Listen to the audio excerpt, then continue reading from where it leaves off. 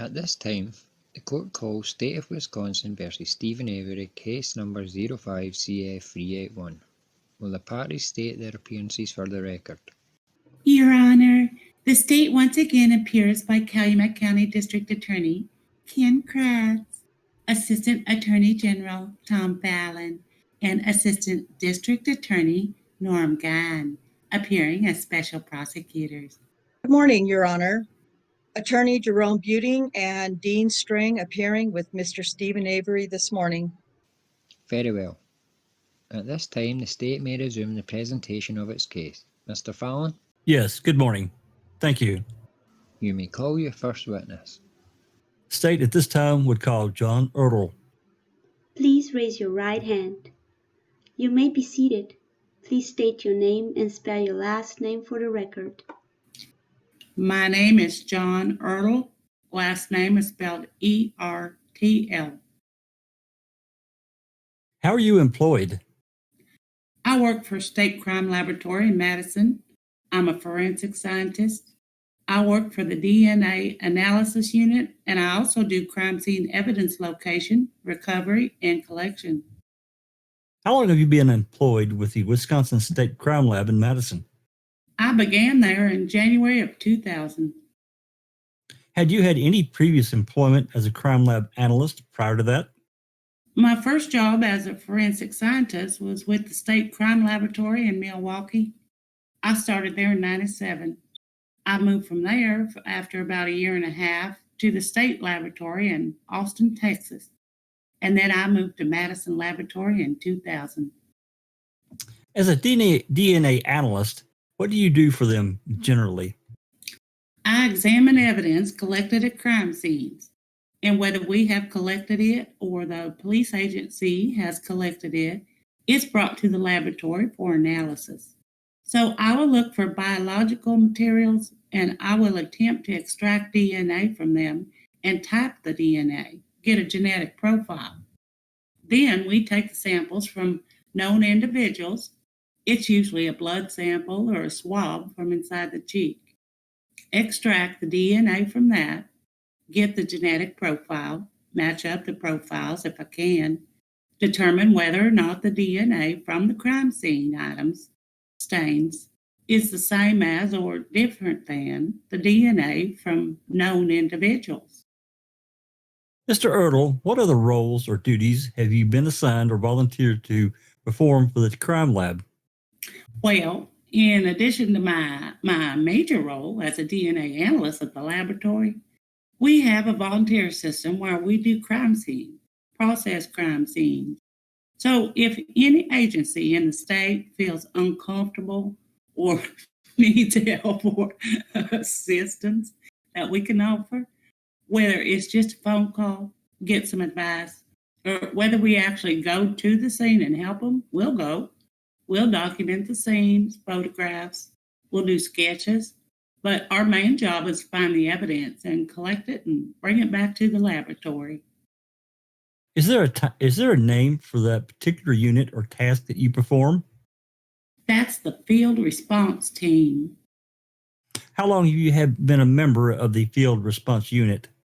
About 6 months after I arrived at the laboratory. So it was about June of 2000. I began going out with them on field responses. Prior to that, I had also done field response work in the Texas lab. I began training as a crime scene photographer at the Madison Laboratory, and I completed that training in about December of 2000. But during that whole time, since about June of 2000, I've been going out to the crime scenes with the Madison teams. Let's talk a little bit about your education, Mr. Ertl. I take it you have an undergraduate degree? Undergraduate degree in chemistry from the University of Wisconsin, Parkside. That's in Kenosha. Do you have any graduate degrees? Graduate degree from the same institution. That's in molecular biology. All right. When did you receive that degree? The undergraduate degree I completed in 84, and the master's degree I completed in 92. Now, generally, again, returning to your work with the field response unit, What kinds of cases does the field response unit become involved in? Generally, it's any case where the agency is uncomfortable. Number one, whether they don't have the experience or whatever, generally involved in some sort of homicide. Could be bones found in the woods, might not be a homicide, maybe a missing person. Might be an accidental shooting, hunter shooting, that sort of thing. We get involved, but it's at the request of the agency where it's happening and that they will request us to come and help. Well, that was my next question. Generally, then, how does one request the services of the field response unit from the crime laboratory? The agency just calls the laboratory and requests the field response unit come and help. And that's basically how we get involved. All right. So assuming there is a request and it involves some type of death? Generally, yes. All right. Are there any other types of cases that the field response unit may become involved in? I have done several where it was just, it was a missing persons case. The person had gone missing and they didn't know whether they were dead or alive, but they had some reason to believe there might be some evidence in a particular place. And in both of those instances I'm thinking about, one was in Milwaukee and one was in Menasha. They were quite old. The person had gone missing. And then much later, years later even, they get some idea, well, he was in the basement and I saw him shot. Somebody telling him this. Or the landlord remembers there being blood on the wall when a tenant moved out 25 years prior. So we go and look under the paint, see if we can find blood. But generally, there's a body involved. They know somebody's been killed. It's more immediate than a missing person. All right. Mr. Ertl, I would like to direct your attention to Saturday, November 5th, 2005, and ask, how did you become involved in this particular case? Well, it was a Saturday, so I wasn't at work, but I was on call. So the Manitowoc County Sheriff's Department called the laboratory number, and our answering service forwarded the call to me. And it was Detective Dave Remaker. He explained to me that he had a missing persons case out of Calumet County they were getting involved with, but the vehicle belonging to that person had been located in Manitowoc County, and he would like for the lab to come and look at the area around the vehicle and to recover the vehicle and bring it back to the laboratory. About what time did you receive that call, or did you make contact with Detective Remaker? That was around noon on Saturday. All right. Did you subsequently respond? Yes. About what time did you leave Madison? Oh, it was about 1:15 p.m. I had contacted the photographer to take with me, and we have a field response vehicle. Looks like an ugly colored yellow ambulance, and we headed for Manitowoc County. Who, if anyone, assisted you in this initial response? My photographer for that was Guang Zhang. And for the benefit of everyone, could you spell Mr. Guang Zhang's name? Sure, it's Guangzhang. Thank you. Approximately what time did you arrive at the location? It's about 4 p.m. And who did you meet at that location? I was looking for a Detective Remaker, and that he escorted me to an area near a fire truck where they had a canopy out. A canopy off the side of a fire truck. And it was kind of a stormy day, and it was windy and loud. And I was introduced to Investigator Mark Wiegert, Calumet County Sheriff's Department, and also Special Agent Tom Fassbender of the Wisconsin Department of Criminal Investigation. And those two were my main contact people throughout the rest of my involvement at the scene. Did you at all briefly meet Detective Remaker? I believe I did. All right. But your direction came from Investigator Wiegert and Agent Fassbender? Yes. All right. After you checked in with them, what did you do? They were at the end of the road leading into the salvage yard, and that RAV4 vehicle, the victim's vehicle, had been located maybe a quarter mile into the salvage yard down an embankment. And so they got somebody to lead us down to a flattened area that was just in front of a pond, and there was a car crusher nearby. But it was quite an open, gravelly area, and we were able to park there, and then we proceeded on foot.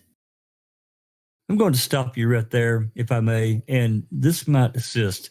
I would like to direct your attention to the screen and show you what has been received as Exhibit 86. Well, that's an aerial view. All right. I'm going to have my colleague hand you a laser pointer here, and that may be of some assistance to you. And if you could then briefly describe, first of all, where the fire truck with the canopy was, and then your general direction. I don't want to get the court reporter. Okay. So right there is where the fire truck was. Let the record reflect the witness is directing a laser pointer to the lower left-hand corner of Exhibit 86. No objection. Record will so reflect. Thank you. And then from there, sir, where did you proceed? Well, right down this road, and then this is the flat area where we parked. All right. May the record reflect the witness has directed the laser pointer to the area immediately to the right of the area previously identified as the car crusher. No objection. The record will reflect that as well. All right. Now, you went to that area you described as the flat area, Mr. Ertl. What did you do from there?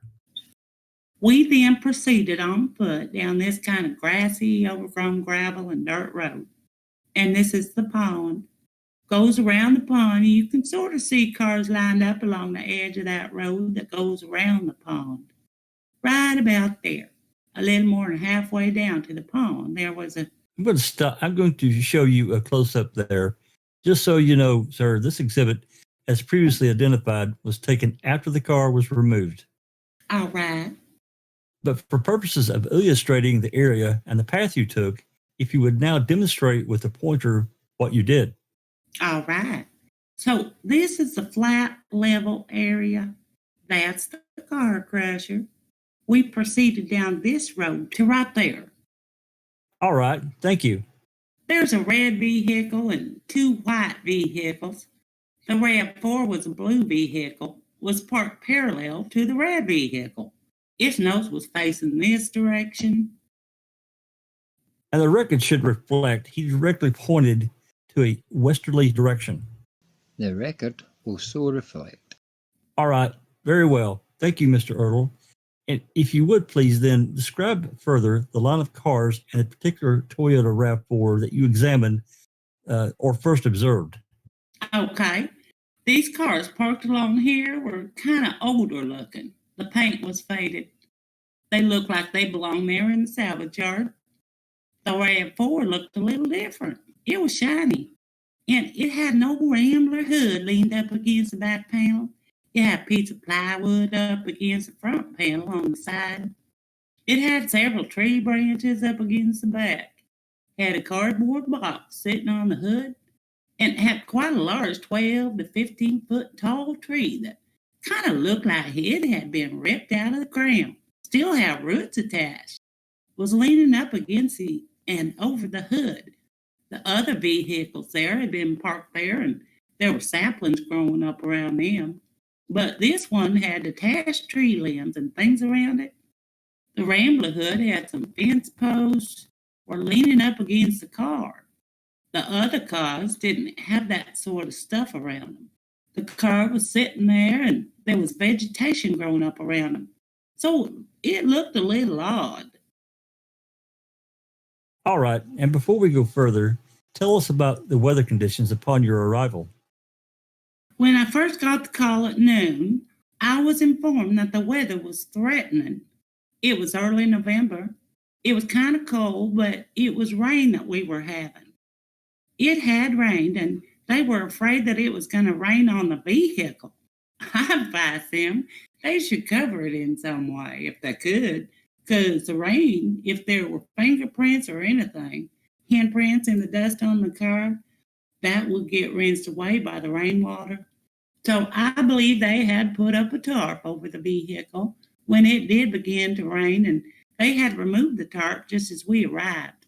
It wasn't raining when we arrived, but it was still dark and cloudy. And during my course of my stay there that evening, at times it did. We had an actual thunderstorm. And that flat area then I talked about, I can remember stepping out of the van at one point into a puddle. Not just a puddle, but the general area where the water was pretty deep and we had quite a torrent of rain. Let the record reflect the witness put his hands together and gave us an apparent estimate of what looked like about 4 to 6 inches of water. 2 to 3 2 to 3 inches of standing water. Now, as you arrived to examine this vehicle, was it raining at that particular point? Maybe misting, wasn't really raining. How long before it began to rain relative to daylight darkness? I believe it was just after dark that it really started to pour. The lightning was very dramatic. All right. Now, directing your attention to more specifically to the Toyota RAV4, what was the condition of the vehicle itself? Describe its appearance. In addition to the camouflage materials you have already talked about, but what else about the vehicle can you tell us? Well, it was newer looking. I examined all the items that were around it. The thought there of somebody put them there, they had to have touched them somehow. You know, the tree branches. There may have been places where something would snag on it, maybe be some clothing fibers. If there was any blood involved, there might be blood stains on them. I looked at them for that sort of material. I didn't find any. The cardboard box in the Rambler hood, I thought had surfaces that maybe would hold fingerprints if you had touched it with your fingers. It was smooth enough surface that it would hold a latent print. So I decided to collect those and return those to the laboratory. And we were going to return the RAV4 to the laboratory. We couldn't get into the vehicle. All the doors were locked. So the extent of my examination of the inside was shining a flashlight through the windows and just looking inside. All right. And how much time did you say you spent looking inside the vehicle with a flashlight? Oh, there were several of us around the vehicle at that time looking inside. Once all the materials had been removed from around it, that was pretty much the first time anyone could get, close enough to peer inside. All right. Let me ask you then, what were you looking for or attempting to see when you examined inside the vehicle? Well, it was a missing persons case, so the first thing I wanted to know was the missing person inside the missing person's car. I didn't see any evidence of that. All right. Now, before we go any further, I would like to direct your attention to the screen again, showing you Exhibit 130, and ask, does that scene strike any memories with you? Yes, that's me standing there right there. That's the RAV4. And that's a bit of a fence post. That's the Rambler hood. That's a piece of plywood. This is part of the tree that was against the front end. And those are bits of the branches that were against the back end. And who was that in the red coat? That's Special Agent Tom Aspender. And what does he have under his arm? I can't quite make that out. Kind of looks like he's holding a tarp. A tarp? What exhibit is that, counsel? 130. And the gentleman immediately behind Investigator Aspender is who? That's Guangzhang. That's my photographer. All right, thank you. The vehicle you said you saw, you were looking for evidence of a person. Was there anything else you were looking for? At that point, not really. Could you describe the ease or difficulty it was to see inside the vehicle when you were working with the flashlight? Well, at that point, the glass was wet from the rain. There was a lot of glare. So you kind of had to, get the light and not have it bounce right back in your face. You can see the front windows are clear, but the back windows were all tinted. So it was kind of hard to see through that to see what was in the back end. How many people were flashing flashlights into the back of that car? I think there were at least two of us because I was looking through the side and I could see another light moving around inside the vehicle. And there was somebody standing on the opposite side of the car. Now, as you were, how much time would you say you spent looking into the vehicle? Oh, probably not more than 5-10 minutes. During that time, did you see any evidence of any blood in the vehicle? Nope, I didn't. All right. Was there any license plate affixed to the vehicle? No, the license plates had been removed. Did you notice whether there was any damage to the vehicle at all?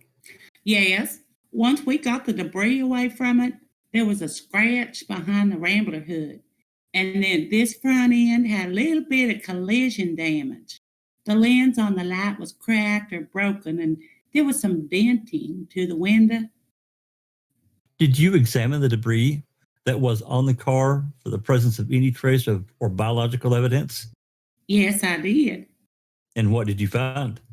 I didn't see anything that I felt was unusual. I didn't see any blood stain. I didn't see any hairs affixed to anything. I didn't see any fibers attached to any of it. For the benefit of all here, could you briefly explain what do you mean when we use the phrase trace evidence? Well, trace is a different unit than I worked in. They are pretty all-encompassing. Trace gives you the idea that it's just a tiny bit of something. When any two objects are in contact, a little bit of one transfers to the other. If you back into a car with your car, you may get a little bit of a paint from that car onto your car, and vice versa. That would be trace evidence. Scratch the paint off the car and collect that. If you were wearing clothes and you're handling these tree branches, you may snag your clothes and some of the fibers might get lodged on the tree branch. That would be trace evidence.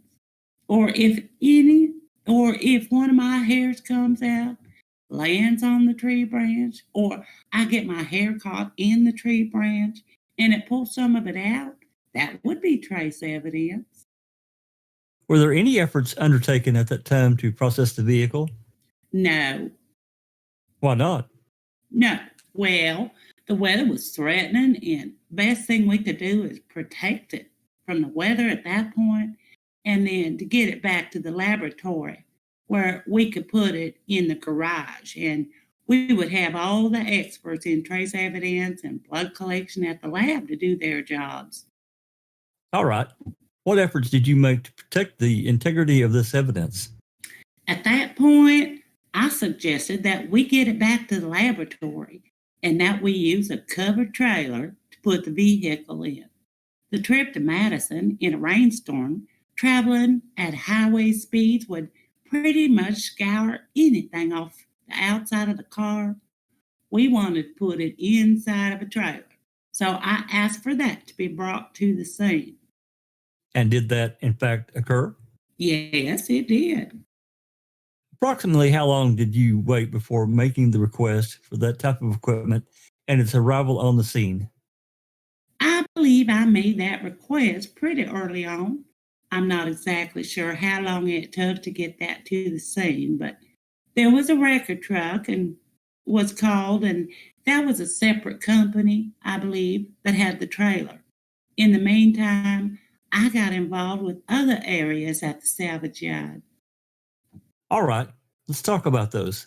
While you waited for the wrecker service to arrive with the enclosed trailer, what was the first thing that you did after leaving the SUV? There was a team working with a cadaver dog, and I kind of wanted to get a bigger feel for where I was. So I kind of hooked up with them. We proceeded down the road around the pond, and then down a steep embankment into like a gravel pit. I'm going to direct your attention again to Exhibit 86. Does that assist you in explaining what you did? Sure. The RAV4 was parked here. We walked down this way a ways and then down this embankment into this gravel pit area. How much of a pitch or a bank or embankment was that? In other words, what's the difference in the terrain as best you can describe? Oh, it was kind of loose footing. So it was kind of step and slide to get you down. Once we were down, we couldn't see up out the top. It was maybe a 20-foot embankment. All right. Was it steep or? It was pretty steep, yeah. It took some effort to come back up, too. All right. And so approximately at this particular point, was it still daylight or had dark set upon the scene? It will be getting to be twilight. While we were down in here, we could still see each other pretty well. And the dog, you could see it working. We didn't stay down here for a real long time. I came back up, met back up with my photographer, and then I believe we proceeded back to our van. And then at some point, we were escorted back up to the command base. Where your van was parked? In this flat area here. Let the record reflect, he's again pointing to the area to the right of the car crusher and somewhat south of that between the crusher and the pond. Record will so reflect. Thank you. Then what did you do, sir? Well, from there we were escorted up to a place where there were 4 burn barrels behind a residence. All right. So back up to the command area and down this road behind this residence here. I'm going to ask the record to reflect that the witness is pointing to the area behind the residence previously identified as the Yonda residence. No objection. Very well. The record will reflect that. All right, and? Somewhere back here. And at this point, it was completely dark and it was raining. All right. How much rain or how hard was it raining? At that point, I think it was pretty steady, moderate rain. What happened at that particular point location, or at that particular location? I watched the cadaver dog walk around the barrels, and it had interest in the 2 of them to the south. Then there were 2 more next to it. I advised, with the rain, you probably want to cover those with the tarp, prevent whatever is inside from getting soaked. All right. What occurred next? From here, we went back to the command station and we worked inside of one of the large shed garages from the salvage yard. It was a golf cart type vehicle in there, and the dogs were working in there. And one of them had hit on the back end of that. Could you describe that golf cart for us, please? It was kind of a cross between an all-terrain vehicle and a golf cart. Was more truck-like than a golf cart. Had a canopy over the top, and sort of like a little pickup truck bed in the back. There were some stains on the back. I tested those for the presence of blood. We have a presumptive test for blood. It doesn't discriminate human from animal, and it's called phenolphthalein. And for the benefit of our reporter here, can you spell phenolphthalein, please? PHALEN.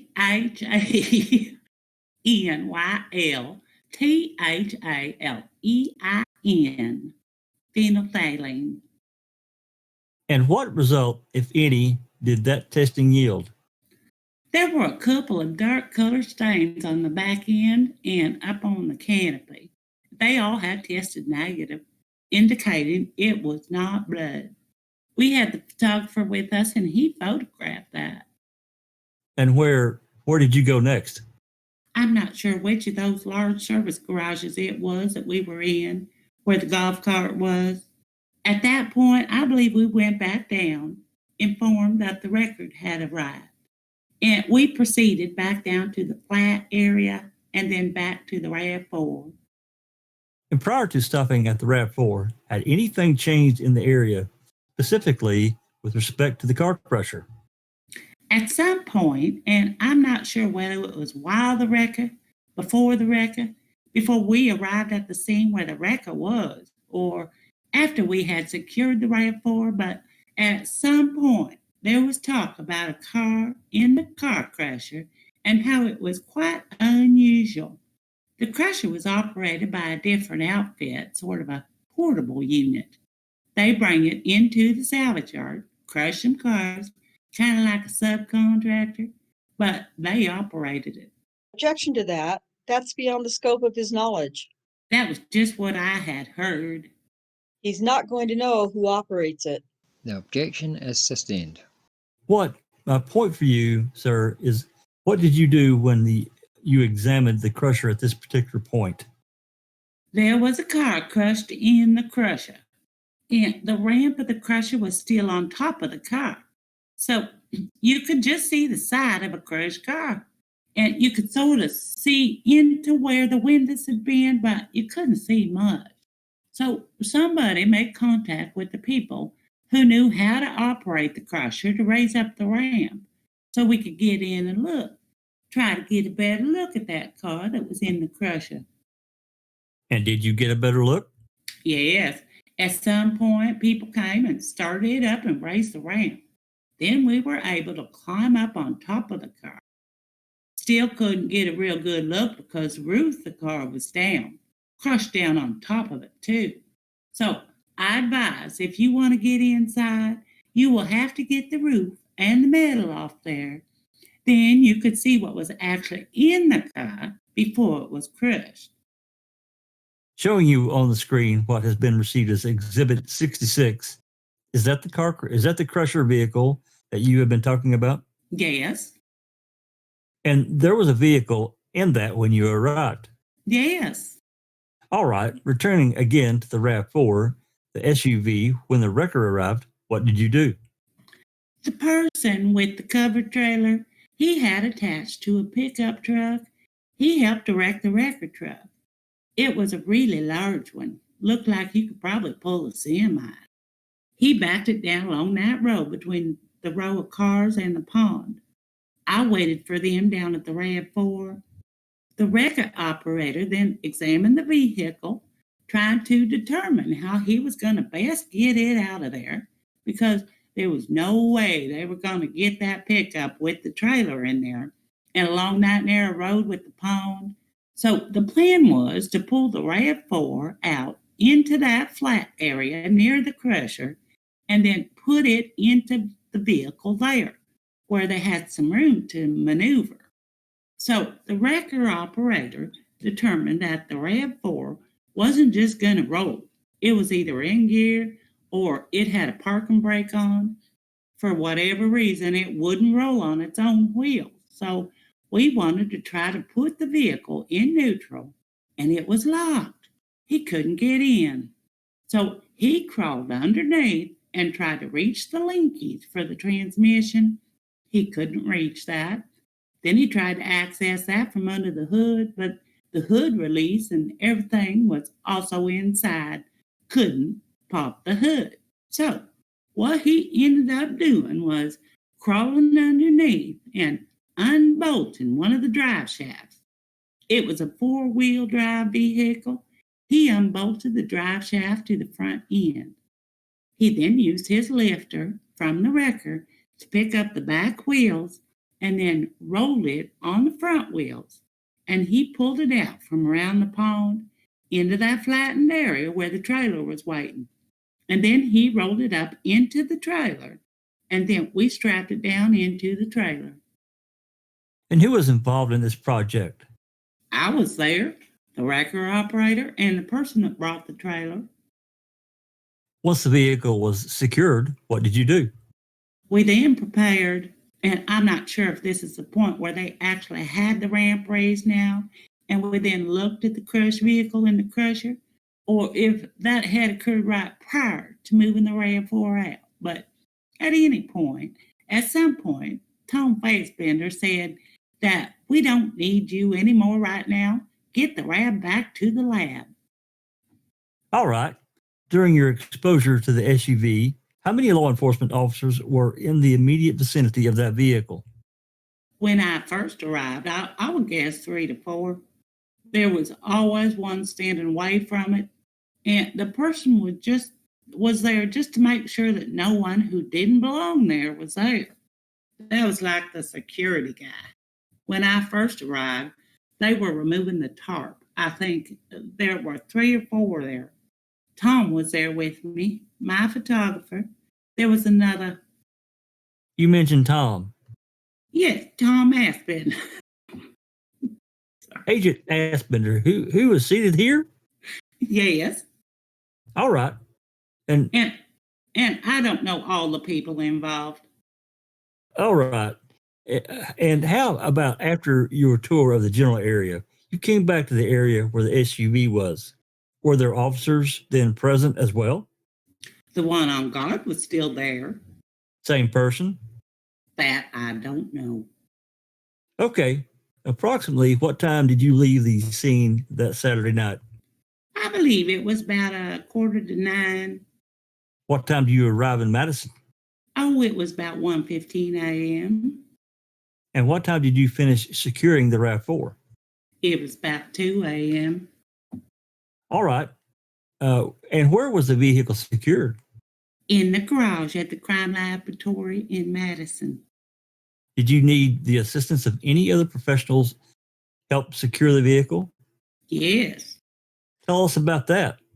Well, when we arrived in Madison, I called the local record company to come and do the opposite of what the record had done at the scene in Manitowoc, to lift up the back end, pull the vehicle out of the trailer, and then put it into the garage because the back wheels were still locked.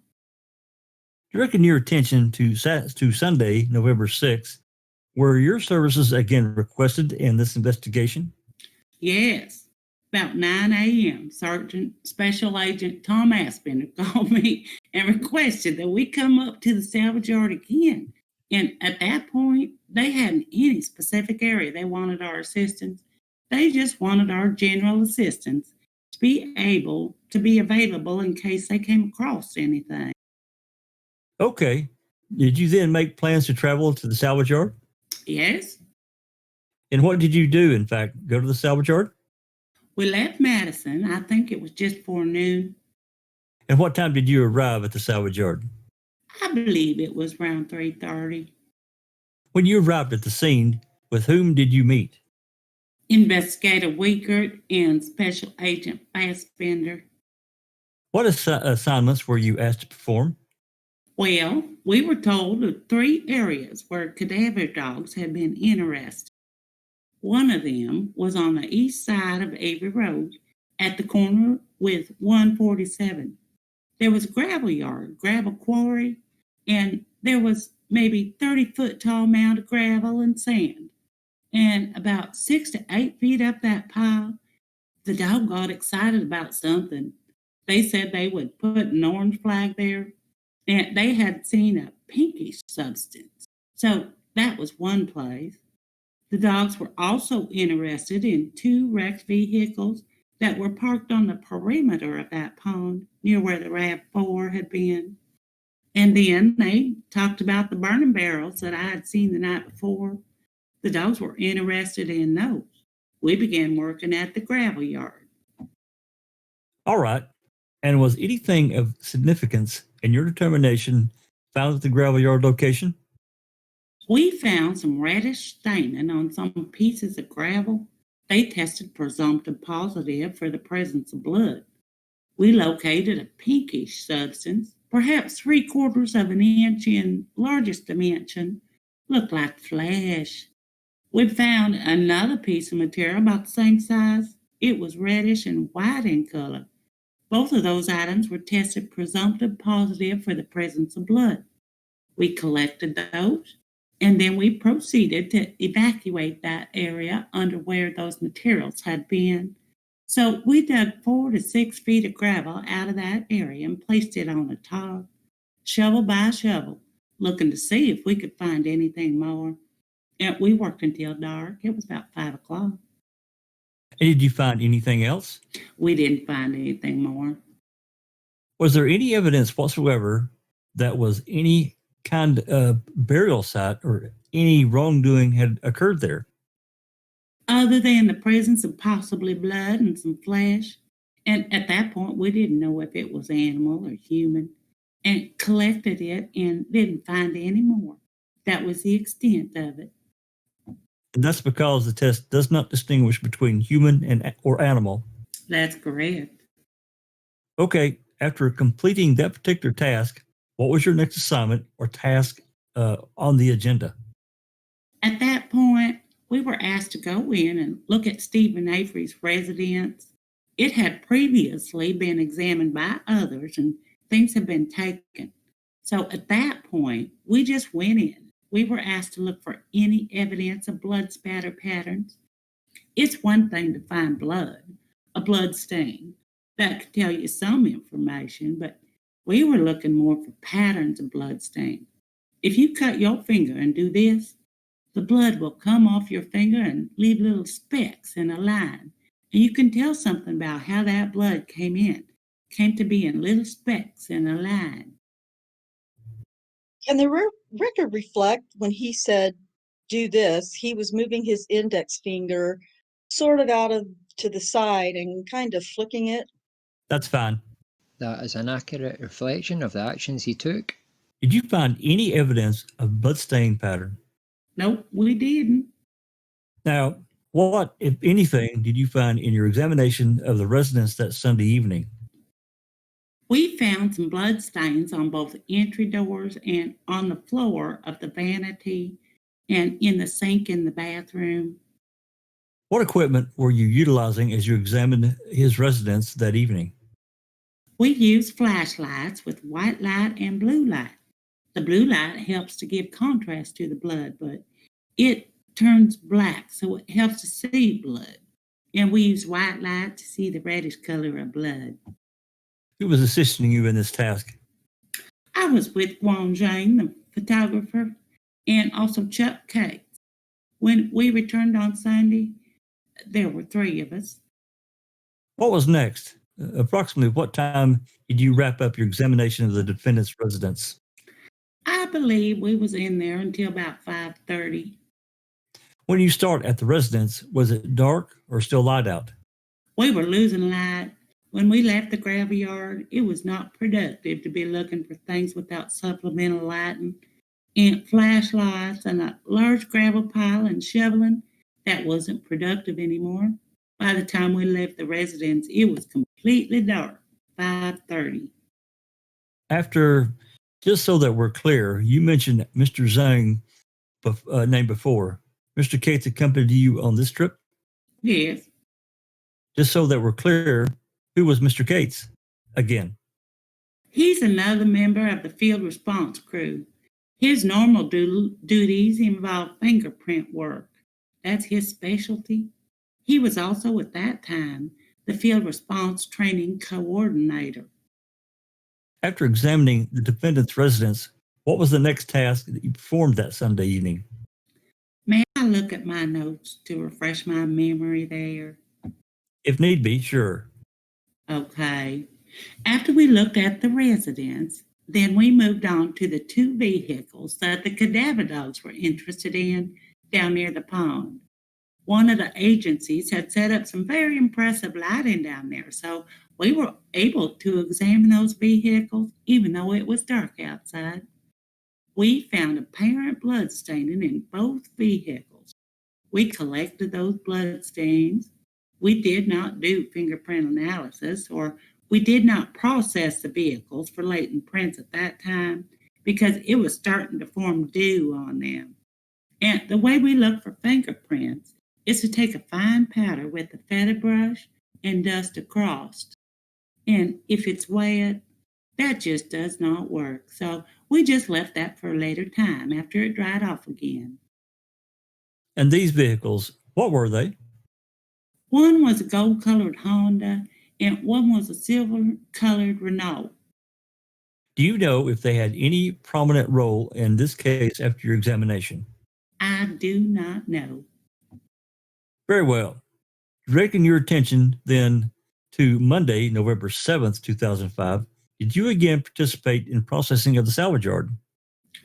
Arrangements on Sunday evening were that we would meet up with Jeremy Hawkins here in Chilton at the Calumet County Sheriff's Service Garage.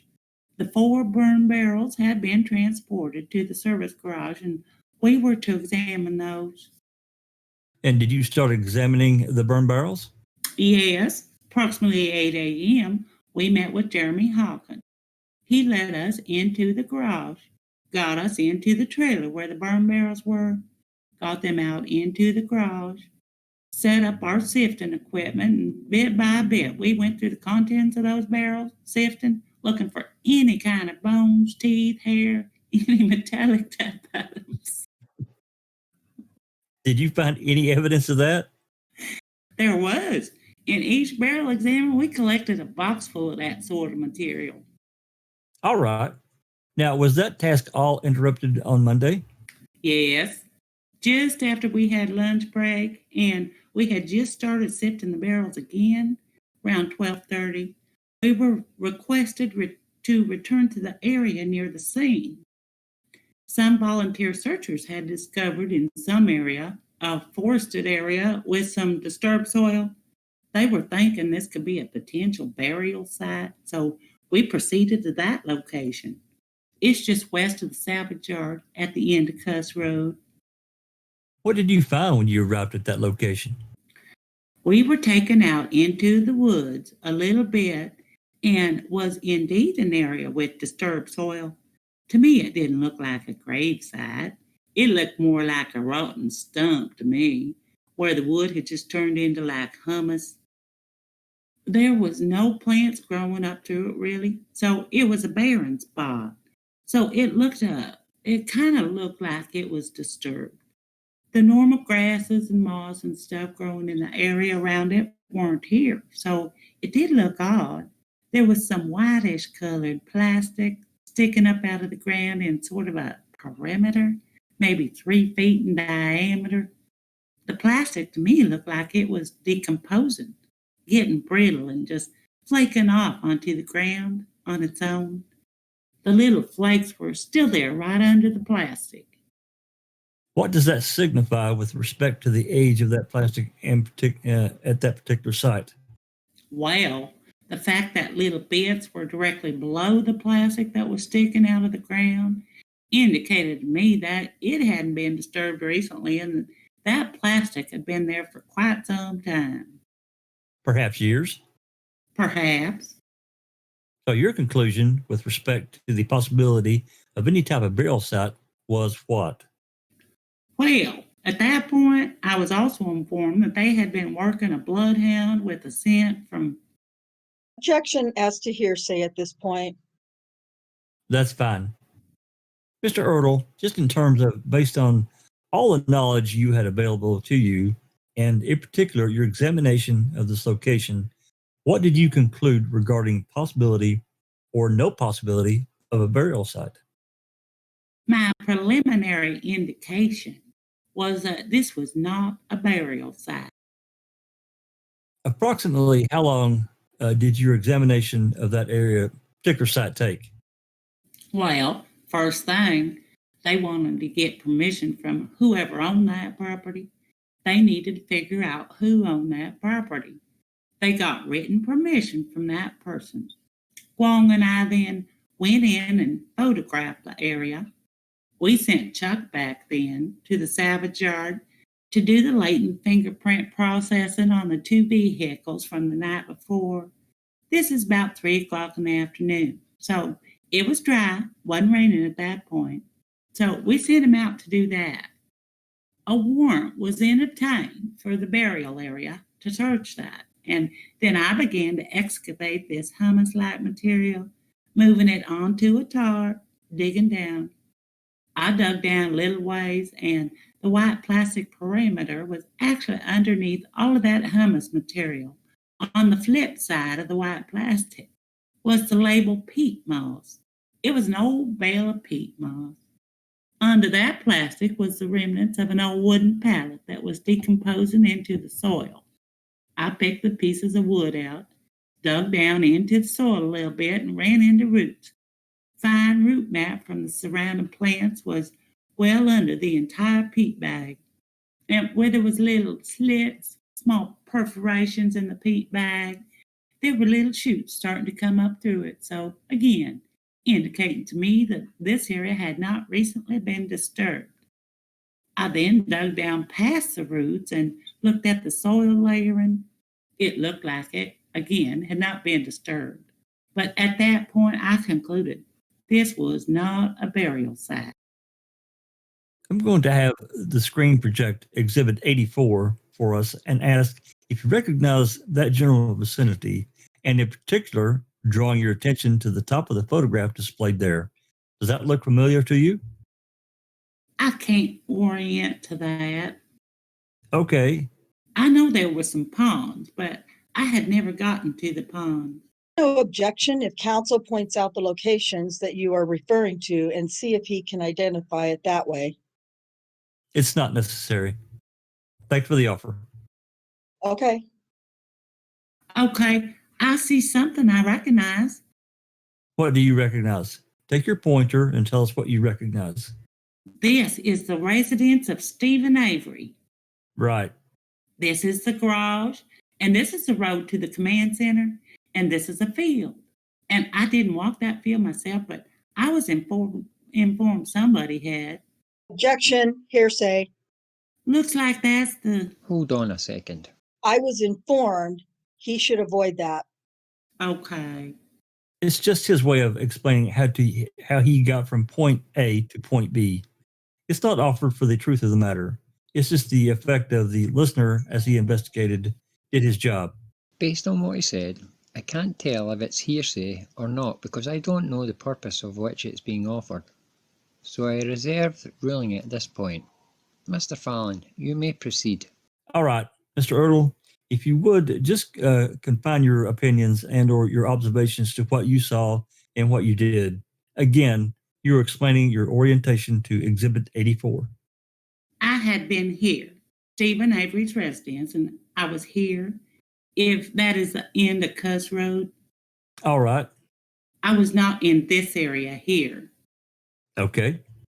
We drove around on a highway to get here. So that the top of the exhibit that you point to, the end of Cuss Road, is that where this examination took place generally? Yeah. The suspected burial site was in this wooded area just to the left. So the record should reflect that he's directing a laser pointer to the area immediately to the left of the cul-de-sac identified as Cuss Road. No objection. Record will so reflect. Thank you. When you finished the examination of that particular area, did you still have daylight or was it dark? No, it was about 4 or 5:45, and it was dark at that point. And when you completed the examination of that area, what did you do? We went back to the Calumet County Sheriff's Department and continued the sifting of the burn barrels. We worked on that until about 9:30 that night. Okay, and directing your attention again then to Tuesday, November 8th, did you resume work with respect to the burn barrels? Yes, What time did you start that day? 8 a.m. All right. We finished up with the burn barrels about 11:45. And how many barrels did you, in fact, examine that day? 3. There were 2 from the original 4, and then there was a 5th barrel that had been recovered and brought to the garage. Tell us about the 5th barrel, would you please? We were informed that it had come from... Objection again, hearsay. 1 second. Mr. Ertl, all I want you to do is describe the 5th barrel. Okay. Don't tell us what you know about the barrel, just what you saw and what you did with the barrel, all right? It looked very much like the first 4 barrels. It was a steel 55-gallon drum with the top cut off, apparently to burn things in. The 5th barrel didn't have much in the way of unburned material in it, whereas the other ones had. This one had a car wheel and what looked like to be remnants of a tire. The steel cords wrapped around the wheel on top of the barrel, inside the barrel, We took that out, and there was mostly just ash and debris. We began sifting that, and we recovered what looked like electronic components, little circuit boards, a couple of which had the Motorola M emblem on them, that we could see that. And several of those type of things were found in that sifting. There was also what looked like the remnants of batteries, that sort of thing. We collected all that material. And what did you do with it? Well, as with all the materials we collected, they were eventually turned over to Calumet County Sheriff's Department. I will have my colleague show you an exhibit marked, I believe, 156. Do you recognize that? It looks like the fifth burn barrel, based on the lack of any other materials besides mostly burnt materials. And you can sort of identify the square corners or what look like the circuit boards being recovered from there. Okay. I'm showing you the exhibit on the screen right now. In terms of contents, as you begin to sift the barrel, did those contents look very similar to that? Yeah. And with respect to those contents, can you identify anything in the exhibit that you recognize? From the photograph, I can't really identify anything they look like. All right. But they have square corners, but like the things we collected out of the barrel. Okay. The right shape and size. There's another close up there in terms of this particular photograph. And again, just for the general idea, is that how the barrel looked when you began the sifting process that you just told us about? Yes. All right. Very well. Thank you. After you finished examining the barrel, the fifth barrel, what did you do next? We then returned to the salvage yard. What did you do when you returned to the salvage yard? At that point, we were directed to one of the wrecked vehicles in the yard. We were told that one of the searchers had found vehicle license plates within that vehicle. They had taken them out. They had been folded or rolled in such a way that he couldn't read the number on the plate. So he unrolled it or unfolded it and was able to read the plate, and it was the license plate number for the RAV4 vehicle. So what did you do, the rest of your team do with the respect to the vehicle? We went over and photographed the position of the vehicle, the surrounding area. We examined the inside of the vehicle. We processed it for latent prints, and we collected the license plates. All right. And what was the next task that you were asked to perform that day? Well, Guan Zhang and I left that immediate area to take some general overall photographs of the salvage yard while Chuck was doing the latent print processing on that vehicle. When we arrived back, we had the request for the use of our sifting equipment. There was a burn pit behind the garage that they wanted to use our sifting equipment on. And who was asking for your assistance, and in particular, your sifting equipment? That was Special Agent Tom Sturtevant. Can you describe the sifting equipment for us? It's 3 aluminum poles to hook together to form a tripod. Stands about 6 feet tall. There are chains coming down from the center top of the tripod to which we attach an aluminum frame. So it can kind of swing within the tripod. And on that aluminum frame, we can put different size mesh. You put the materials on top of the mesh, and you can use a trowel or a broom or just shaking, whatever works best for the material. And then the particles or bits that won't fall through the screen, you can collect and examine. The bits that fell through the screen, we put a tarp under there and save those for later analysis if needed. Did you use different types of screens? In this case, I believe we used 2 different types of screens. And approximately what time did you begin to assist with the sifting of the material from the burn pit? That was about 3 p.m. All right. And generally, would you describe for us how you worked the particular scene there? There were, in addition to Tom Sturtevant, there were some other uniformed officers present at the scene. Our team got our sifting equipment, set it up, and I've had some experience with excavating grave sites before, so I knew how to dig into the material we wanted to sift without bashing it up and ruining it. So we have a small square-nosed flat shovel, and the ground under the ash in this area was very hard and packed. So I moved the material onto the shovel, onto the sifter. The other officers and Chuck Cates were there picking through the materials. Quite often they would ask me, "Does this look like a bone?" I said, "If there's any question, put it in the box." So we collected a lot of material from that. All right. Sifting. Tell us about your experience in terms of excavating a particular site like this. Earlier that summer, we had a case where it was a homicide and the body had been attempted to be burned in a fire ring. It wasn't a complete destruction of the body, and then pieces of it had been buried. So I had, earlier that summer, been involved with excavating the ash material in that pit and also with the excavation of the burial site. And I had previously done at least 2 other just straight burial sites without burning involved. Tom Sturdivant indicated to me that he had also been involved in some burn where victims had been burned.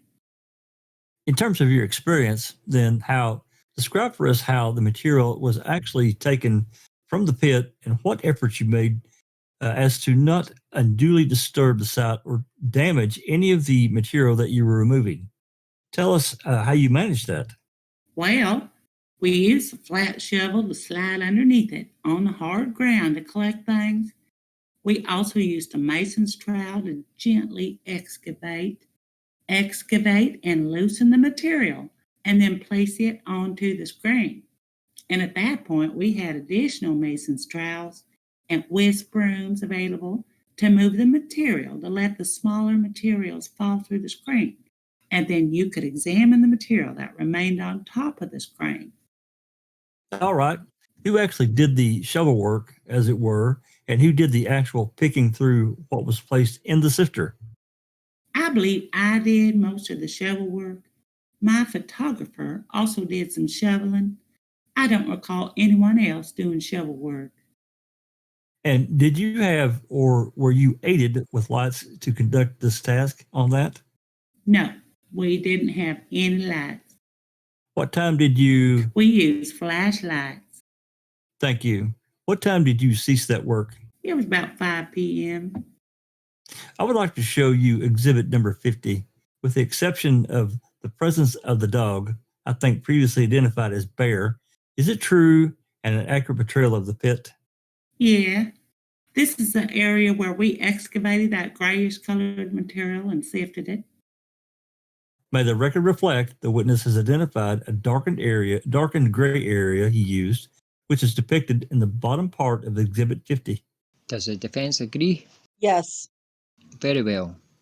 The record will so reflect. To whom were the items given that were recovered from the sifting process on Tuesday evening? To the Calumet County Sheriff's Department evidence technicians. Do you recall any non-biological material or interest that you may have seen that Tuesday evening during the process? There were some metallic items present also. Maybe, I don't recall specifically, but things like zipper pulls, snaps, rivets. Certainly there was a lot of the cordon from tires present. There was a large, looked like this bench seat from a vehicle that had been burned. We're going to zoom out on exhibit 50 here. When it became dark and you ceased operations on the burn pit, what did you do next? At that point, we turned over all the evidence that we had collected thus far to the Calumet County Sheriff's Department.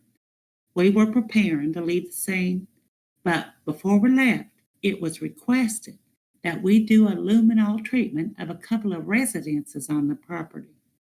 Luminol is a... Let me stop you right there and ask those questions, if I may. First of all, what is luminol? Like phenolphthalein, luminol is a chemical test that reacts with blood. It's more sensitive than phenolphthalein. It can detect blood that you can't see. if it's been washed or diluted, or if the specks are so small you can't really notice them, luminol will allow you to see them. How do you spell luminol, please? Luminol. And how did it work? You need to have the area you are treating dark.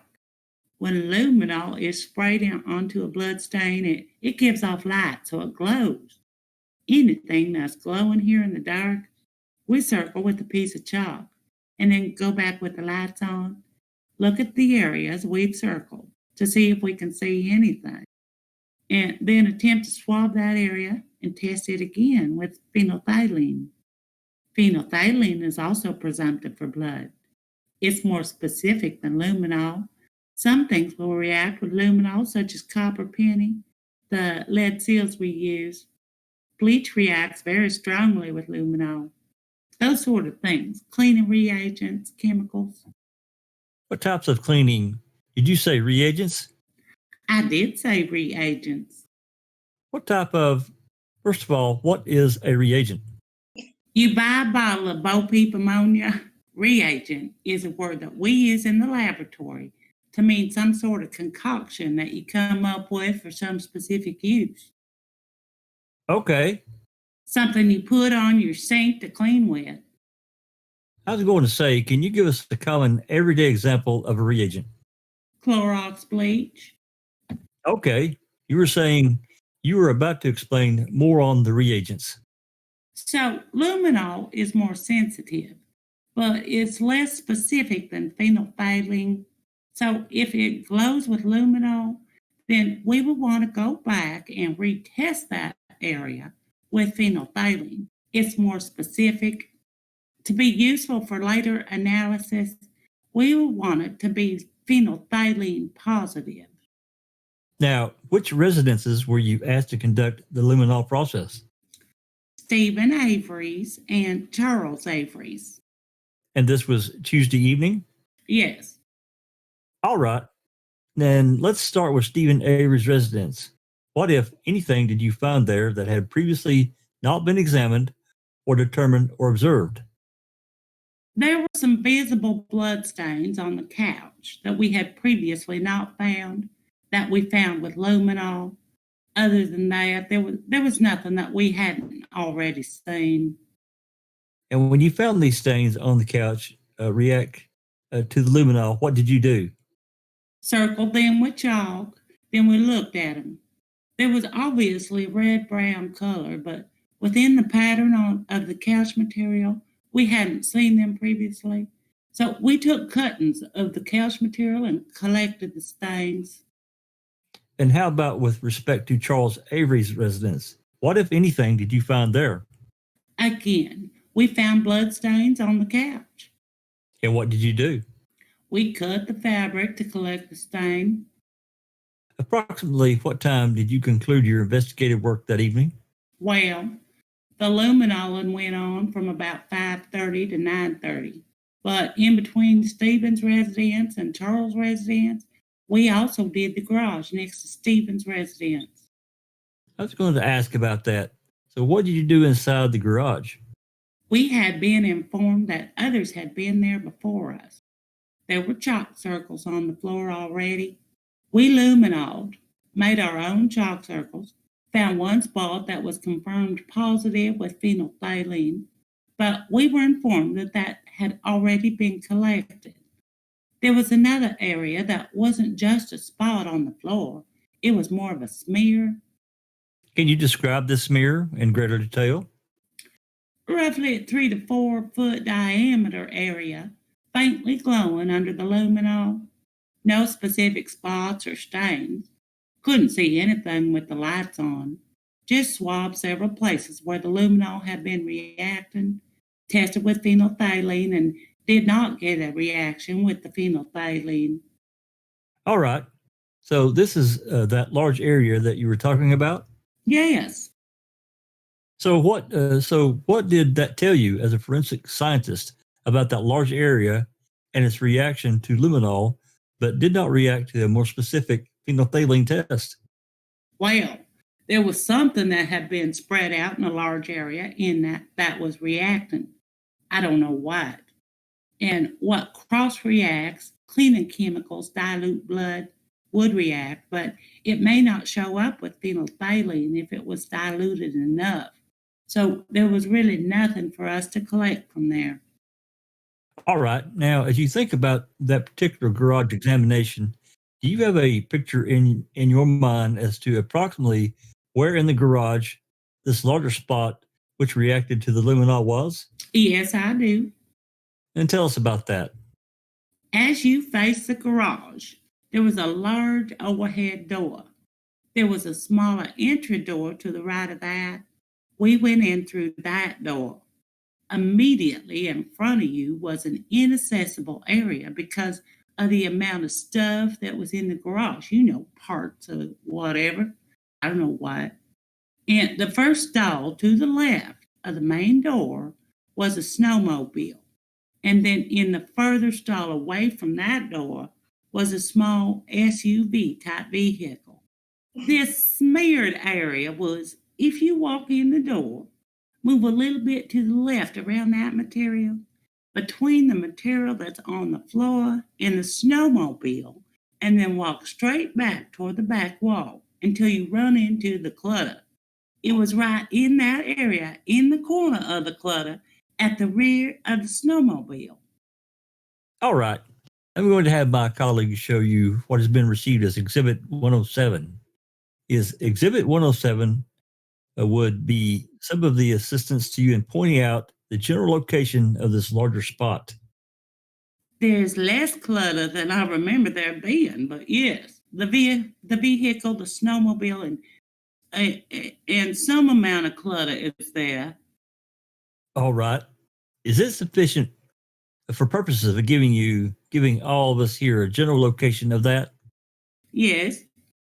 All right. I will have what that projected on the screen then, showing Exhibit 107.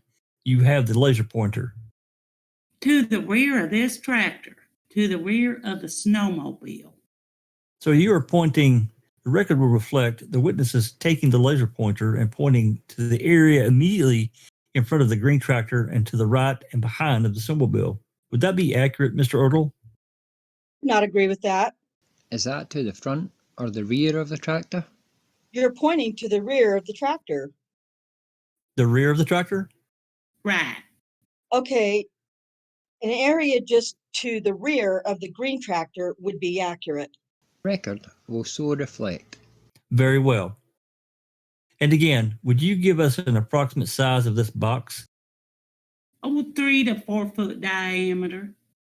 Was it circular or in shape of oddly shaped? It was irregularly shaped. Excuse me, for clarification, when you say 3 to 4 feet, do you mean 3 to 4 feet in diameter or radius or what? I think he said 3 to 4 foot diameter. Okay. Edge to edge. Okay.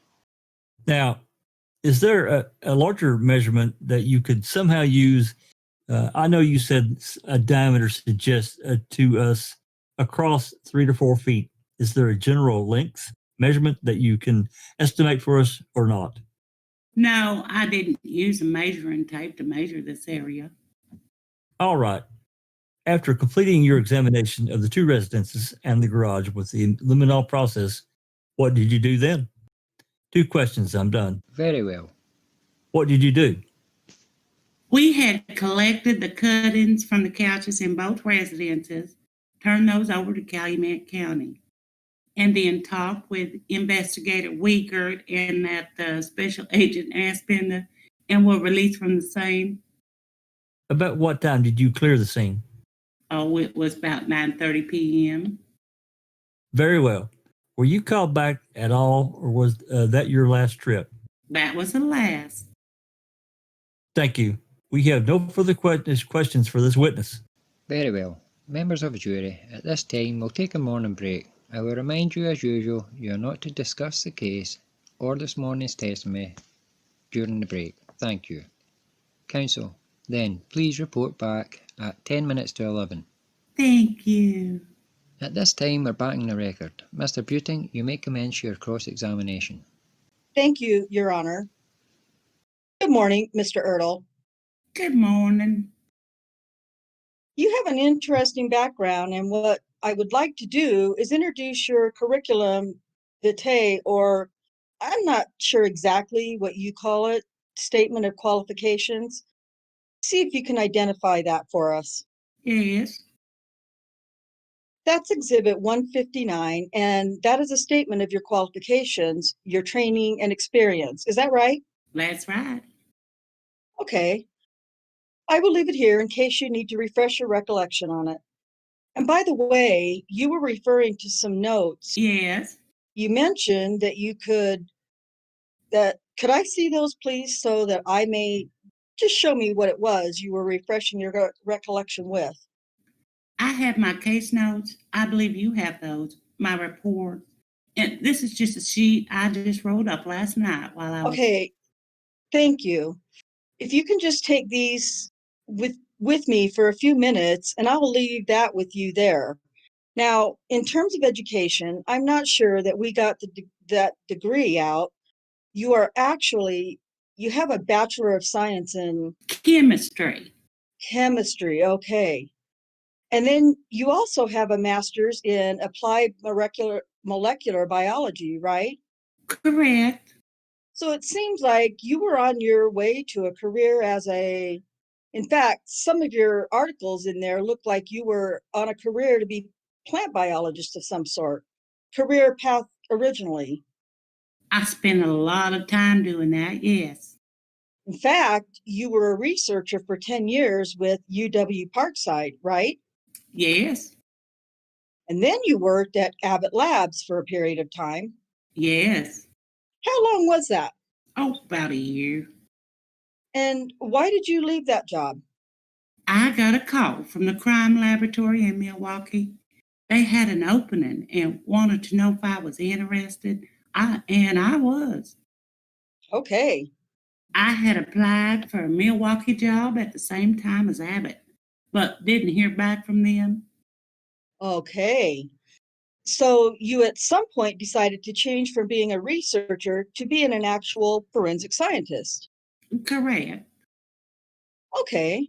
And so, in essence, with your field response kind of duties, I'm sure I'm oversimplifying this, but you're sort of like those guys on CSI who come to the scene and look for evidence, right? Yeah, those guys are portraying some of what I do. Some of what you do. Yes, You are the guy that goes there and finds whatever. right. Okay. Now, I do want to ask you about a couple of things, though. Apparently, your forensic science career got interrupted when you went to Texas for a period of time. Right. You went from the Milwaukee Crime Lab to MD Anderson, which is a world-renowned cancer treatment and research facility. Yes, And you kind of got back into that field for a short while. yes. Why is that? You just didn't like forensics fields in Milwaukee? No, I had got engaged to a woman who dearly wanted to move to Texas, and I went along with that. I see. I see. The MD Anderson job was first job I could get that I was qualified for down there. Sure. The crime laboratory job then came about 3 months thereafter. And you're talking about the Texas Crime Laboratory. Texas Crime Laboratory. And you were there for about what? Not quite a year, 10 months or something. Right. And then you moved back to Milwaukee Yes. or to Madison or where? To Madison. Okay. And that's when you got your job, your current job with the crime lab in the Madison unit. Yes. Okay. Now, during that period of time, when you have been a forensic scientist, did you have training in how to go to a scene, properly collect, mark, preserve evidence? We had on the job training in Texas. All right. I attended scenes in Texas. When I got back to Madison, I again attended scenes. I went through the state crime laboratory evidence technician school, where the fleet put on a school to train law enforcement officers how to collect evidence at the scene, properly process the scene, collect the evidence, and then let them know what we're interested in as far as getting it back to the laboratory, how to properly package it and seal it. So, would it be fair to say then that you view yourself and your employer, the Wisconsin Crime Lab, view yourself as highly skilled, competent evidence collector at the scene? Yes, All right. One of the things I noticed on your qualifications, a course you took was called Courtroom Testimony Techniques. yes, And that's where you're taught to how to properly present yourself, right? yes, How to look at the jury when you are giving answers. yes. I'm not saying anything is wrong with that. It's just specialized. That's training that you get as part of your job. Right. Coming to court is part of my job. I have had training on that. Training that ordinary people, citizens who get up here, usually wouldn't know to turn and look at the jury and answer questions and stuff like that, That's correct. unless they are coached to do so by somebody, right? Objection to the term coach to do so. Sustained. Ask that it be stricken. Court will order that it be stricken from the document. Your current title is Senior Forensic Scientist. Is that right? Yes, Okay. And you do a lot of DNA testing? yes. The unit you are attached to is a serology unit. That's in historical name. Yes, Okay. Serology meaning a broader range of bodily fluid testings, right? correct. Include blood, semen, saliva.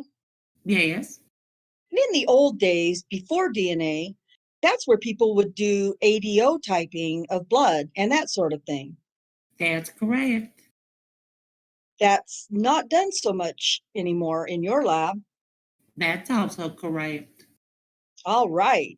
But it does include some training to be able to use these presumptive tests for blood, Yes, like phenolphthalein, right? yes, Or luminol. yes. And actually, luminol is not what you would consider a presumptive test for blood. It's an aid in identifying the location of blood. Okay. But it also identifies so many other agents that it's not specific to blood. That's correct. It's really just something to help you visualize some areas so you can then later go and do the real presumptive test for blood. That's correct. Okay. Now, in your training and your experience with evidence collection, would you agree that it's important that if you're collecting evidence at the scene, that you have an objective, disinterested status with regard to the crime scene? Yeah, as a scientist, that's typically the way we like to think of ourselves. Sure. So you wouldn't want somebody who's got some personal involvement with the suspect, even, to be going to the suspect's house that could taint whatever objectivity you might otherwise have when you collect evidence. Is that right? Objection, speculation, and relevance. I'm going to sustain the objection. Let me ask it this way. As part of your training and your experience with the crime lab collecting evidence, are there any kind of rules that say only disinterested parties should collect evidence at a scene? I think there are. I don't know if there are formal rules, but there are sort of informal rules. I have not ever had it come up with in regards to a scene, but Cases that are submitted to the laboratory, if an analyst happens to know the suspect or the victim, or even their relatives, they will excuse themselves and ask not to be involved in that case. Sure. And that's just common practice, custom and practice in your lab, right? Yes, And with regard to collection of scene material, biological type material that may have DNA in them, there's a very specialized, well, I shouldn't say that, but there is a specialized training to go through that people go through in order to collect that kind of evidence. yes, there is. DNA evidence, although it's very helpful to scientists, it also has the drawback that it's very sensitive and potentially contamination can affect the results, right? I believe that's a possibility. Okay. And for instance, you know how DNA processing works, but one of the things that's so good about DNA is that you can get profiles from very tiny little amounts of DNA that may be left at a scene, right? That's true. And the way that's done is you take what otherwise would be a very tiny amount and then it's amplified. It's multiplied through this process in the lab to the point where it's testable, correct? That's true. And so when it's in that very small stage or status, if it's contaminated in some way, then the contaminant is multiplied along with it, right? Yes, it is. So that has great potential then to give you unreliable results if that would happen. I would agree. And should that happen, should some evidence come to your lab that's been contaminated at the scene, you wouldn't necessarily know that when you do that test, right? That's correct. And so have you heard of phrase garbage in, garbage out from a science perspective? In regards to computers, usually, Okay. I guess. But in your field, that would also apply to whatever is brought into your lab for DNA testing. If it's contaminated at the beginning, the results will be contaminated, or should I say unreliable. Yes. Nothing that we do at the lab is going to decontaminate it. All right, thank you. And in fact, in your lab, then there is another risk. Items may be contaminated at the scene when they are collected if they are not collected properly, right? Right. They may be contaminated at some point from the scene until they reach your lab, conceivably. Possibly. And then there is also the risk of contamination of an item once it gets to your lab, right? That's also possible. In fact, during the test process, contamination may occur in your lab, Yes. and in fact, does occur in your lab. Yes. Any lab? Yup. All crime labs have that risk and reality that test materials do sometimes become contaminated, correct? That's correct. And in fact, that's something that's of such concern to your lab that you keep a record of such contamination incident whenever it's discovered. Yes. What's that called? Contamination log. Okay. And that relates to incidents where contamination has been able to be discovered by the scientist who's working on it, right? That's right. And if some contamination occurs in your lab, though, and it's not discovered by the analyst, there's no record of that, right? There's no knowledge and no record. Right. All right. Now, sir, you mentioned that you were on November 4th or 5th. I'm going to direct your attention to that. The first day you said your answering service got a call. Did you actually speak directly yourself with Detective Remaker? Yes, I called him back. Okay, and he gave you what information at that point? Objection. Hearsay. Not for the truth of the matter, simply to establish what his perspective was.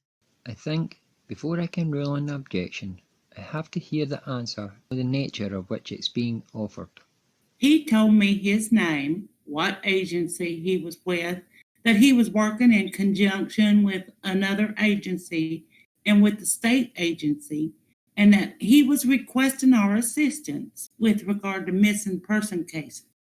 And he told me the location of the place, and he told me who owned the property. And then you said by the time you arrived, it was about 4 o'clock. I believe so. Are you sure of that?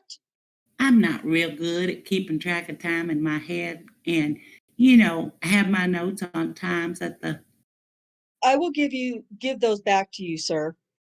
scene. I'm sorry. I will make notations as I do things throughout the day, and I will note the time. Sure. Take your time and refresh your recollection, if you will, please. Yes, arrived at the scene at 4 p.m. All right. And the first place you went, though, was to the command post. I think you described it as a fire truck with a canopy over it. Yeah, And was that down at sort of the entrance to this salvage yard area where there was some business buildings and that sort of thing? it was just before that. Before you even got to that, you said? Yes, Right down along Avery Road? I would say where every road first forked. Okay. And you spoke with Mr. Wiener and Mr. Aspender, right? Yes, Was anybody else briefing you at that point? not really briefing me, but when we first arrived, you go through the checkpoint, tell them who you are, who's in the vehicle with you, and they record that. And then you are directed to go down the road to where you see the fire truck. And then someone met us there. I don't know who. I told them who I was with, who I was looking for at that point, Detective Remaker, and then I was directed to under the canopy next to the fire truck.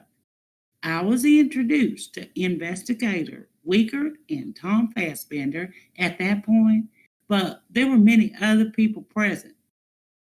Sure. And then did you go down from that point directly to where the RAV4 had been located? Yes, So how long would you say how long would it take from when you got there at 4 o'clock until you got to the spot where the RAV was? 15 minutes maybe. 15 minutes to a half an hour. Okay, and when you got there, the RAV4 was no longer covered with the tarp? That's correct.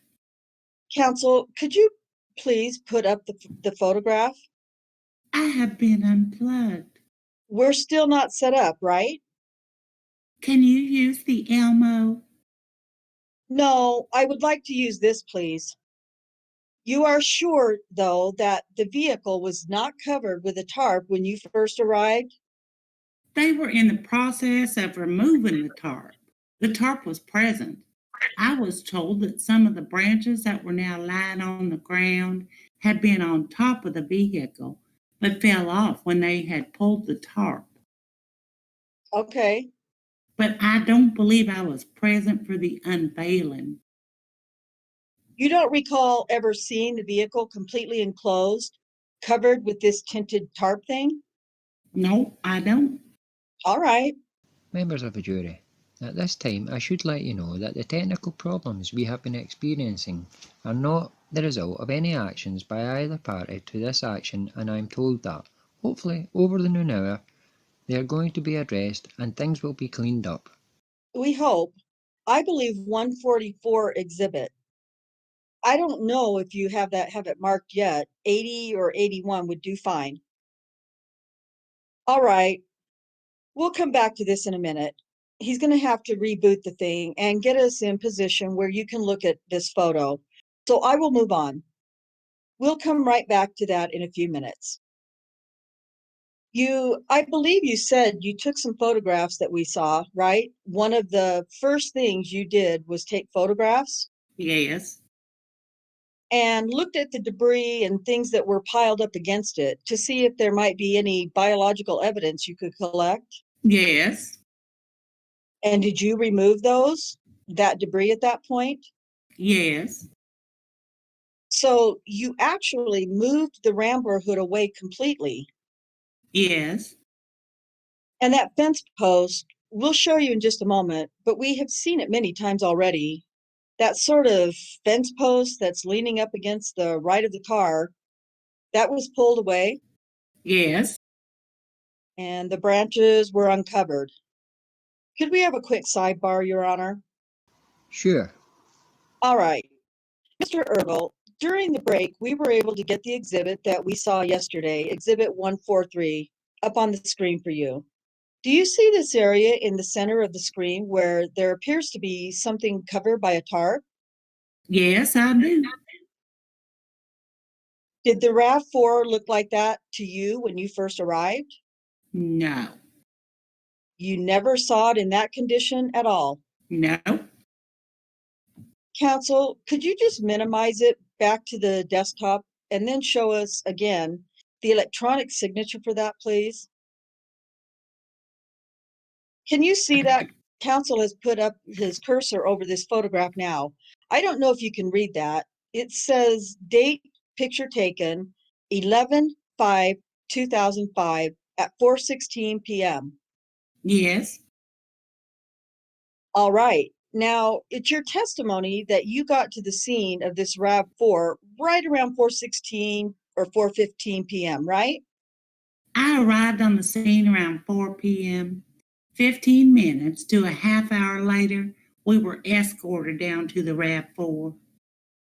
Well, if it was 4:15 when you got to the RAV4, then the date or the timestamp on this particular photograph is either an error or your memory is an error, right? Because it wasn't like that when you got there. Well, I gave you a window of time. I'm not saying I arrived at 4:15.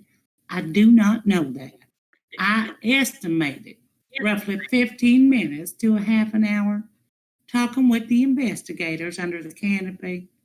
I don't have a record of exactly when we proceeded to the RAV4. All right. And you mentioned that it was sort of misting at that point, but it wasn't really raining very hard or at all. Yes, Did it appear that it had been raining before you got there? it seemed to have been. There were puddles. All right. So you tell me for a minute, maybe I misunderstood the sequence here. At some point, you talked about it being lightning and very dramatic, I think were your terms. Right. When was that? That was near the time we were leaving. So more like 8 o'clock or 8:30, something like that. Yes. But at some point before that, was it also raining while you were there? Yes. Do you know when that started? I didn't keep track of the weather. I think you said just after dark it began to pour. I remember it was raining pretty steady while we were looking at the burn barrels. It was dark out. All right. And just after dark at that time of year would have been 5:30? Yeah. All right. So when that was going on and it was raining, the vehicle was untented, uncovered, Yes. and you didn't stay. You testified you did not stay with the RAV4 that entire time you were at the scene. You moved around to different locations, right? That is correct. Your partner, Mr. Zhang, is that how it's pronounced? It's pronounced many ways. I say Zhang. He says more like Zhang. Zhang, okay. Does Mr. Zhang also have field response training? Yes, he does. Does he also have training in collection of evidence? I believe he does. He's been at the lab much longer than I have. He's been on field response much longer than I have. All right. I don't know the extent of his training. In fact, his responsibilities are more field response than yours typically are, right? No, he's a toxicologist normally. Oh, I see. So the way it works for field response is they take different people from different units who are Willing. willing. All right. Anybody ask you to go in Stephen Avery's residence that first night, November 5th? I don't believe so. You and your partner, Mr. Zhang, would certainly have been a qualified evidence collection team to go into Mr. Avery's residence, wouldn't you, that night? Yes. This is Saturday, November 5th, correct? Yes. And so there's no reason why Mr. Fassbender couldn't have used you and Mr. Zhang to search Mr. Avery's residence on Saturday night instead of the people that he did use, right? He could have. And you actually have a master's degree, right? In molecular biology. Okay. And years of experience as a crime lab field response analyst, right? Yes. And instead, Mr. Fassbender had you going around and taking photographs and looking through garbage. Isn't that right? Objection. Argumentative. Sustained to the form of a question. In any event, no one asked you to go into Mr. Avery's house or garage that first night, November 5th, 2005.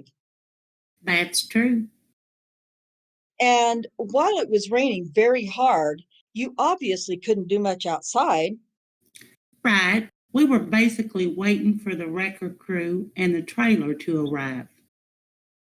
So you had time to kill. And rather than use you to search Mr. Avery's residence, they directed you to a golf cart, right? Yes. And I think there was there were some burn barrels, right? Correct. And by the way, that golf cart, I just want to make it clear, that was a completely different building. You mentioned a shed or something, Yes. business building. Yes. And these dark stains that you found, you did test and they proved not to be blood, right? Correct. Sometimes on something that may be reddish brown in color may look to the human eye as possible blood, but when you later test it with one of your presumptive tests, you find out otherwise, right? That's correct. And that happened a number of times in this particular case. Yes, it did. And when you went back to the scene with the wrecker after that was completed around 8:30, I think you said, Yes. Mr. Fassbender told you your services weren't needed anymore for that night, right? It wasn't immediately thereafter, but yes, eventually around 8:45. He didn't tell you that there was a search ongoing right that moment in Mr. Avery's residence, did he? I didn't know that. Didn't you ask to go assist the people that he selected to do the search of Mr. Avery's residence? Did he? No, he didn't ask that. Okay. And you certainly would have been available, right? You testified to that. Yes. You also mentioned that when you got to the area of the RAV, there were some other officers, other people around. Yes. But you don't know what the circumstances of the access to the RAV was before you arrived on the scene, right? No, I don't. That's not something in your knowledge, so you don't know really what, if anything, happened to the RAV before you arrived at 4:15 or so. That's correct. Okay. Now, Sunday, November 6th is when you arrived. You went all the way back to Madison the prior night, and it's about a 4-hour drive. Is that right? It's about a 3.5 hour drive, but the drive back, due to the reaction of the trailer, we weren't able to go over 50 miles per hour. Okay. So it took closer to 4.5 hours to get back. All right. But actually, I'm on Sunday now when you're coming back. Okay. So you drove up and you got back to the Avery salvage yard about 3:15 or 3:30, you said. Yes, And there were three areas that you wanted to look at when you first got there, right? that's correct.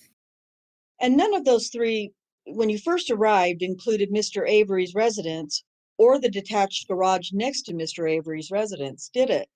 No. Instead, they sent you off to this quarry, a gravel, I don't know what you want to call it, to the east of Avery Road, right? Yes. I don't know if we have a photograph of that layout. Maybe we could identify where this is. Counsel, do you know if you have one of those areas? I don't know what you're asking for. An aerial photograph far enough out to show this east of the Avery Road area. Actually, let me see the book. Maybe 86, Counsel. I don't think 86 goes out far enough, but we could try that. Let's see, how about 85? Put that one up. Or even better, 91. 91 shows it, I think. 91 is a diagram. 92. 91 is I'll show you. All right, we've got Exhibit 91 on the screen. If you could just orient yourself for a moment with that, if you can. Okay, I've got it. Is this the gravel area that you were first sent to on this photograph? Yes, Could you please point at it with the pointer? it was right about in there. Okay. Record should reflect left side, upper left corner of the screen is being pointed at. And looks like a whole excavated block almost. Yes, it was a quarry. Your Honor, if counsel is willing, I believe it will be, or we could stipulate that it will be identified as Michael's Quarry. Michael's, Michels. I believe that's correct. That's fine. Parties agree? Yes, Very well. And then there was some searcher had apparently been there before because there was it an orange flag or something? right. And you began working that and you found something did test positive for blood of some sort, right? Yes, Again, you didn't know whether it was animal or human. right. And to your knowledge, did that, whatever you found over there, eventually have anything at all to do with this case? I don't know what happened to that sample after I collected it. Okay. So you don't know whether that turned out to be flesh and blood that had anything to do with this case or not. No, I don't. Okay. Well, we'll deal with it later then. Then after you had finished those three tasks, the other two being searching two other vehicles nearby where the RAV was, is that right? Well, the 3 tasks they had in mind for us when we arrived weren't the 3 tasks we actually completed that day. Okay. So you didn't actually do the vehicles that day. We did do the vehicles. All right. We did the gravel quarry. Then we went into Stephen Avery's residence, and then we did the vehicles. So the third task, being the burn barrels, you didn't get to that day. Right. So instead, they called you into Mr. Avery's residence for some sort of blood spatter examination, right? Correct. Now, I notice on your statement of qualifications, you actually had some blood spatter analysis training, right? Yes. Are you one of the people that's presented by the lab to courts and juries to testify about blood spatter analysis? No, I'm not. Someone else in your lab does that. Yes.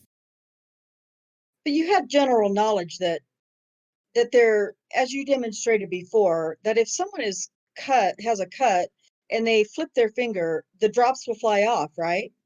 Yes. And likewise, you've been to a number of homicide scenes, right? Yes. And oftentimes blood spatter is present at the scene. Correct.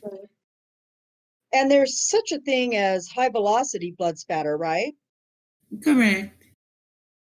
And that's something that's often found when someone is shot with a gun, Correct. right? The speed of the bullet, without being too graphic here, but causes blood to fly off at a high velocity when it hits a wall or ceiling or whatever, an object. It leaves a pattern that can be distinguished from other types of spatter, right? Correct. And when you went to Mr. Avery's residence, you saw no such high velocity spatter, right? Correct. And when you looked in his garage, you saw no high velocity blood spatter, right? Correct. And then there's also other types of spatter, lower velocity, like if there's a beating and someone is bleeding, head jerking back and forth, something like that, right? Correct. And then there's also something called cast off spatter, right? Correct. And that would occur if somebody is taking a knife, if someone is, let's say, laying on a mattress. A victim is laying on a mattress. A victim is laying on a mattress and being stabbed repeatedly with a knife. As they come up and down, the knife may cast off blood spatter, right? Yes. And you saw no evidence of that in Mr. Avery's residence, did you? No, I did not. And you saw no evidence of that in Mr. Avery's garage either, right? That's correct. And none of this low velocity stuff that I talked about that can be from when someone is being beaten either. Right. No blood spatter at all in Mr. Avery's residence of any kind. Just blood stains. No recognizable patterns. Right. And those blood stains were scattered, more isolated, right? There were a grouping in the bathroom and then the entry door directly across the hallway from the bathroom. Okay. Thought? I would say the other one on the other door would have been more isolated from those. Okay. And the ones on the couch were near the second entry. But for instance, the ones in the bathroom, there's one on the floor, right? Not just one, but several. Okay. And also on the sink? Some in the sink, some on the vanity. All right. Consistent with somebody who may have cut their finger or cut themselves shaving in a bathroom. Possibly. The ones on the floor and the vanity looked like they'd been diluted down with water. So, yeah, cut yourself and then cleaned up. Okay. But still there where you could see them. Yes. In fact, it was obvious to you that somehow you were informed that all of those had been sampled prior to your arrival on Sunday evening, November 6th. Nope, not all of them. Okay. Some of them had apparently, though, right? The ones on the entry door in the bathroom had. The one on the floor? None in the bathroom had been sampled yet. Okay. All right. So you identified the ones in the bathroom that had not yet been identified, but the other ones had been identified and sampled before. Except for the ones on the couch and the second entry door. Well, the ones on the couch you didn't notice that night. I thought it was. That was later. We're just talking about Sunday night for now, okay? Okay. So the ones on the entry door across from the bathroom had been sampled previously, The one on the other entry door and the ones in the bathroom had not. Okay. So you went to the entry door of Mr. Avery's bedroom and looked at that Yes. area. Did you actually go inside of his bedroom? Yes. Did you see a Toyota key sitting on the floor in plain view? No, I didn't. Did you see a key anywhere in that bedroom on the night of November 6th? I don't recall seeing any keys. I wasn't looking for keys. You talked about trace evidence as being things like fibers and hairs and those sorts of things, right? That's correct. Trace evidence can also occasionally be left just by handling something, correct? Sure.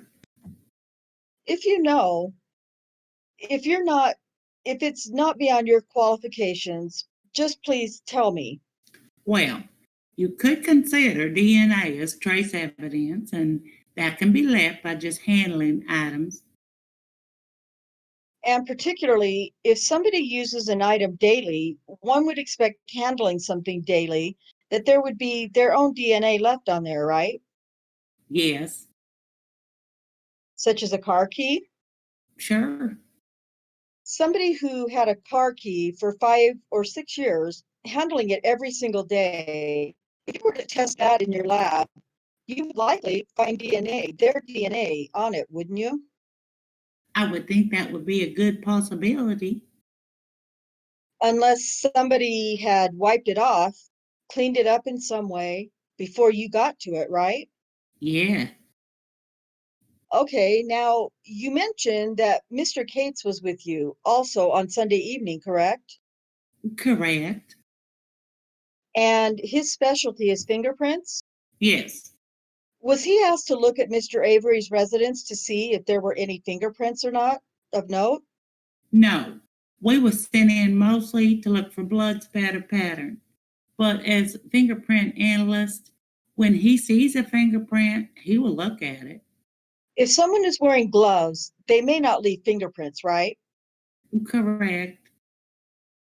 But if someone is not wearing gloves, they might very well leave fingerprints when they touch items, right? Yes. And for instance, let's go to the RAV4 a minute and imagine that this is the hood, this desk right in front of you, all right? Okay.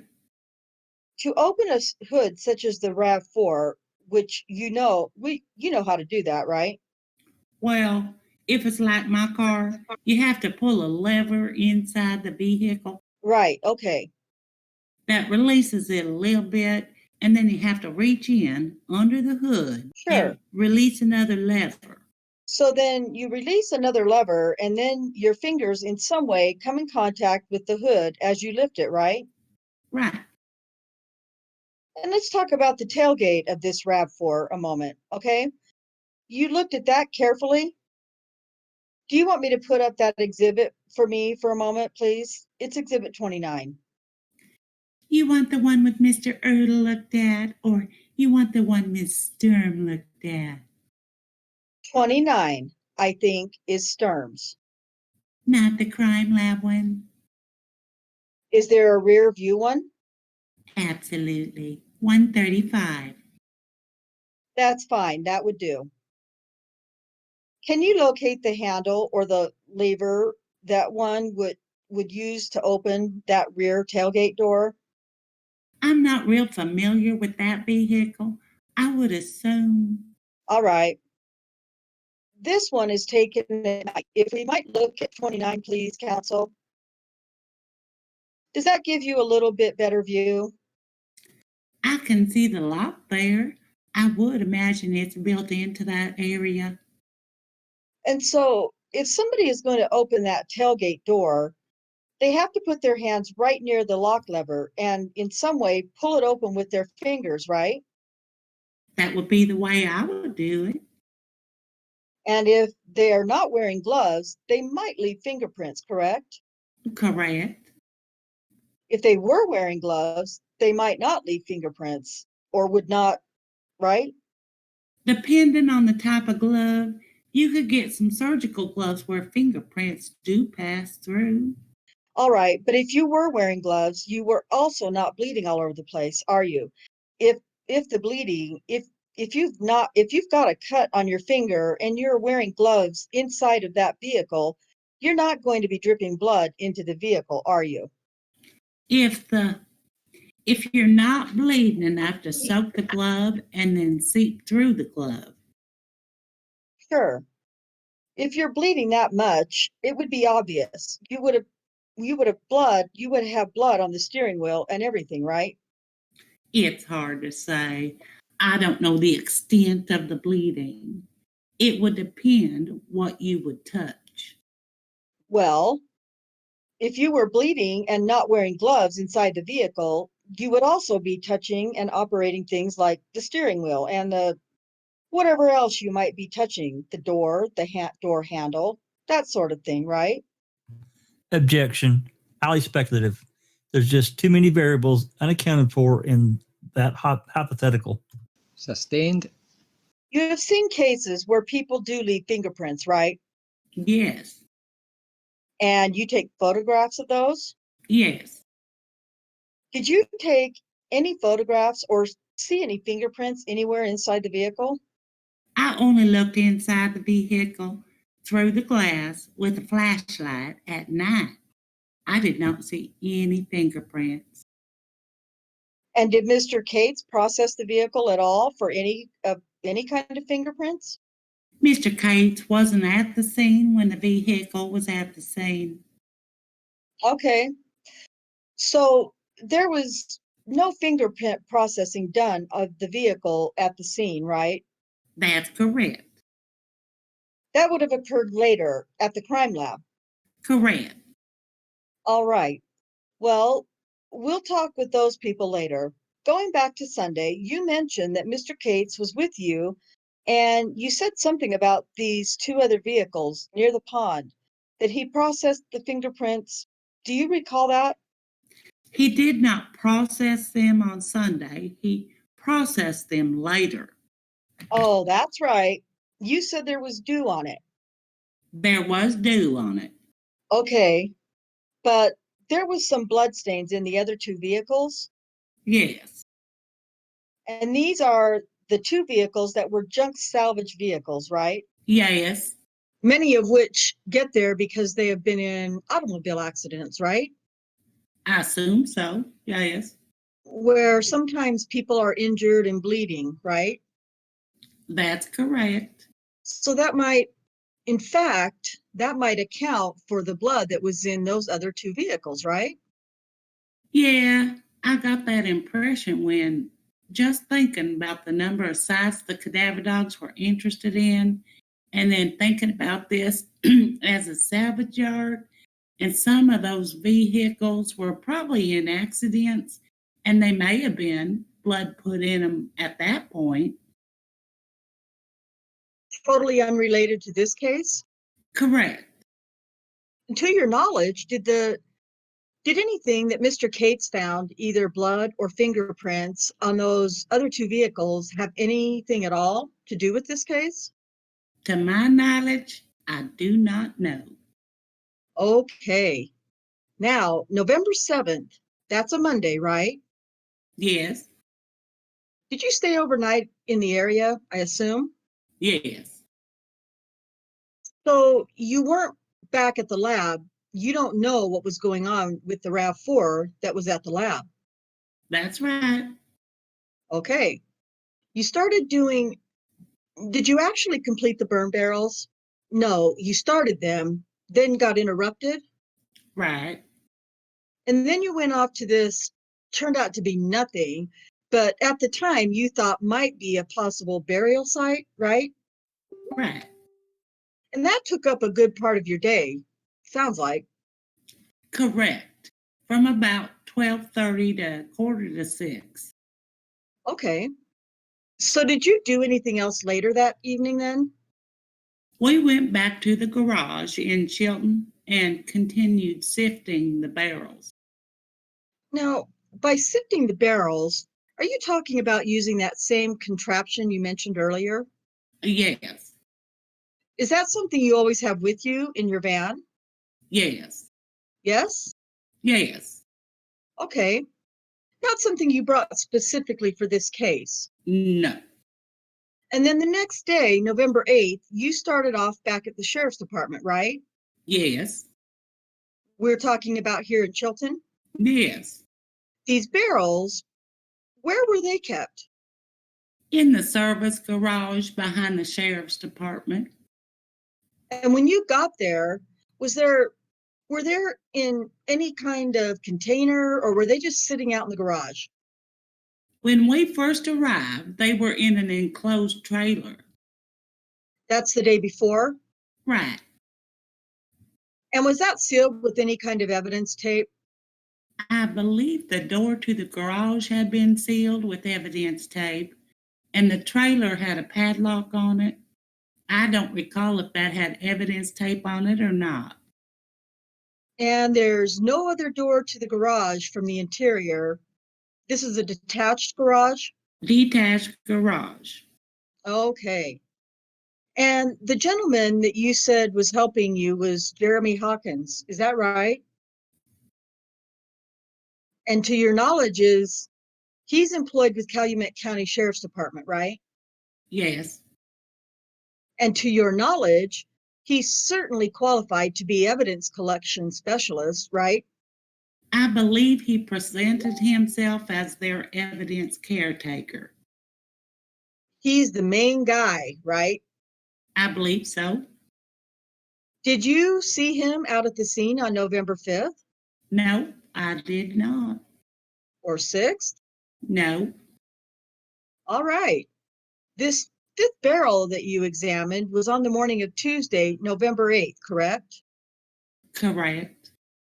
And the photograph, I think, is still in front of you that you discussed before. That's a photograph you took before searching it? No, we didn't take that photograph. Who took that photograph? Do you know? I don't know.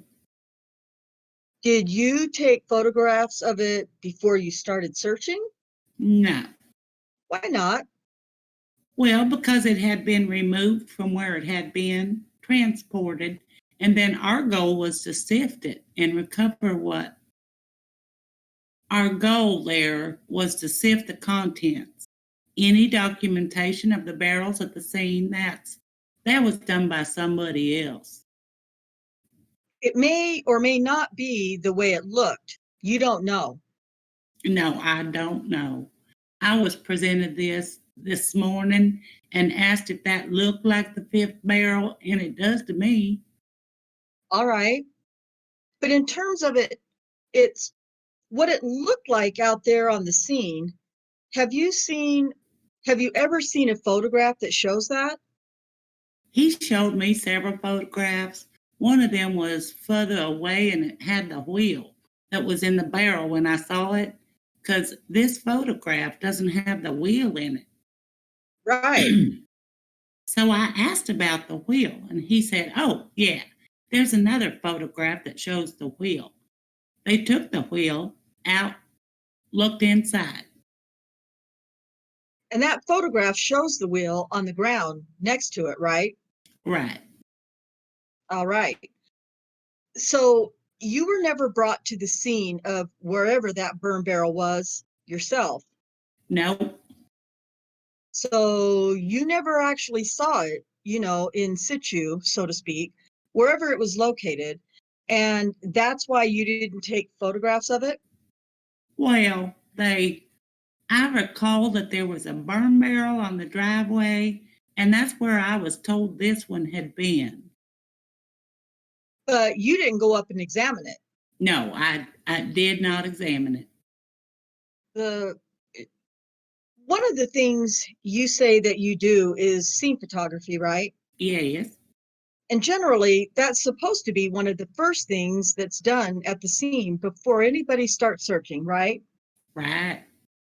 So, for instance, had you been asked to go into Mr. Avery's residence on the night of November 5th, very first thing you would have done before anybody looks anywhere is take photographs, right? Correct. And had you been asked to go into Mr. Avery's garage first, the very first thing you would have done would be to take photographs showing exactly what it looked like, right? Correct. Before there's any kind of markings or chalk circles or anything like that, right? Sure. You want to get a nice, good photograph that really captures everything that's in there, all the junk that you mentioned, Yes. and the location of all the items, right? Correct. And only then, after you photographed and documented the scene, do you start moving things around, collecting, whatever. Correct. Because once you do that, you have altered the scene. That's correct. And when you were called over to this burn area behind the garage, you didn't take any photographs then either, did you? And that's because the scene had already been altered before you arrived. Isn't that right? Yes. And in fact, you expressed concern at one point to the investigators in this case that you had been unable to make a more thorough record because you were not used for the complete scene processing. Isn't that right? Objection to the term concern. It's speculation. All right, we'll get more specific then. All right. Mr. Ertl, showing you exhibit number 160. Can you identify that, please? It's an email to and from Tom Fassbender and myself. He emailed me and I replied to him. All right.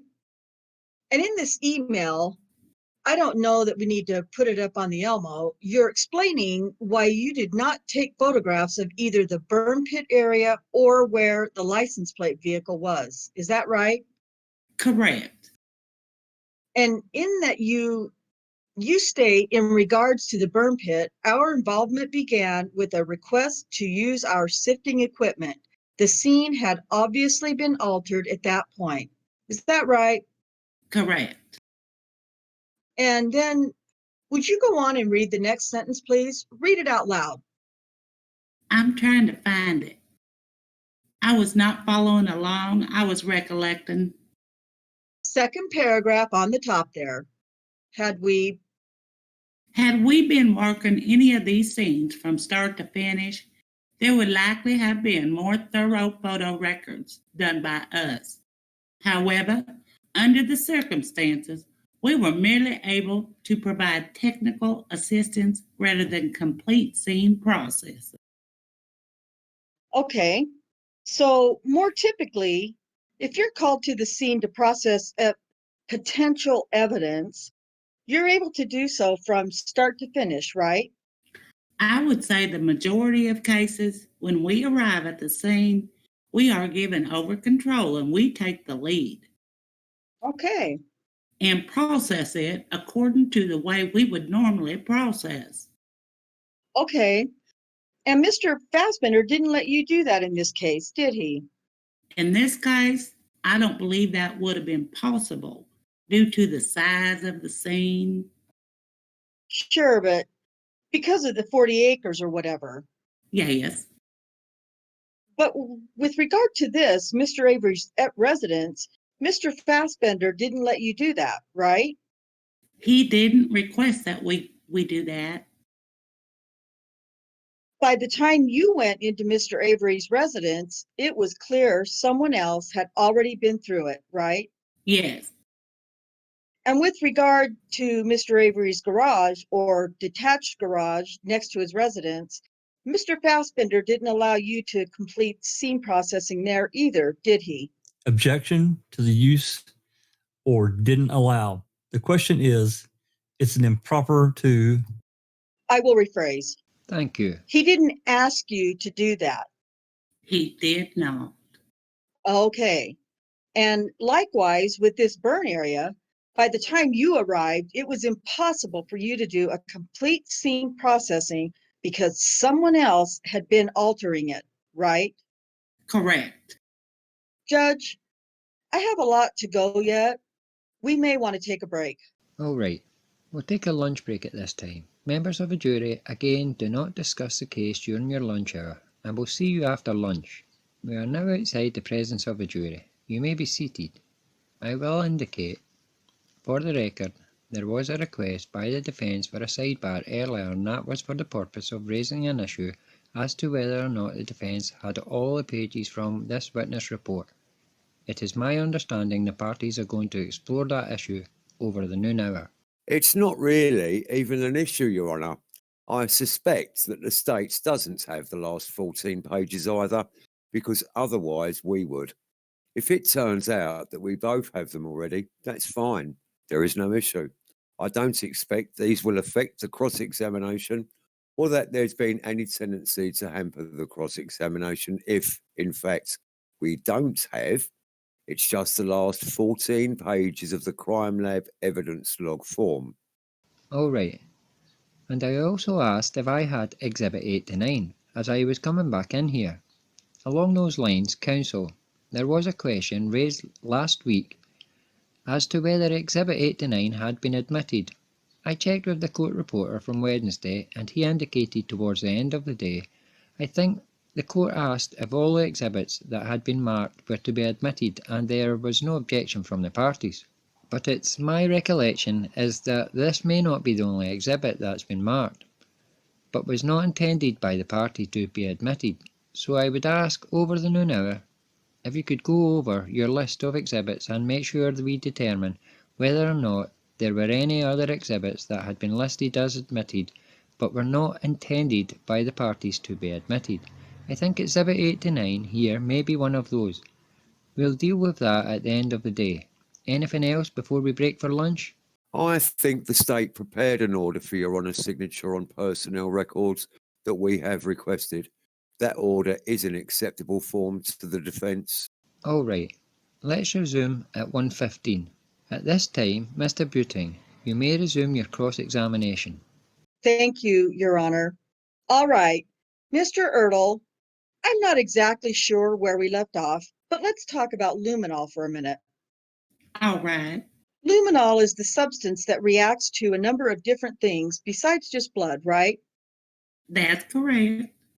Other kinds of chemicals, you mentioned cleaning agents.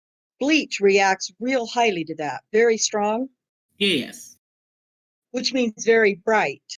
Bright and fast. Yes. Okay. What about other kinds of things, transmission fluid perhaps, oils, things of that nature? I know it reacts with some metals, copper and lead in particular. Transmission fluid might have some metals ground into it, so it's possible. Okay. Maybe it would not be as strong a reaction, maybe a faint reaction, something like that. Perhaps. Okay. I'm not sure. And this is a garage. Let's go to the garage floor for a minute, where you said you had a faint reaction to this little area, 3x4 area. Right. Not a real bright, quick reaction like you get with bleach, for instance. Right. And the area, then you sampled and tested with phenolphthalein after that, right? That's correct. You turned the lights, and then you use these very sensitive phenolphthalein tests to see if there's any possible blood. Correct.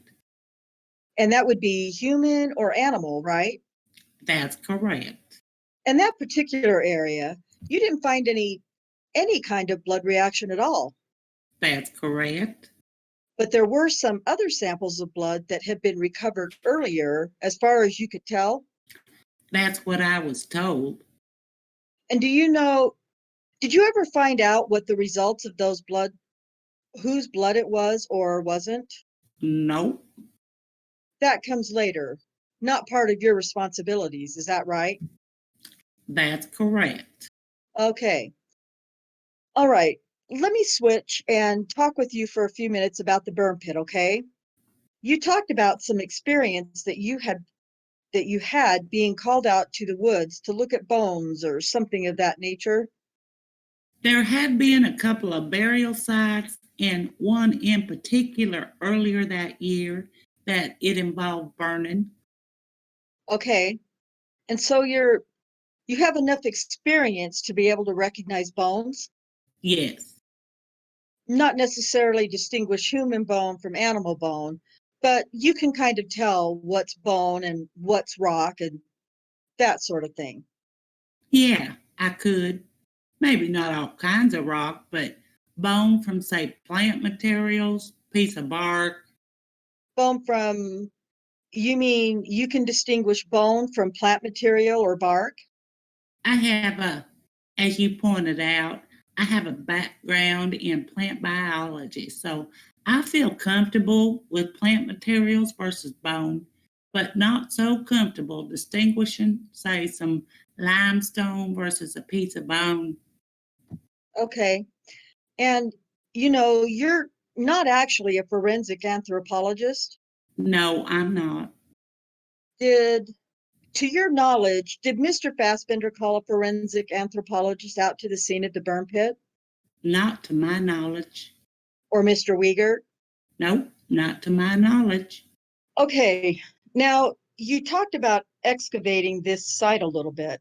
Do you know how a possible bone site is supposed to be searched by, what an archaeologist or forensic archaeologist or anthropologist would do?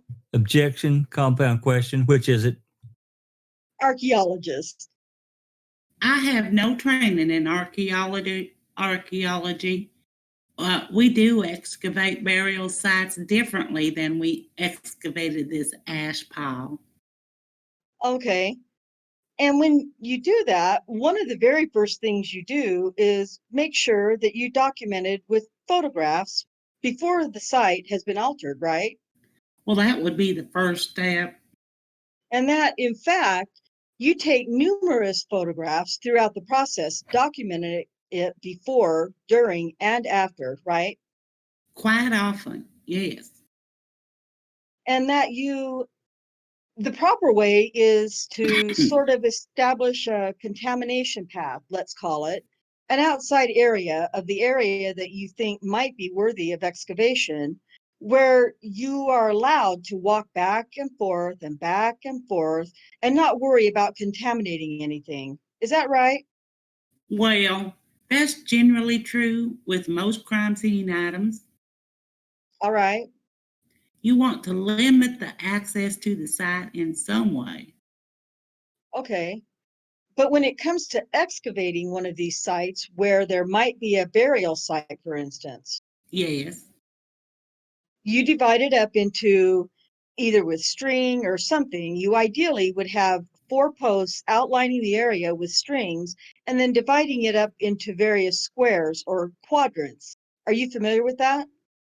I'm familiar with that. In my little knowledge of archaeology, I have seen that done. I have worked with forensic anthropologists at burial sites, and they have not done that. All right. But one of the things when you do that is you work from the outside in. In other words, from where the outer edge is, where your path is, you work your way the outer edges first, and then you work your way into the center so that you can do the entire area. Well, usually with a burial site, your first goal is to define the extent of the hole. So once you have defined the perimeter, then you work outside of that and dig down alongside of where you think the burial site actually is. And then you excavate from down and sides and underneath to the core Okay. to where the body would be. Sort of outside into the middle, right? Correct. Generally. And when you do recover an item in the course of that excavation, it's important that you make note of exactly where within that perimeter area, you find that bone or that item, right? In my past experience, we would, if the body is intact, we would locate where the head is, where the shoulders, the joint, and the hands would be, where the hips are, the knees, and the feet, just to get the orientation of the body in the grave. Okay. Now, at this site, you didn't have a perimeter with a containment path around it, right? I mean, it was being worked on by the time you got there, right?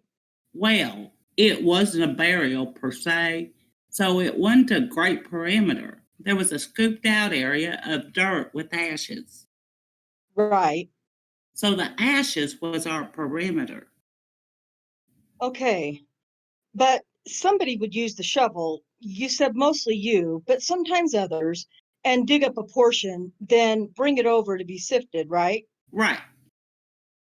And this area, the whole area that was excavated, was about how big? Probably roughly the size of this table I'm sitting at. And nobody, when you would bring over a shovel here or shoveled there, nobody made or kept track of exactly in that. I guess we should identify it for the record. The area is what? Maybe 5 by 4? 5 by 4 feet, yeah. Okay.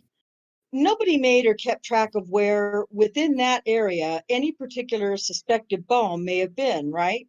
Nope. And if any suspected bone was found outside of that area, nobody made specific note of just where outside of that area that came from either, did they? Objection calls for hearsay knowledge, and it's non-specific as well in terms of who, what, and where. Well, as far as hearsay, I understand you to be questioning this witness. I'm assuming he's asking the witness, based on his own knowledge, what was the remainder of your objection?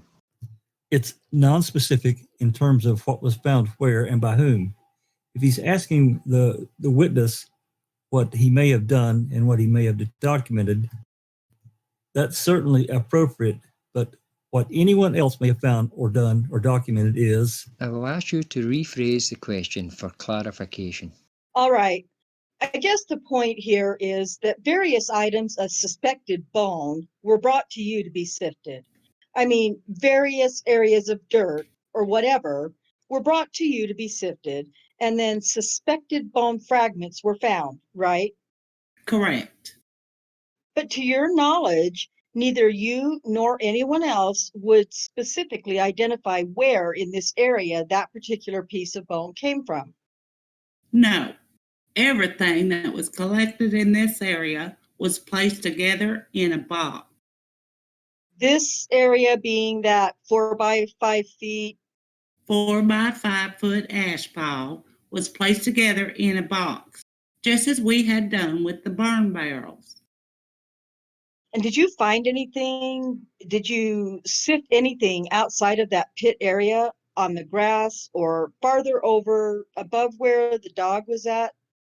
Was in that picture on the mound or anything like that? No, we were restricted to the ash pile. Okay. And you just worked on it that one evening? Yes. You didn't come back the next day to do any further work? No, that was the last day I was there. And that was done actually at night, you said. Well, we worked up until it got dark. Was it daylight when you got there? It was approximately from 3 p.m. to 5 p.m. Okay. So it was daylight for part of it, and then you kept working until it got too dark. Got too dark. And you went walking around during your how many days was it there? 3 days, 4 days? Saturday, and came back for Sunday, Monday, Tuesday. Okay. So during your 4 days there, you walked around different areas and looked at different buildings on the 40-acre property, right? Yes. Testified to that. Did Mr. Fassbender or Mr. Wiegert ever escort you to an aluminum smelter on the property? No. You never saw the smelter on the property at all? No, I didn't. And you are the one who has the experience finding bones, right? I have some, yes. So if somebody had brought you over to the smelter, you would have been able to look carefully with your experience to see whether there was any evidence, fragments of bones or whatever, in or around that smelter area, couldn't you? Well, I don't know much about aluminum smelters. If there were something to look at, I could have looked at it. Okay, but you did not because no one escorted you there. No one showed you the smelter. I didn't know anything about an aluminum smelter. What about a big wood furnace? No, I don't know anything about that. Never looked inside of a wood furnace that was on the property to see if there was evidence of bone or No, I did not. zippers, pulls, anything like that? No. All right. Thank you very much, sir. Any redirect? Yes, Judge. Thank you. Couple of points, Mr. Ertl. First of all, I would like to ask you about this question relative to the transportation of the SUV. Counsel asked you if you could remain and help with other searches instead of going with the vehicle to Madison. What is the protocol? What is the recommended procedure for a crime lab analyst when there are two of you there with a critical piece of evidence like the SUV? Well, I was asked if we could go get the vehicle back to the laboratory and asked to see if I could expedite getting work done on it prior to Monday morning. Who asked you to do that? It was either Investigator Wiegert or Special Agent Fassbender. All right. Now, in terms of transportation of a key piece of evidence like that, is there a concern on the part of the analyst that the evidence be transported safely? Well, definitely. I wanted it enclosed. It is now in my custody. We could have turned it over to Calumet County and they could have taken custody and dealt with getting it to the laboratory. But you took control of the SUV, correct? Correct. All right. And to ensure that it was safely transported to the crime lab without incident, took two of you to do it. Correct. All right. Now, counsel asked you a couple of hypotheticals about the presence of certain Toyota key and the possibility of DNA on that key. Well, Mr. Ertl, we have a person, number one, who's the owner of the key. Person number two, who does not own the key, but at some point obtains possession of the key. And during the course of the obtaining possession of the key, actively bleeds on the key, wipes the bleed off the key. It's not entirely unexpected that you would find the DNA profile of the person who possessed the key and who wiped the blood off the key. That's not an unusual finding, would it not? Well, in that situation, you would have two activities promoting finding the second person rather than the first person. If you bleed on the key, now you are supplying a great quantity of your own DNA. And even if the other person's DNA is there, then you mask them because now you have actually bodily fluids rather than stray skin cells. So there's more DNA in blood than I would expect to find from something that had been touched. So you could cover over the other DNA. And if you then wiped it off, now you are physically removing potentially all the DNA that's present, the first person and the second person. And if the second person, not the original owner of the key, had possession of the key for 4 days, one would expect that you are most likely going to find the profile of that person who possessed the key. Isn't that true? As you explained it, I would expect, yes, to find the second person's. It would not be unusual at all to find no other DNA profile on that key, would it? No, that would not be unusual.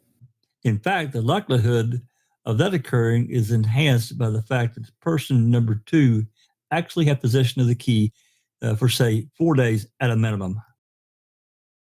The longer the time, you would expect more contact, more possibility for DNA being deposited. Now let's talk a little bit about this contamination issue. The fact that certain bits of evidence can become contaminated is not at all unusual, is it? The fact that it can happen? Yes. It is not unusual and it is expected, and we take precautions to prevent that. And as a matter of fact, contamination can occur, as counsel said, during the collection of the evidence, during the transport of the evidence, and during the analysis of the evidence. As I understood your answer, is that correct? Yes. All right. Well, it's also possible that contamination of a crime scene could occur before law enforcement even arrives. Correct. And as a matter of fact, in your experience, it's not unusual at all for perpetrators of a crime to take efforts to alter crime scenes, is it? That's quite common too, to see attempts being made to clean up. All right. And what types of efforts have you been certain suspects undertake to clean up, as you say, a crime scene? Objection. Now we're getting too far afield of this case. I disagree heartily. Counsel went down this road and were entitled to respond. I'll give you a little latitude. Continue. I have seen cases where it was a shooting in a carpeted area. We saw some of the blood spatter pattern we talked about previously up on the ceiling on some of the furniture. And there was absolutely no apparent blood on the carpeting. So we saw a fine, hard to see mist of blood. And you would expect to see then something on the carpeting if someone had been shot there.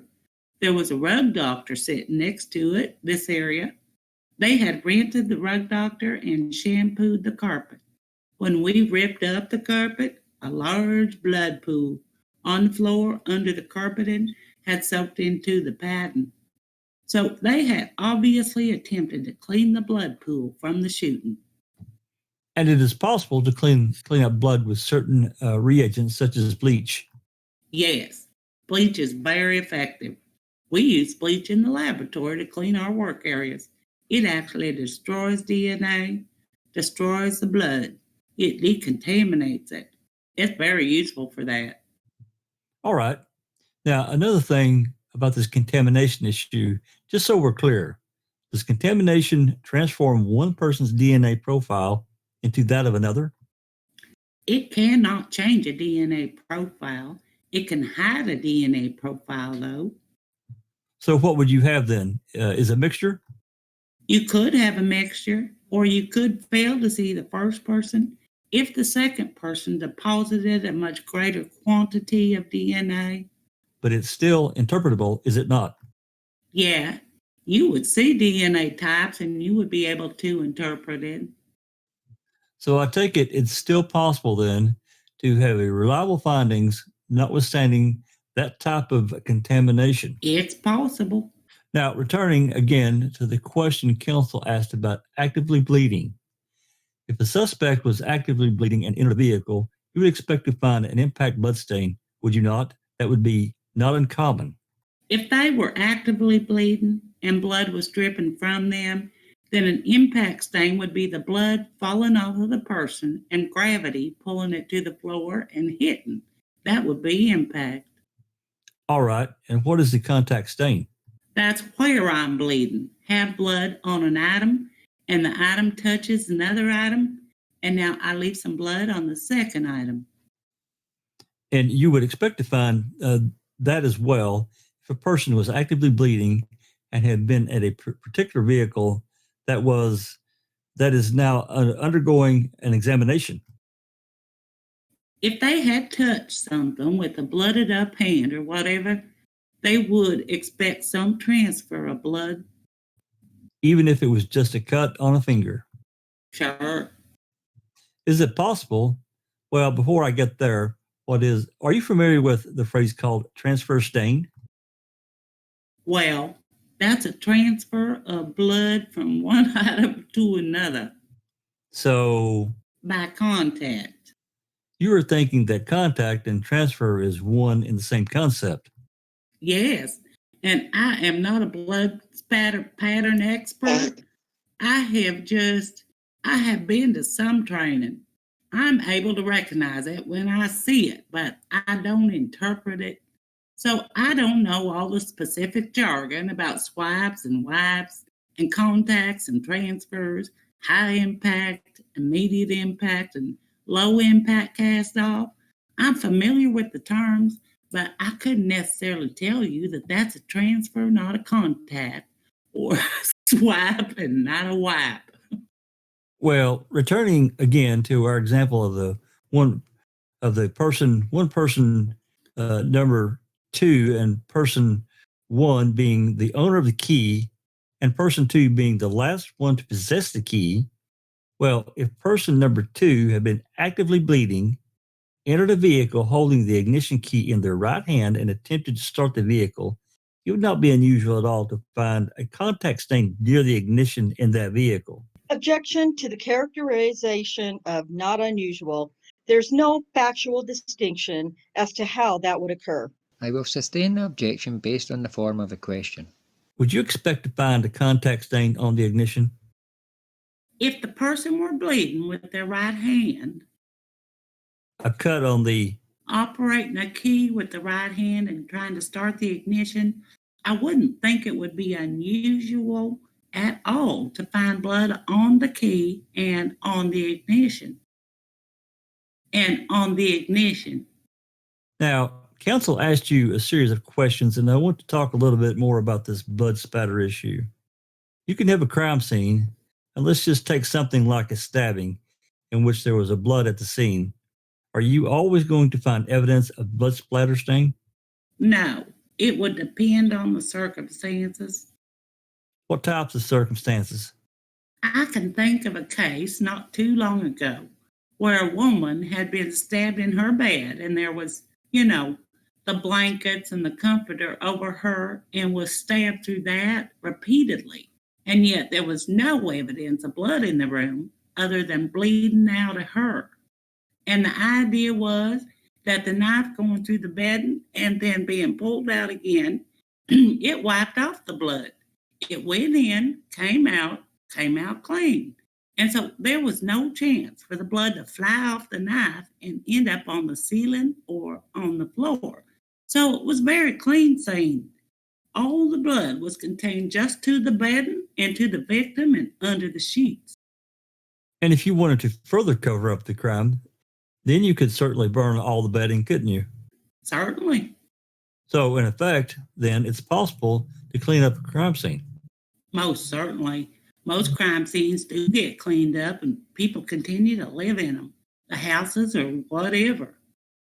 But is it possible, based on your training and experience, for instance, to have a pool of blood and, say, on a garage floor, have it cleaned up to such an extent that you would not get a reaction to phenolphthalein test? Well, knowing what I know, I could probably do it. Bleach would be a good thing. Some sort of peroxide would be a good way to get rid of the red color. The bleach would destroy the blood and the DNA. So it's possible. It's possible, yes. You're a witness. Mr. Buting? Sure. This other case you mentioned where the gentleman, find it on my notes for a second, please. Yeah, where there was a shooting, body on the carpet or something, and you were surprised that there was no evidence of blood on this carpet? Correct. But that was explained because the rug doctor was there, right? Right. But there was blood on the ceiling? Correct. And blood on the wall? Yes. And when you ripped up the carpet, there was a pool of blood underneath the carpet, right? That's right. So cleaning a carpet, blood soaks through fabrics pretty well, doesn't it? Yes. And in that instance, whatever the gentleman or defendant did was not good enough. He didn't rip up the carpet and clean the pad underneath, right? Right. Now, in this case, are you aware that they ripped all the carpet out of the pad out of Mr. Avery's house? I did not know that. Okay. So you don't know whether the carpet and the pad and all that was tested for blood in the house, right? I don't know. Okay. Well, we'll get to that later. But in any event, you did not see any blood spatter on his ceiling, right? That's correct. Or on the walls of his bedroom. That's correct. And the walls are paneling, right? I believe so. Are you aware that they ripped the paneling out? off of the walls and took all of that to the crime lab too? No, I wasn't aware of that either. That came later in the case, and you weren't involved in that, is that right? Right. Okay. You also told us a story about a guy who apparently stabbed some woman on the mattress, and there was no cast off because he was stabbing her through the bedding, right? Correct. In other words, blankets and comforter on top of the body as it's being stabbed. Correct. Right. And so in that instance, there wasn't cast off blood that would hit the ceiling or walls or other objects in the room. Is that what you're saying? That's correct.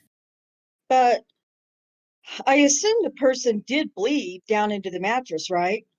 Yes. And there was a blood-soaked mattress in that case, wasn't there? Yes. And Mr. Fallon asked you if someone would be able to get rid of that evidence in that instance by burning the bedding, right? That's correct. Any evidence that a mattress was burned in this case? Not that I recall. Did you see any bed springs in that burn pit No. or in the burn barrel? No.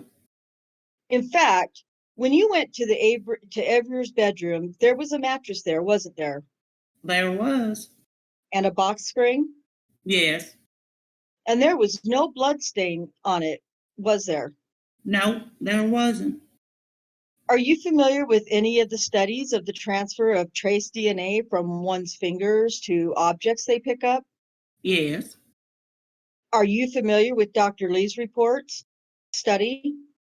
Not in particular. Okay. Trace isn't really your specialty. No. So you're not aware of whether they have done tests that have determined what the likelihood is of the person's number one's DNA still being on it when person number two handles it. Is that right? I do know that it varies from person to person how much DNA you deposit on things. Okay.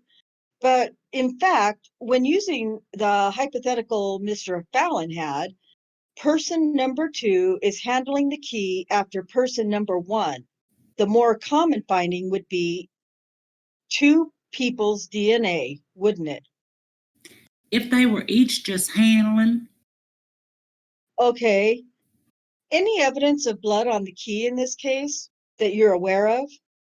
I know nothing of the key. I didn't ever see the key. Okay. And you said you were looking for blood, but you knew this was by the time you went into the house, you knew that there was a Toyota RAV4 that had been seized and taken to the crime lab, right? Yes. So if you'd walked into that bedroom and seen right in plain view a car key that looked like a Toyota car key, you would have made a note of that, wouldn't you? Objection beyond the scope of redirect. You talked about the key. Not in that context. I'm going to sustain the objection. All right. I think that the question has already been asked and answered as well. Okay, that's all I have. Thank you, sir. All right, the witness is excused. Mr. Fallon, you can call your next witness. We will move Exhibit 156 into evidence, please. Any objection? I'm sorry, which one is that? I have no objection to that. And I would move Exhibit 159, 160 in as well. 159 is the statement of qualifications. Correct.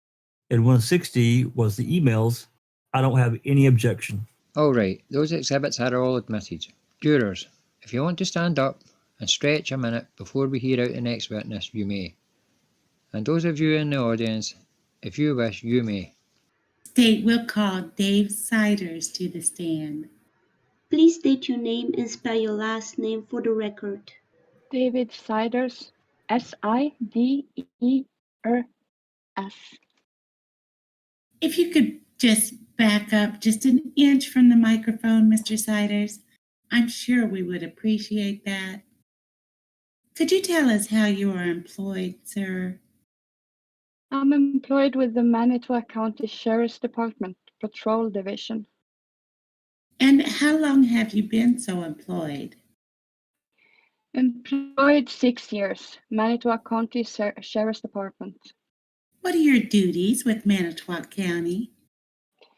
I'm assigned to the Patrol Division along with Evidence Technician. Assigned to the Manitowoc County SOS team would be like the SWAT team along with the Manitowoc County Dive team. Mr. Siders, were you employed with the Manitowoc County Sheriff's Department on the 7th of November, 2005? Yes, I was. Could you tell us, please, what your areas of responsibility were that day? Myself, along with Sergeant Scott Senglow, Deputy Mike Bushman, and Sergeant Jason Just responded to 12930 Avery Road, would be the Avery Salvage Yard to assist Calumet County Sheriff's Department searching the property. I'm guessing our court reporter would like you to slow down a little bit too. Okay. If you could do that, I would appreciate that. What were your responsibilities upon arrival at the scene? We were to make contact with the officer in charge at the scene to get the daily duty. Okay. Were you given a specific job that day? Yes. What was that? We were informed by the IOC to get in search groups. By the what? Officer in charge. All right. To get into a search group. The search group I was in was search group A. Our team leader of that search group was Deputy Mike Bushman of the Manitowoc County Sheriff's Department. We were to search the property west of the Avery residence along with White Cedar Road and property north of the Avery residence. This would be a cornfield just north of Avery property. It's that open field that I'm most concerned about today, Deputy. I'm going to direct your attention to the large screen. This is exhibit number 85, Counsel. Are you able to orient yourself as you look at that location? Yes. There's a laser pointer that's right in front of you, Deputy Siders.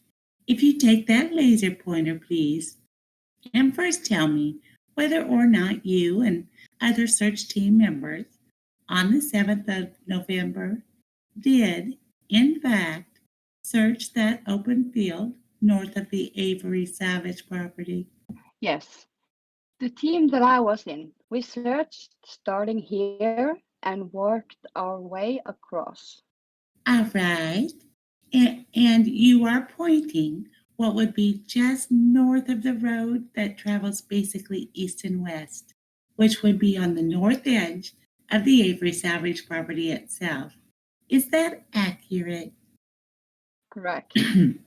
Let me ask you, Deputy Siders, were you given specific instruction as to what you were looking for? Yes. We were basically looking for any type of clothing, whether it be a shirt, pants, shoes, any kind of object, such as a cell phone, a camera, or even possibly a body. So at that time, that is, as of the 7th of November, a body or any human remains had not yet been found. Is that correct? That's correct. While searching in the area north of the Avery property, had you yourself made any discovery? Yes, I did. And can you tell the jury what that was, please? When we started to search the cornfield or the field north of that property, I came across a burning barrel, which was in my section of searching. I walked up to the burning barrel and looked inside, at which time I saw a metal rim with wires wrapped around it. It appears to be a vehicle rim with the remains of a steel belt from a rubber tire. Deputy Siders, exhibit number 37 which has already been introduced into evidence in this case. It is now being shown on the screen. Can you please tell us what we're looking at here, please? Yeah. This burning barrel right here is the one that I approached, and I looked inside and saw the metal rim inside. All right. As we look at exhibit number 37, as we look at that burn barrel, can you describe for the jury a little bit more specifically where your team had been searching? Okay. My team had been searching starting from there, a road here, starting from the back behind here, and was working towards the burning barrel. I was positioned right along this area here, and the rest of the team was in a line, going across the north. Now, you told the jury that upon approach of this burning barrel, that you looked inside. Is that right? Correct. And I think you mentioned something about a rim. What is that? It appears to me to be like a vehicle rim, or like maybe a trailer rim to some type of vehicle. I'm going to show you what's already been introduced as exhibit number 51. Can you tell us what we're looking at here? This object here is what I observed lying on top, inside the burning barrel. All right. I see that the rim is outside of the burn barrel in this photograph. Can you tell me, if you know, who removed the rim from inside the burn barrel? Yes, I removed the rim from inside the barrel. Okay. And when you looked inside of that burn barrel, can you tell us what you saw, please? Inside the burn barrel, I saw a lot of ashes and I saw a lot of burnt, melted plastic parts. As I looked closer at those plastic parts, it appeared to be parts of a cell phone that were actually melted inside the burning barrel. Before I show the rest of those pictures, there's one other photo, just to orient us a little bit better. In the back of exhibit number 51, and now what we're looking at is exhibit 59. Do you see a maroon a maroon van? Yes, Was that van there when you found the burn barrel and removed the rim from inside of it? I can't recall if it was or not. Okay. Your observations were directed toward the inside. Is that right? Yes. Deputy, actually, you can stay that distance from the microphone. I will just turn the volume down. Okay. If it's too loud, The first exhibit that I place in front of you has already been introduced as an exhibit. Can you tell us what number that is, please? It's exhibit 156. I'm sorry? 156. Tell us what that is. This here is the inside of the burn barrel. This is what I would actually have been looking at when I lifted the rim out of the burn barrel. Okay. You talked about seeing some items inside of there. Does exhibit 156 look the same or similar as it did on the 7th of November as you looked inside that burn barrel? Yes, it does. There's 3 other exhibits in front of you. Why don't you grab them one at a time? Tell me what exhibit number they are and what it is that you're looking at. Next exhibit would be 154. Again, this would be the plastic remains I was looking at inside the burning barrel. Parts to a cell phone. All right, Deputy Sider, take a look at the large screen. Is that exhibit 154? Yes, it is. And again, that's the same exhibit that's in front of you. Is that correct? Yes, it is. Tell me what the next exhibit in front of you is, please. Exhibit 155. And what is that? Again, that's looking inside the burning barrel as the parts that I located belonging to a cell phone. We're now going to show the jury Exhibit 155 again. Is that the same as the exhibit that's in front of you? Yes, it is. Now, Deputy Siders, you mentioned that you could tell, just on your observation, that at least one of the electronic components that you were looking at in the bottom of this burn barrel, you believe to be a cell phone. Is that right? Yes. How did you know that? Closer look at the piece of plastic. I noticed an M emblem on the cell phone. This M emblem is known to me to be a Motorola emblem for the company of Motorola. All right. There's one more exhibit in front of you. Tell me what that is, please. Exhibit 157. And what is that?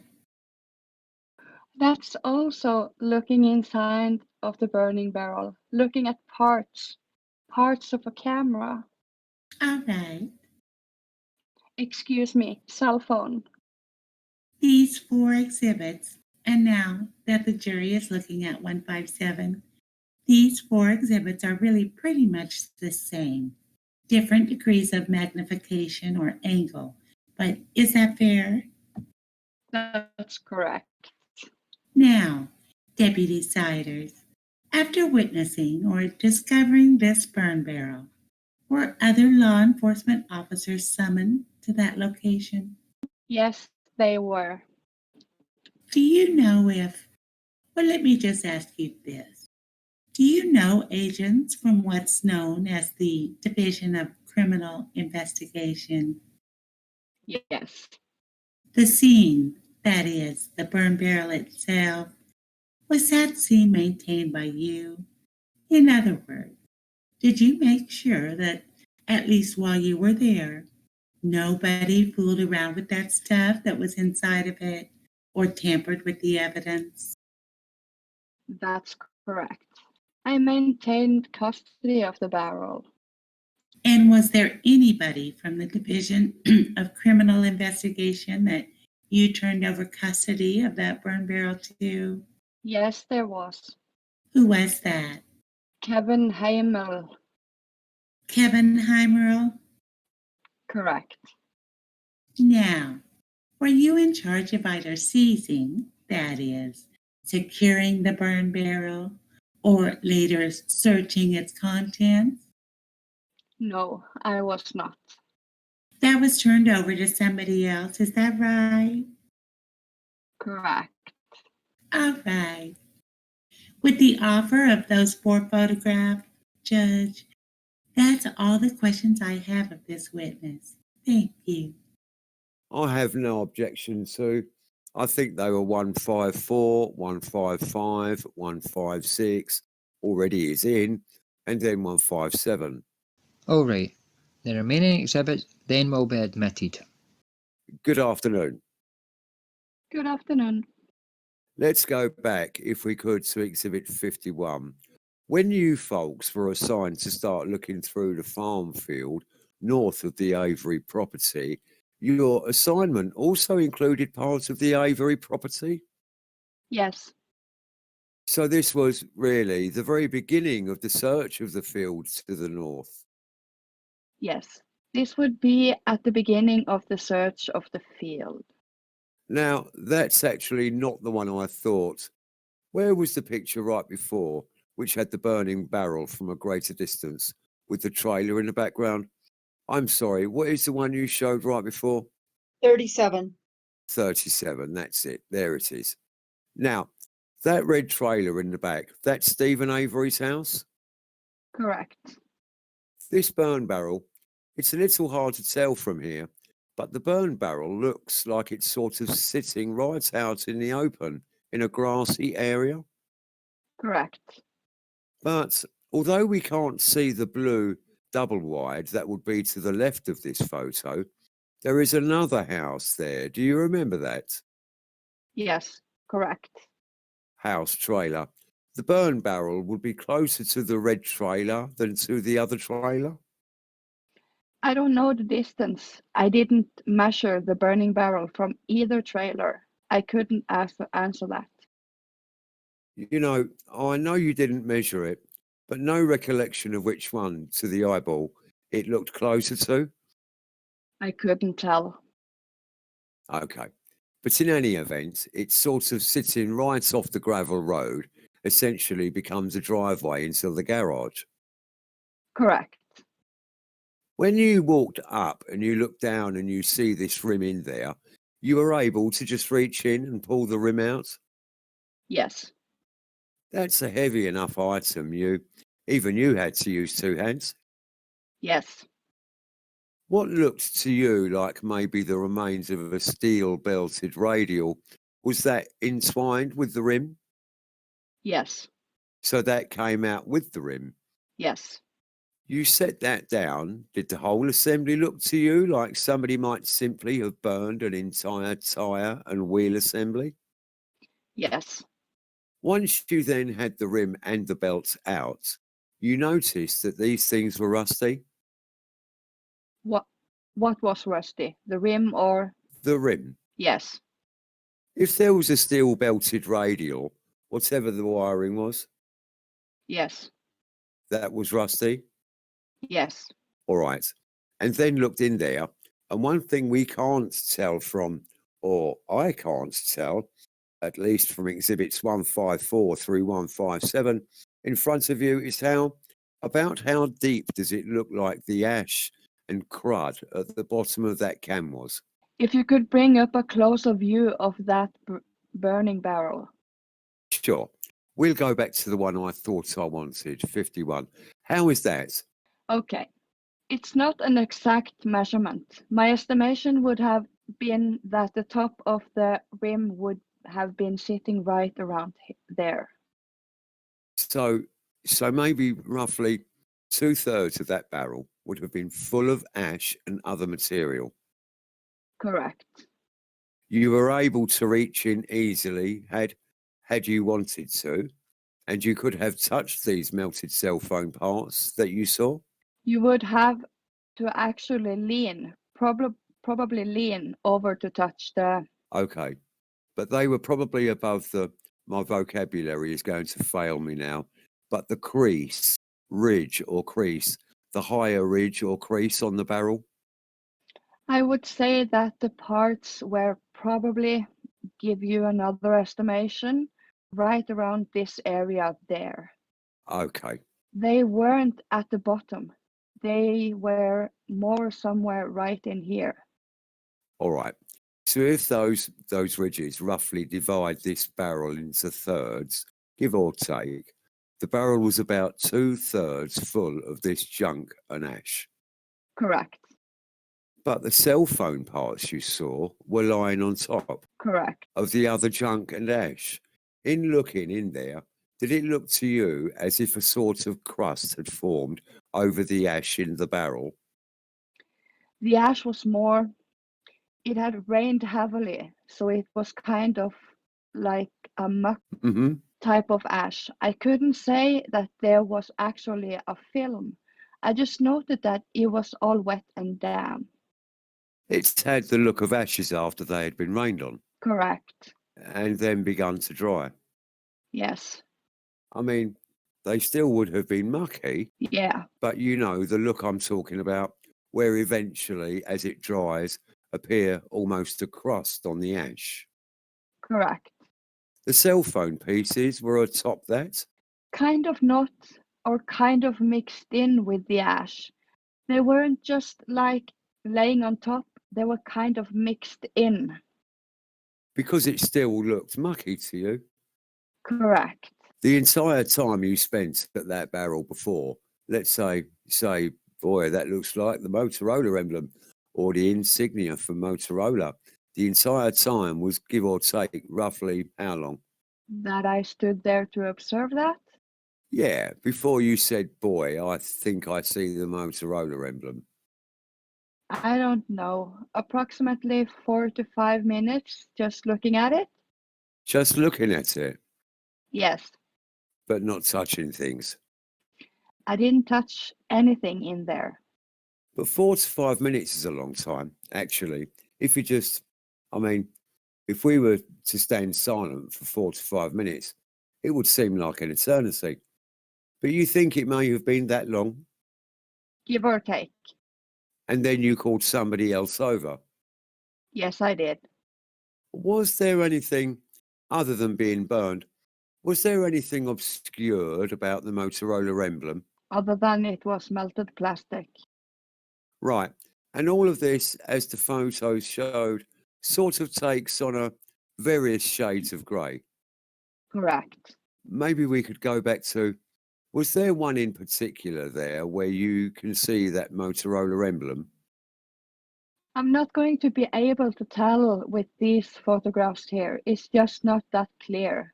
So the photographs, you cannot see a Motorola emblem, No, I can't. but you were able to with the naked eye, standing over this. Correct. The 6, now going on 7 years, I guess, that you have been with the Manitowoc County Sheriff's Department. Have you been on the dive team the entire time? I have been on the dive team for at least 3 years. Did you do any diving here? No, I did not.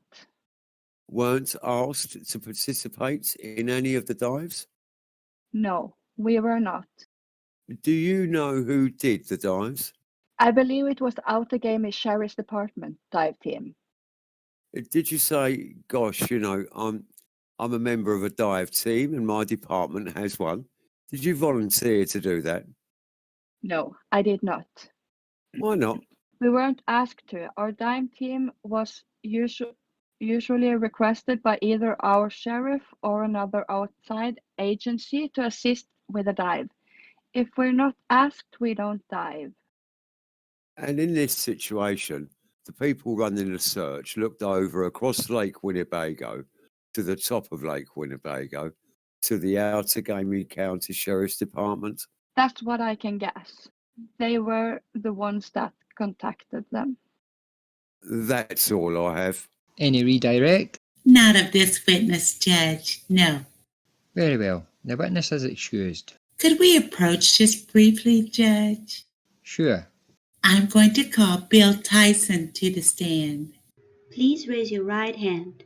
Please be seated. Please state your name and spell your last name for the record. William Tyson, Tyson. Mr. Tyson, how are you employed? I'm a sergeant with the patrol staff with the Calumet County Sheriff's Department. As a sergeant with Calumet County, were you asked to assist in search efforts at what's now called the Avery Salvage Yard? Yes. How was it that you were called out in this case? It was on November 5th. It was approximately 20 after 1 in the afternoon. I received a telephone call at my residence from the Calumet County Dispatcher Center. They informed me that Teresa Hallbach's vehicle was located at the Avery property and that my assistance was needed at the property. I'm sorry, Sergeant Tyson. You said that you were called out at your home.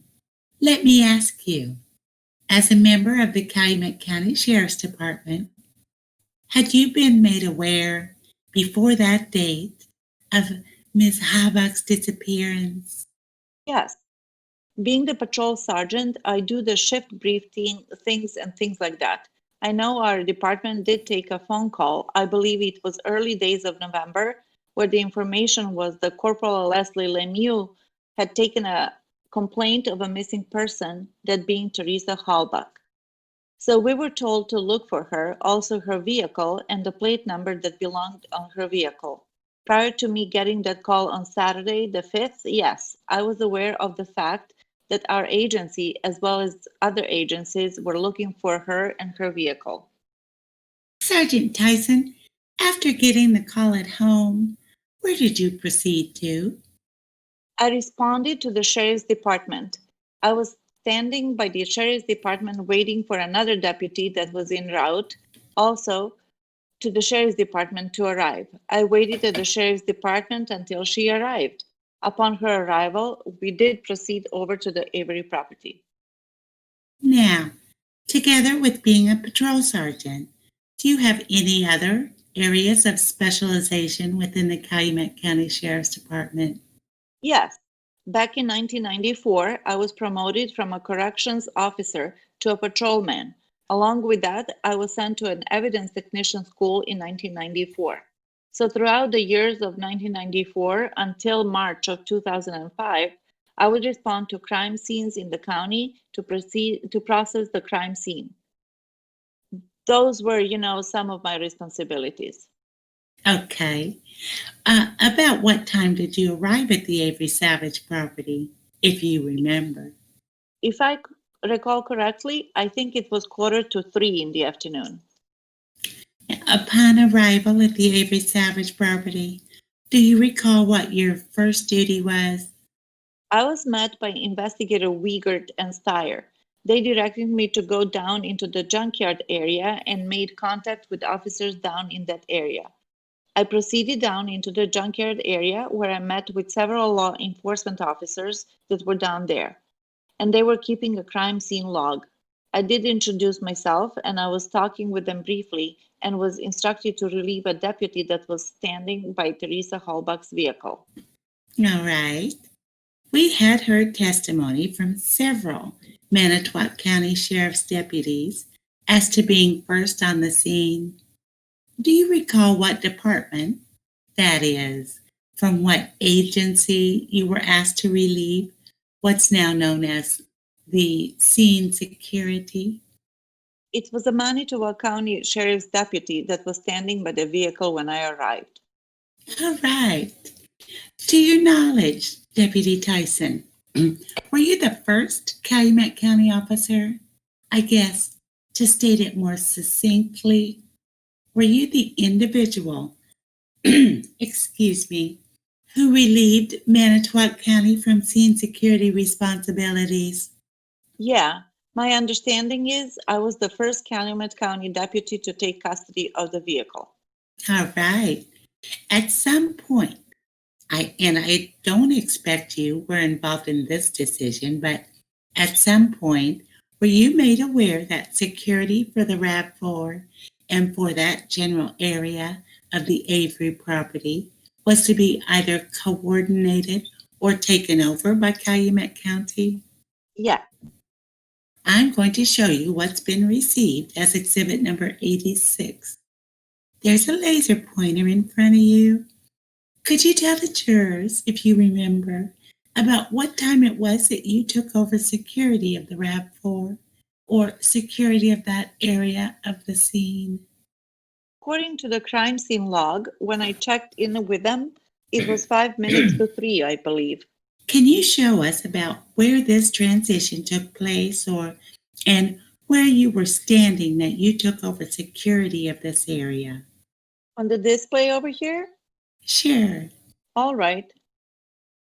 Do you need me to zoom in a little? Maybe just a little bit. I'm sorry. I'm sorry. I think even defense counsel would agree that the lower left-hand corner now of this exhibit is what we have now known as the car crusher. There's a pond that's just about in the middle of the exhibit. Does that orient you to the scene? If the car crusher is right down there, Yes. I think that would be going down the hill. And it would be right about in this area over here, I believe, is where I was requested to stand by with the vehicle. And how close to the vehicle were you standing? Do you recall? Within a foot or two, just that I was not touching it, brushing up against it, but standing right there. Now, I'm going to fast forward just a minute, and I think you will see why. But later on that day, were you given other responsibilities at that crime scene location? Yeah. Any time between taking over security of the RAV4 and the time that you were relieved to perform other duties, Did you see any individuals, any police officers, or any citizens either tamper with or enter this RAV4? No. Several officers did come close to it because of the weather conditions. It had gotten really dark. There was a mist in the area. Our concern was any evidence that could be on the exterior of the vehicle. An agent, later identified as Agent Fassbender, was concerned about as well. A tarp was located in the attempt to protect it from the elements from the incoming storm. But extreme care, and I mean extreme care, was used to make sure no officer touched it or even the tarp touched the vehicle. And that was one of your responsibilities? Yes. Sergeant Tyson, do you know what a search warrant is? Yes. And sometime that afternoon, were you made aware that a search warrant for the Avery property itself, for the vehicles thereon, the residences, and the outbuildings, had been obtained by the Manitowoc County Judge? Yes. Were you made aware that the search warrant needed to be executed? That is, that searches had to be performed that day? Yes. In that regard, Sergeant Tyson, were you asked to assist in any of those searches? Yes. Who asked you or directed you to assist in those searches? The decisions were being made by Investigator Wiegert from the Sheriff's Department in Calumet and DCI Agent Fassbender. They informed me after everything was sorted through and figured out which teams were going to go where. They told me I should go with Manitowoc County Sheriff's Department over to Stephen Avery's residence. Now, Sergeant Tyson, prior to being assigned to this team, this search team, had anybody on the scene asked you or discussed with you your levels of expertise in evidence collection or processing? Investigator Wiegert is fully aware of, I guess, my experience. He just informed me that I would be requested to go with them to execute the search warrant. All right. Now, you said that you were teamed up with or that you joined other officers. Do you remember who was in your team? Yeah, it was Lieutenant Jim Lenk from the Manitowoc County Sheriff's Department, Sergeant Andy Colborn from the Manitowoc County Sheriff's Department, and Detective Dave Remiker from the Manitowoc County Sheriff's Department. Was there any discussion about what each of your responsibilities were going to be? And I guess more specifically, was there a discussion about who was in charge of this team? It was told to me that no Manitowoc County deputy should be alone on the property. Investigator Wiegert told me my responsibility would be to go with them into Steve Avery trailer and document what they were doing, take notes, and if evidence was seized by them, to take custody of all evidence at the end of the search warrant. Do you know why a Calumet County deputy was put in charge of the custody of any physical evidence that might be obtained? It was told to me that the investigator Wiegert would be the lead investigator and that the investigation was turned over to Calumet County versus Manitowoc County. All right. Going into that scene, that is, going into that first search effort that you did, was that made clear to you? Yes. And from your knowledge, or were you present, was that made clear to the other members of your team? Yeah, there was no misunderstanding as far as who was taking custody. There was no discussions, no arguments, I should say, from anybody that I was with. It was clear understanding of what was to happen. All right. Were there other search efforts going on? Or were you made aware of other search efforts in this entire location at the same time that you and this team had been developed? Understanding was there was a number of things that were going on at the same time. You know, our team was just designated to go down to Stephen's trailer, but there were other officers being assigned different duties as well. What those were, I really don't know. My responsibility was my team and where we were going to be going. Now, the kind of search that you were asked to perform, were you given direction about that? I guess I wouldn't really say direction. We were to execute the search warrant. And talking with the Manitowoc officers, it was more of a quick, anything in the obvious, let's go through the residence, see if we can find Teresa. Anything to do with Teresa, anything at all. But that's kind of how the first search I would classify it as. Let me ask you this, Sergeant Tyson. Did you have an understanding that either you or other police officers would be re-entering this residence? Yes, it was commonly known that this was a scene that was going to be held. And it was 7:30 when we went through the front door of Stephen residence, and I guess I'm not sure where I was going. I started with we were heading down to the Stephen Avery trailer. Right. Right. It was raining out. It was pouring. We were all drenched, but we got inside the trailer. It was 7:30 in the afternoon. And the search had started at 7:45. And it was a quick search, We were out there within 3 hours. Now, for 16 people that have never probably done a search, or search warrant, you just called a 3-hour search a quick search. Could you explain that to the jury? What's quick about a 3-hour search?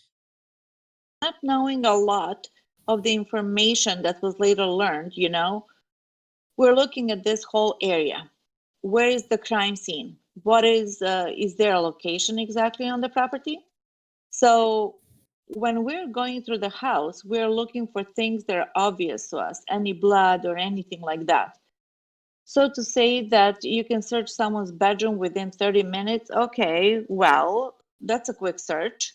And you're talking the closet areas, you're talking desk drawers, you're talking under the bed, you're talking a whole area. And if you're looking for things in specific, that would mean basically you would have to go through the closet, every article of clothing removed, through the pockets. It's going to take you a lot longer than that to say that you did a thorough search. Let me ask you then, Sergeant Tyson, have you been involved in thorough searches that you were looking for smaller items of evidence or trace evidence or things like that before in your career? Yes. Working in the drug unit, execute search warrants, you're looking for a small pipe or something. You have to be very thorough. You have to go into areas where something like that small could be. So it's a very detailed, very thorough search when you're dealing with like drug materials and things like that. And that first search, that is, the first search that you and Lieutenant Link and Sergeant Colburn and Detective Remaker did, would you have considered that a thorough search? Or of these thorough searches that you are describing? No. Like I said, half hour to go through a bedroom and be out of that whole residence within 2.5 to 3 hours. That's a quick search. All right. Were you going to go through each of the specific rooms that were searched by you that evening? Judge, if you would like me to do that, I can. Otherwise, this might be a good time to break. Sounds like this might be a good time to take our afternoon break. So we will do so. Members of the jury, again, do not discuss the case while you are on your break. We will resume at 5 minutes to 3. Thank you. Counsel, you are going to get some exhibits marked during the break? Yes, I would like to do that so it works a little quicker. Mr. Kratz, you may continue with your direct examination. Thank you, Judge. Sergeant Tyson, you mentioned that you had gone into the Avery trailer to commence a search of that property. Did all 4 team members enter the residence at that time? Yes. Now, you mentioned that you were in charge of both documentation as well as seizure or collection of property. Is that a fair representation? It was collected. It would be turned over to me for transport back to our facility. Before an item was recovered, were you called to the location where it may have been found? Yes, for example, when they were searching the bedroom, if Sergeant Colburn located something, he would immediately draw my attention. I'm standing right there. So I could see what they were doing. If he found something, I could see that he found it. And I would document the exact time that he found it, and and then it was seized. What was the first room that you searched? After the photography of the inside of the residence was complete, the decision was made to start in the south bedroom. And that was later identified as Stephen Avery's bedroom. You mentioned after the photography was complete. It sounds like something first happened before the search. Is that right? Yeah. Upon entry into the residence, Sergeant Colburn had a 35mm camera and Detective Remiker had a digital camera. And they just, once we got in there, they just began photographing each of the rooms. And every room inside the trailer was photographed. After that was finished, then the decision was made to start the search in Stephen's bedroom. Did you accompany them through that search? Yes. Did you enter the bedroom as well? Yes. Could you describe this bedroom for us, please? Sure. You walk in through the doorway. Immediately to the right, there was a nightstand and then the bed. Straight ahead of that, to the left, there was a small bookcase, a desk. There was windows on the back wall. You go along the bed, there was a dresser in the corner, and the closets were up against the opposite wall from where the door was. How large was this bedroom? Rather small bedroom, actually. 4 grown men were in this room, is that right? Yes. Describe that for the jury, if you can. Well, as we walked in, Detective Remiker and Lieutenant Lang, they said, well, because it was a small confined area, we're going to start over on the side where the closet sat. We will start going through the stuff. Sergeant Colburn concentrated his search on the bookshelf and the desk on the opposite side of the room. So the bed was in the middle, 2 on that side and 2 on this side. I'm standing directly inside the doorway watching what they were doing. Were they in constant view of you? Yes. All right. Let's talk about some of the things that were observed in the bed. In the bedroom. First exhibit I'm going to ask you to take a look at is exhibit number 163. Can you tell us what that is, please? The very first picture here? Yes. Okay. This would be a view of Stephen Avery's bed. Go ahead. This is a view of Stephen Avery's bed and the nightstand directly next to it. And just so that the record is clear, unless something unusual occurs or is alerted, Your Honor, by counsel, so that this witness doesn't have to talk about evidence twice, Mr. Strang has been kind enough to allow the item to be projected at the same time as the witness testifies about it. So I appreciate that very much. All right. Is that correct, Mr. Strang? Yes, it's actually Mr. Beauty. Mr. Buting? That's correct. Oh, I'm sorry. Sergeant Tyson, the bed in Stephen Avery's bedroom, the exhibit, that is 163, looks like it has some bedding on it. Is that correct? Yes. And there seems to be something above the bed. Can you tell what that is? Directly above the bed was a gun rack, and it did house 2 long-barreled firearms inside the mounting bracket. Can you describe those firearms for us, please? They were long guns. They weren't handguns. They were long guns. I didn't walk up and remove them or physically check them out or anything, but I could see that they were firearms up on the wall. All right. Did you later come to have either a closer inspection or to become familiar with those guns? I never personally looked at the firearms after they were collected. They weren't collected that evening with the officers that I was with. There was a different officer, I believe, that collected those firearms. What were the guns on? The gun rack, they were hanging on the wall.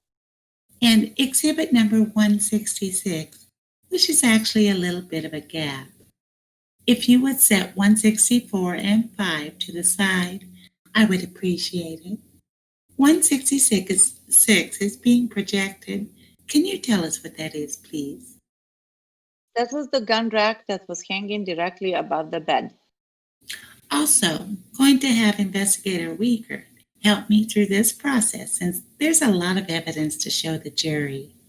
Investigator Weaker is going to hand you what's been marked for identification as Exhibit 196. Can you show that and tell the jury what that is, please? The gun rack that was mounted on the wall directly above the headboard of Stephen's bed. And again, was that the rack in which those two long guns were located? Yes. And the last photo I want you to look at is Exhibit 167. It's in front of you, and now the jury can see that. Can you tell us what 167 is? It's like it's the same gun rack that's in front of me right now. Just an evidence photo that is taken here at the Sheriff's Department? Yes. Set that over there. Thank you, investigator. In this bedroom, did you notice other pieces of furniture? There was the bookcase, there was a desk, there was a dresser. Okay, let's do these one at a time. First, the bookcase. And I'm going to do this in two different areas of inquiry. As an evidence technician, were you not only responsible to observe items on the 5th of November, but did you later return to Mr. Avery's residence with a search warrant to seize this very item? Yeah, I believe that was December 9th. The first thing I'm going to have you do is look at Exhibit 166, which is on the board. 168, which is on the wall here. Tell the jury what that is, please. That's the bookcase that was up against the wall as you walked into the bedroom. It was the very first piece of furniture, I believe, on the floor. It was sitting right next to the desk, which was in the corner. You said that was seized at some time? Yes. When was that? That particular piece, I believe, was seized on December 9th. All right. And were you involved in the seizure of it? In other words, did you go to the Avery residence and take possession of this piece of furniture? Yes. CI Agent Fassbender, myself, and there was, I think, 2 more agents from the Department of Criminal Investigations. We did go out there on the 9th and did seize that particular piece of evidence. Now, Sergeant Tyson, there's going to be some testimony, I expect, in the next couple of days about this, but did you have occasion to make observations at Mr. Avery's bedroom of the back panel or the rear of this particular piece of furniture? Objection as to the time of these observations. It's unclear. I can ask specifically when, Judge. Very well. On the 9th of December, did you have occasion to observe the back panel of this piece of evidence? Yes. We got into the bedroom to seize it. I did photograph it prior to seizing it. I did a side view, front view. And the side view, you can see the backing of it was coming out. The nails were protruding from the backing of the cabinet. You said that you took a photo of that? In fact, Exhibit 169, is that a photo of the back panel? It appears to be that, yes. If you take your laser pointer, please, and tell the jury what it is that we're looking at. This here would be the backing to the bookcase. And you can see the distance here where it's pulled away from the back of the bookcase. Now, prior to taking this particular photo and prior to making that observation, in fact, did you in any way manipulate this piece of furniture or pull the panel out or anything like that? No, we didn't touch the back of it at all, didn't even move it. I just started photographing it prior to collecting it. I noticed in the bedroom that there was a nightstand. I'm showing you exhibit number 170. Does that show a picture of the nightstand? Yes, it's right there. After having been seized, was an evidence photo taken? In other words, at the sheriff's department of that nightstand, exhibit 171? Objection as to the timing of all this. If he could maybe, if we're going back and forth with those from November to December or later, I think we should identify when these are taken. I agree. Do you know when this photo was taken, number 171? I don't know the exact date. The person that assisted me with the evidence, his name is Deputy Jeremy Hawkins. He was responsible for all the photography. So I did assist him, but the exact date, I would have to refer to my report. I think, Judge, this is the only item that wasn't seized on that day. From what I see after that, let me just see if there's going to be an objection to this one. Sergeant Tyson, do you know when the nightstand, when this piece of furniture was seized? I believe that was after the search warrant on March 1st or 2nd. Of 2006? Correct. This bedroom of Stephen Avery. Counsel, could we just, the prior photograph, could we please just get a date as to when that was taken? You showed the nightstand in the room. Sure. The nightstand in the room. Did that look the same or similar as it did on the 5th of November? The prior picture, that would be exhibit number 170. Can you put that up? If I could, I would. There you go. That's exhibit 170. Does that look the same or similar as it did when you first searched it on the 5th of November? It's in the same location, looks about the same. All right. Mr. Avery's bedroom carpeted, or have a rug or hardwood floors, or what kind of flooring was that? It was carpeted. I'm going to show you exhibit number 172. Ask you to take a look at the carpeting. Does that look the same or similar as the carpeting did on November 5th? Yes. Sergeant Tyson, exhibit 172. Do you know when that picture was taken? The picture would have had to be taken after December 9th because the bookcase is not there. So that would have to have been March 1st. And as far as law enforcement involvement, that was, as far as you were concerned, December 9th. You folks were there, is that right? Yes. And March 1st, were you also the individual that was in charge of the evidence collection and technician responsibility inside of Mr. Avery's trailer? Yes. So it's your understanding that this photo, that is 172, was taken on March 1st? I said it would have to be after December 9th. So yeah, next time we were there was, I believe, March 1st. And the question, at least for this photo, is, did the carpet look the same on November 5th and December 9th and March 1st? Yeah, looks to be the same carpeting that was in the room in November of 2005 as it was March of 2006. While searching Mr. Avery's bedroom, were there any items of restraint that were found? Yes, Sergeant Colburn located leg shackles and handcuffs. Were those items seized? Yes. Let me first show you what's been marked as exhibit number 204. Tell the jury what that is, please. Appears to be the handcuffs that would have been seized by Sergeant Colborn on November 5th, 2005. Did you see where these items were seized from? If I could recall correctly, Sergeant Colborn found them in the bookcase in Stephen's bedroom. All right. You said that there was another item of restraint that was found as well. Yes, leg irons. Let me show you what's been marked for identification as exhibit number 203. Tell the jury what that is, please. That would be the leg irons that were also found by Sergeant Colborn, and I believe they were found in the same location as the handcuffs in this bookcase in his bedroom. All right.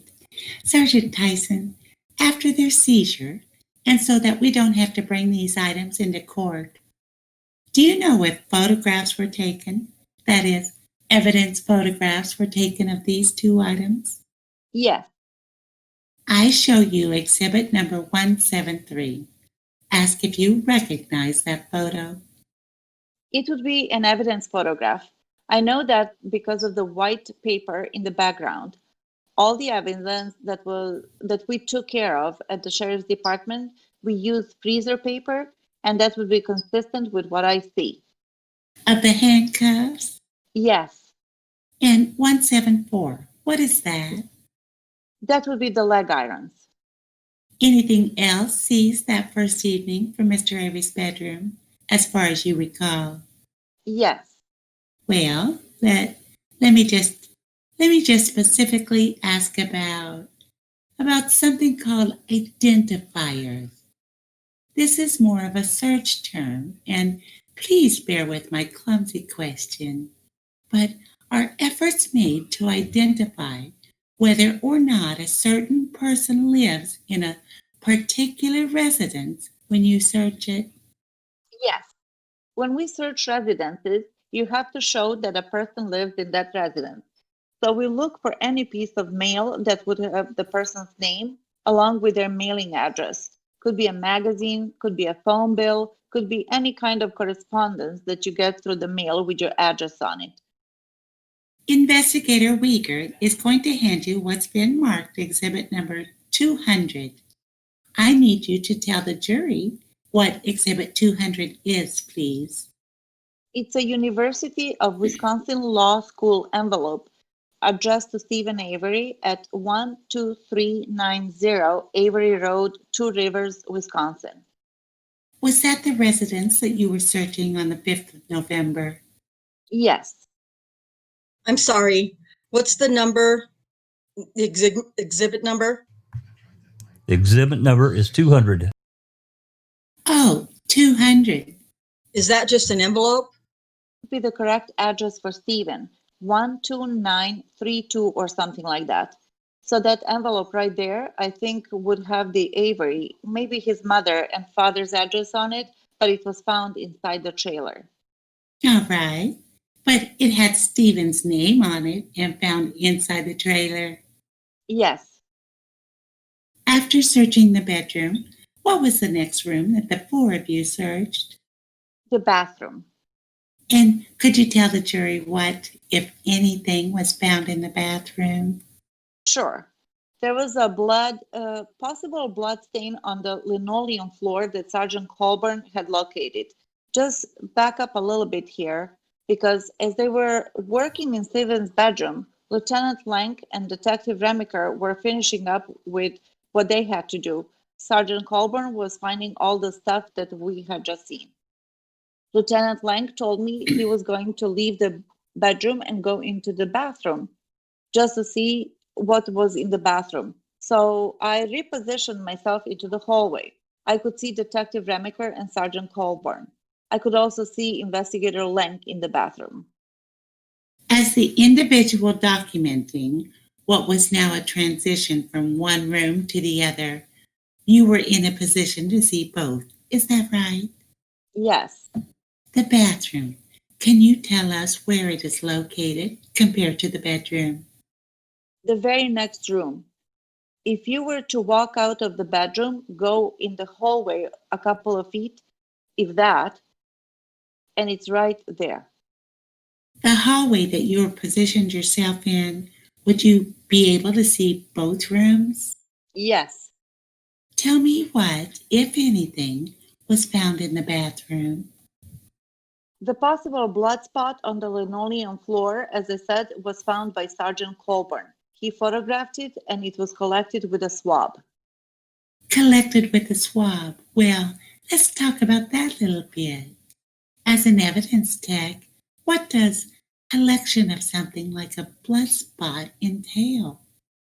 Because it's dried and it's on the floor, what you do is you can use distilled water and use a sterile swab, which is evidence material that we get. You know, they're sealed. You open them up, take the distilled water, you drop 2 or 3 drops of the cotton applicator at the end of the swab. And then you take that swab and you go into the blood stain itself, and you're able to pick up the blood stain by just dampening the end of the sterile swab. Was that done once or more than once in the trailer? There were several swabs that we took inside the trailer.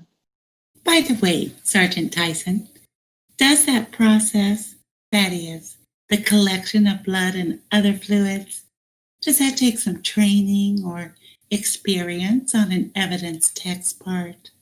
Yes, you have to know certain things. For example, if you have got the distilled water applicator, it cannot touch the cotton swab. You cannot make contact with it. If so, the swab is no good. Your bottle is distilled, throw it out the garbage. It's useless at that point. So you have to have a little bit of training and know exactly what you're doing to avoid possibly tainting the swab. All right. After searching the bathroom, where did you folks go? The bathroom was being searched by Lieutenant Lang, and the bedroom was being completed by Sergeant Colburn and Detective Remker. I had noticed some spots on the door directly behind me, which was an interior-exterior door to go out of the residence. So I drew the attention to Detective Remker and Sergeant Colburn, Investigator Lang, to that area, and they did concentrate their efforts then photographing the door. And swabs were taken of some of the stains that were on that door as well. What did you do then? After that was done, the search then continued and they entered the bedroom, which was the only other bedroom in the residence, and that would be located between living room and the bathroom. That would be called what bedroom did you call that? We refer to it as the spare bedroom. It was used more for, wasn't being slept in. I guess you could say more of a storage room, but there was a bed in the room. All right. After that room was searched and processed, what room was next? Then it was the living room. Were there any prominent items of furniture in the living room? You got your couch, and then there was a computer desk in the room. I'm going to direct your attention to exhibit number 175. Can you tell us what that is, please? That's the computer desk area in the living room. Now, there's a lot to look at in exhibit 175. Can you just generally orient us to what we are looking at, please, using the laser pointer? Sure. He's got his television box on top of there, and here you got your computer and printer. Speak up a little bit. I'm sorry. You have got the television right here. Then you got your computer monitor, printer. Okay, I think the tower was down underneath on it on the floor. All right. I'm going to hand you what's been marked for identification as exhibit number 198. Show that to the jury and tell them what that is. It's a pocket-sized notebook. Detective Remker had located this item, was in one of those drawers inside the desk. He had pulled it out, opened it up to the second page, and this is what he saw. This has already been introduced as exhibit 148. Let me just get to that. Tell us what that reads. It's 920-737-4731. And that's in what color ink, if you know? Green.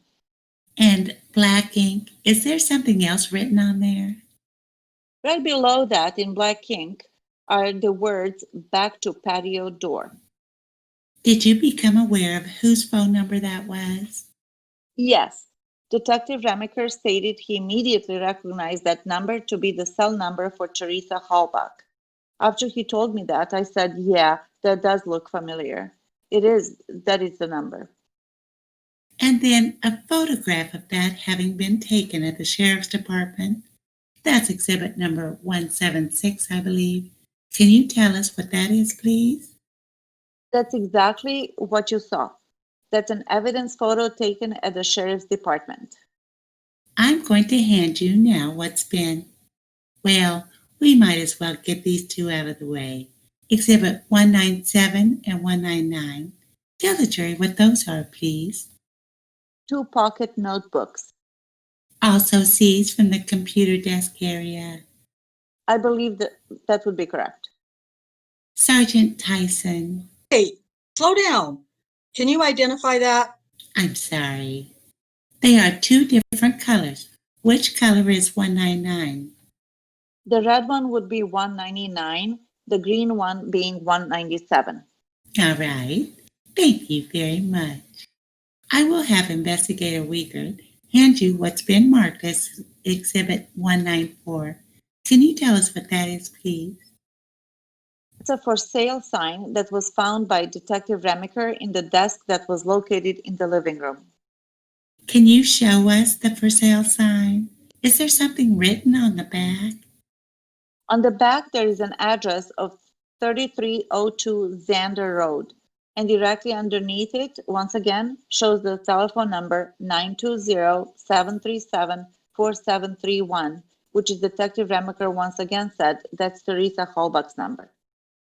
Exhibit 149, which I'm showing now, is already part of the case and has been admitted into evidence. I'm now showing you what's Exhibit 177. What is that? A scene photograph taken by either Colborn or Remiker. And obviously, I think it was pulled out a little bit so you can see what it was, but I think it was in further. I think it was just pulled out and photographed it to show that it was found there. In Exhibit 178, is that a picture of what we saw was the front of the for sale sign? Yes. And 179 would be the back. Is that right? That's correct. Once again, 737-4731 was Teresa Hallbach's telephone number. Is that right? Yes. Now, without going into any details at all, was it readily apparent to you what the address 3302 Xander Road was? No. Sergeant, I'm now going to hand you what's been marked for identification as Exhibit 202. Ask if you can tell us what that is, please. It's an Auto Trader magazine. Where was that found? Detective Remiker located this on top of the computer desk in the living room. Is it open to a particular page? Yes, page 114. And does that have any significance, or does it just happen to be open to that page? I guess I'm not exactly sure what the significance is. That's fine. The exhibit number 150, this is already in evidence.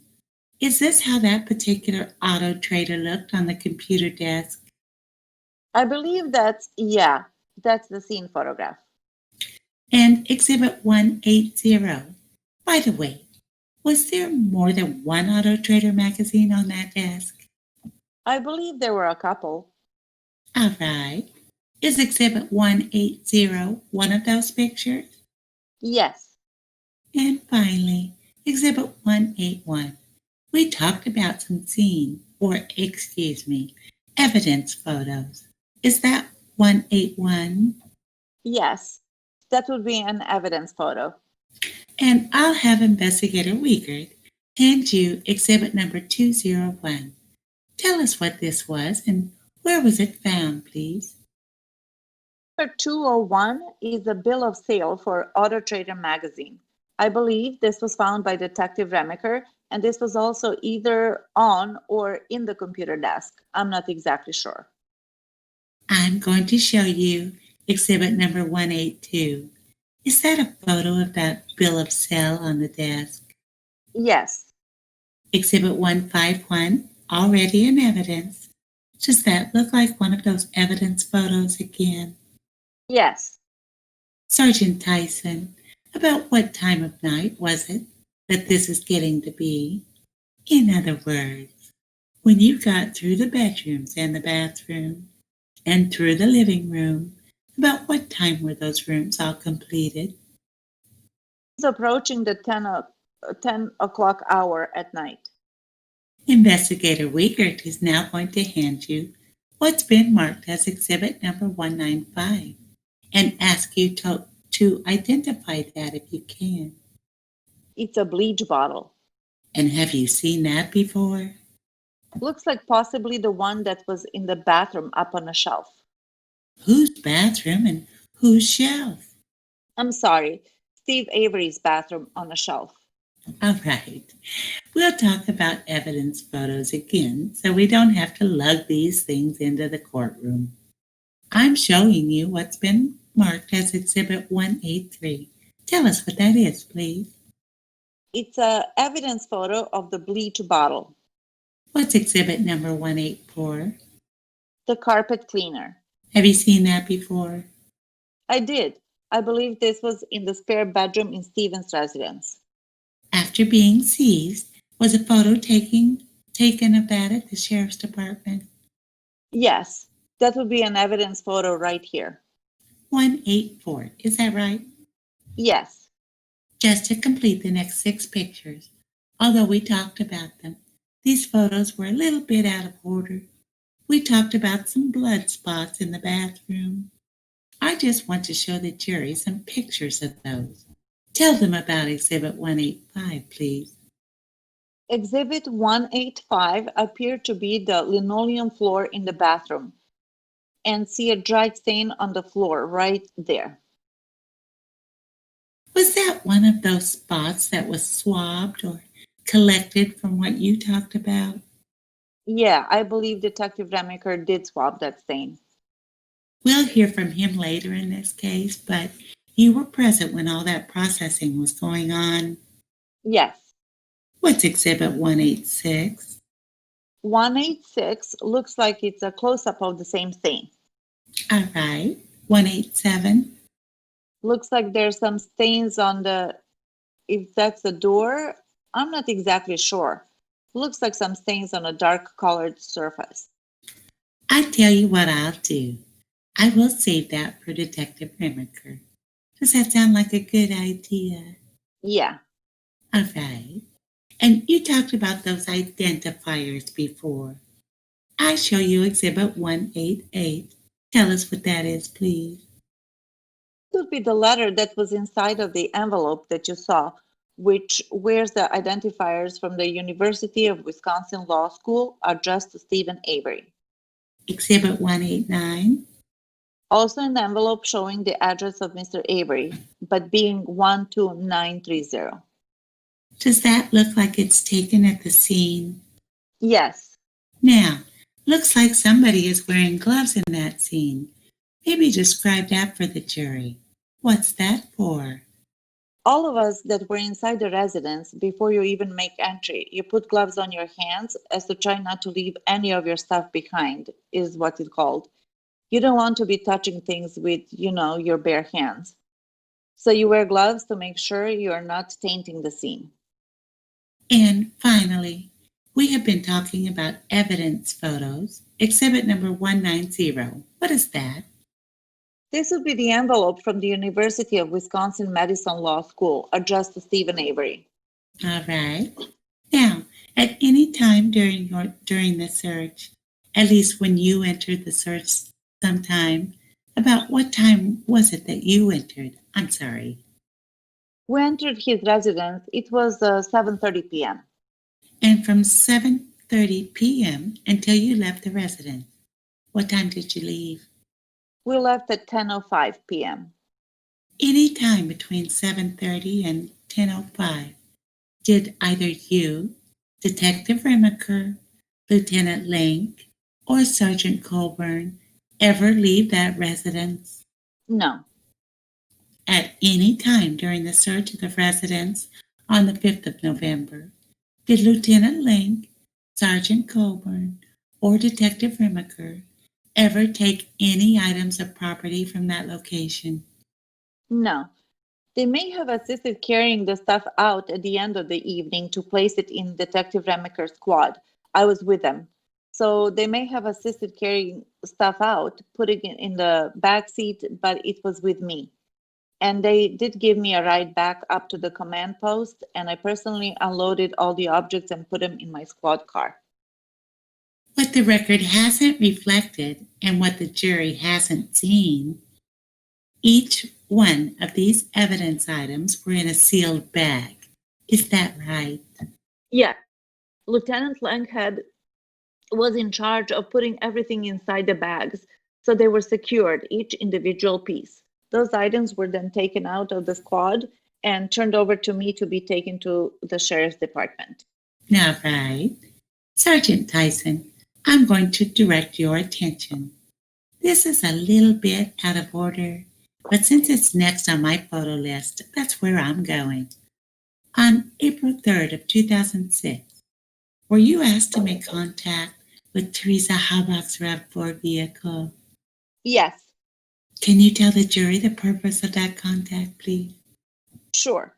Investigator Wiegert and Agent Fassbender requested that Deputy Hawkins and myself go out to Teresa's vehicle was. They wished for us to do DNA swabs of the driver's door, the passenger door. They wanted a swab done of the hood latch to the vehicle as well as the battery cables under the hood. All right. And DNA swabs. What exactly is that? What are you talking about? Pretty much the same as swabbing for blood, only you can't see anything. You're looking for any type of DNA, be it skin cells or any kind of sweat, anything that's DNA. So what we're doing is kind of the same procedure. We're taking distilled water, dropping it at the end of the cotton swabs. And you just swab the area to hopefully pick up DNA if it's there. Okay. We're going to hear from the analyst that is on the other side of that process. But did you, in fact, do that on the 3rd of April? Yes. We're going to have Investigator Wiegert have marked actually a package. I'm not going to have it opened, but we'll have the package marked. What's the number? 205. He's going to hand you exhibit number 205. Can you tell us what that is, please? Number 205 is the actual swab containing possible DNA evidence that was taken from the hood latch of Teresa Halbach's vehicle on April 3rd. Can you tell us where a hood latch is, especially on a RAV4? It's right underneath the hood itself. You pop the hood latch thing inside and you have to undo it. Pop the hood latch thing inside. That sounds like a law enforcement term. What are you talking about? You have to go inside the vehicle to release the hood latch so you can get in to manipulate the actual hood latch lever to get the hood open. I'm going to show you exhibit number 191. Tell us what we're looking at here. Looks like the front of Teresa Halbach's vehicle. And 192 is a close-up of something. What is that? The hood latch. And using your laser pointer, can you tell the jury what you did on April 3rd with exhibit or what's depicted in exhibit 192? Sure. This area right here would be the releasing mechanism for the hood latch. So what I had done is took my swab, placed some distilled water on it, and I swabbed the front and back of this piece right here. Now, To get at that particular release level or that latch, how do you do that? You have to go into the vehicle, pull the release, and once the hood goes up a little bit, you're able to get in there and make the hood go up To get in where? to that area. Do you have to reach inside or something? Yes, you have to go in between the hood and the frame to release the lever and make the hood go up. What time did you finish your search of Mr. Avery's trailer? On November 5th, Yes, I'm sorry. 10:05 p.m. And after 10:05 p.m., then were you given any further responsibilities at the Avery salvage property? After it cleared, we went back to the command center. I offloaded all the evidence that was seized out of Stevens' trailer, secured it into my squad car, made contact with Agent Fassbender and Investigator Wiegert, and told to transport it back to the sheriff's department and to be back at the scene the next morning for further instructions. Kind of a long day. Yes.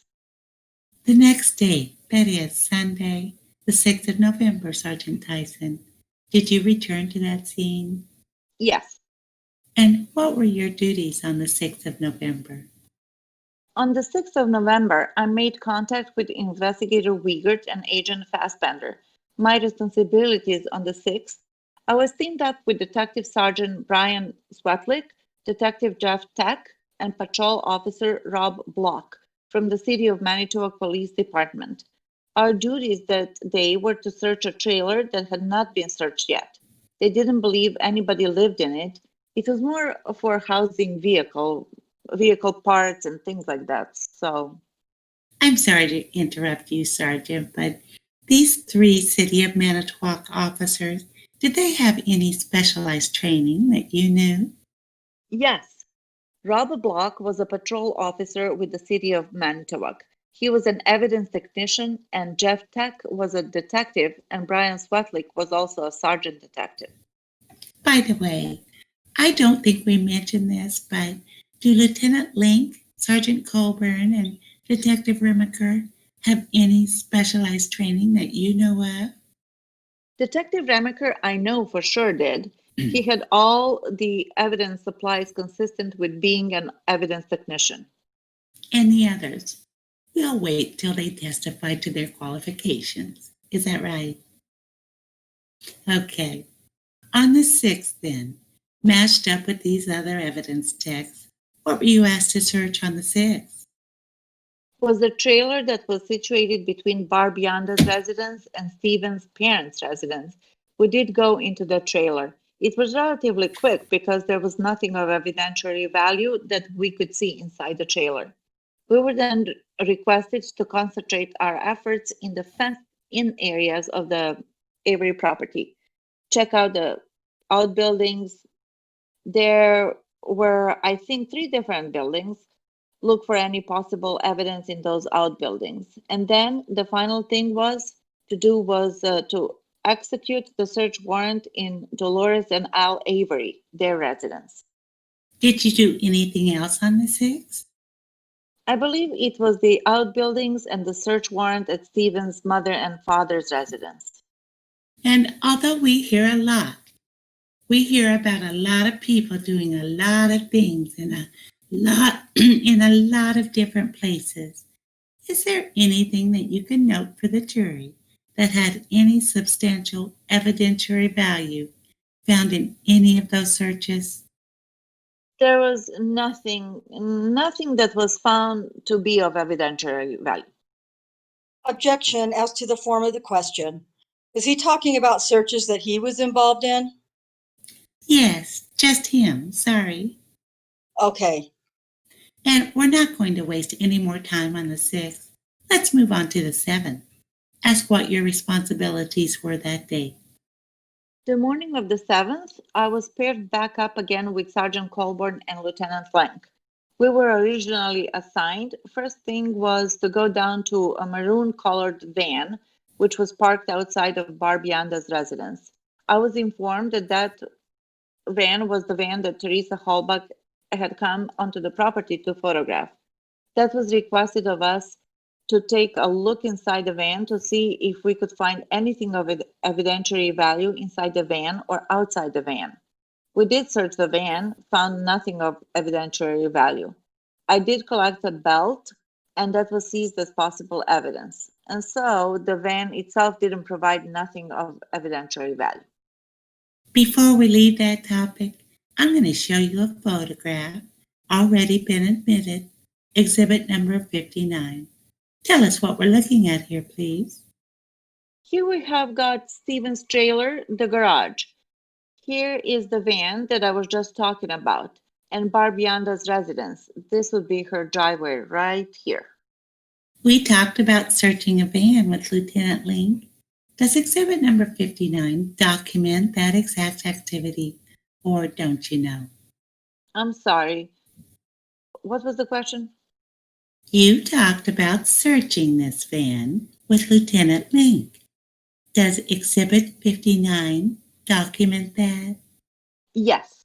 This shows the van, shows the door being open. There's me and there's Mr. Linn. All right. What were your next duties on the 7th? After we were finished with that, it was my understanding, although I didn't see it, apparently the fire department had been called out to the scene. They were going through the junkyard, I think the day before, using their equipment to pry open all the trunks and all the vehicles in the junkyard. So on the morning of the 7th, our responsibility was to find any remaining vehicles that did not have the trunk popped by the fire department. And if we located those vehicles, our responsibility was to open the trunk areas of all those vehicles. Who did you do that with? Lieutenant Linn and Sergeant Colburn. Did you do all those things? Yes, we found numerous vehicles that were not taken care of, so we did use crowbars wherever necessary to get them trunk lids open. Did you find anything in any of those vehicles? No. By the way, the three of you didn't plant any blood while you were doing that, did you? No. All right. What else did the three of you do that day? I'm trying to think. After I think we did all the trunks, we were then requested to go through the houses and collect firearms from any of the houses that still had firearms in them.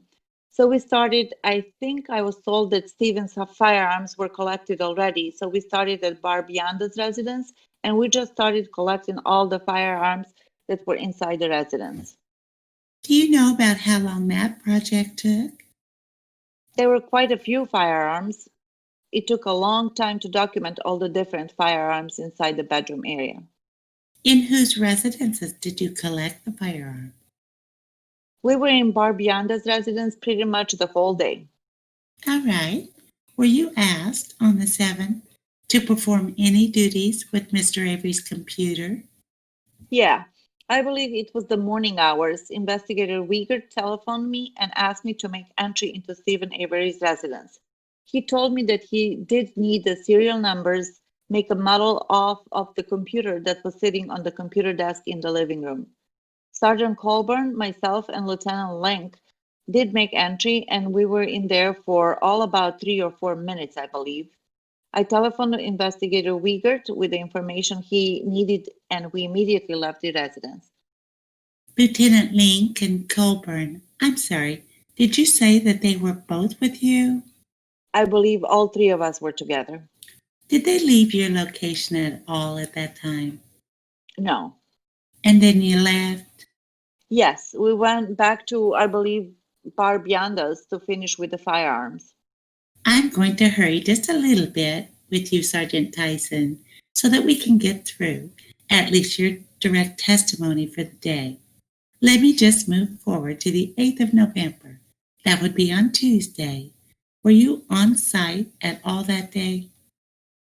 I didn't go out to the scene on the morning hours of the 8th. My responsibilities were at the Calumet County Sheriff's Department, taking care of all the evidence that had been collected over the course of the past 2 days.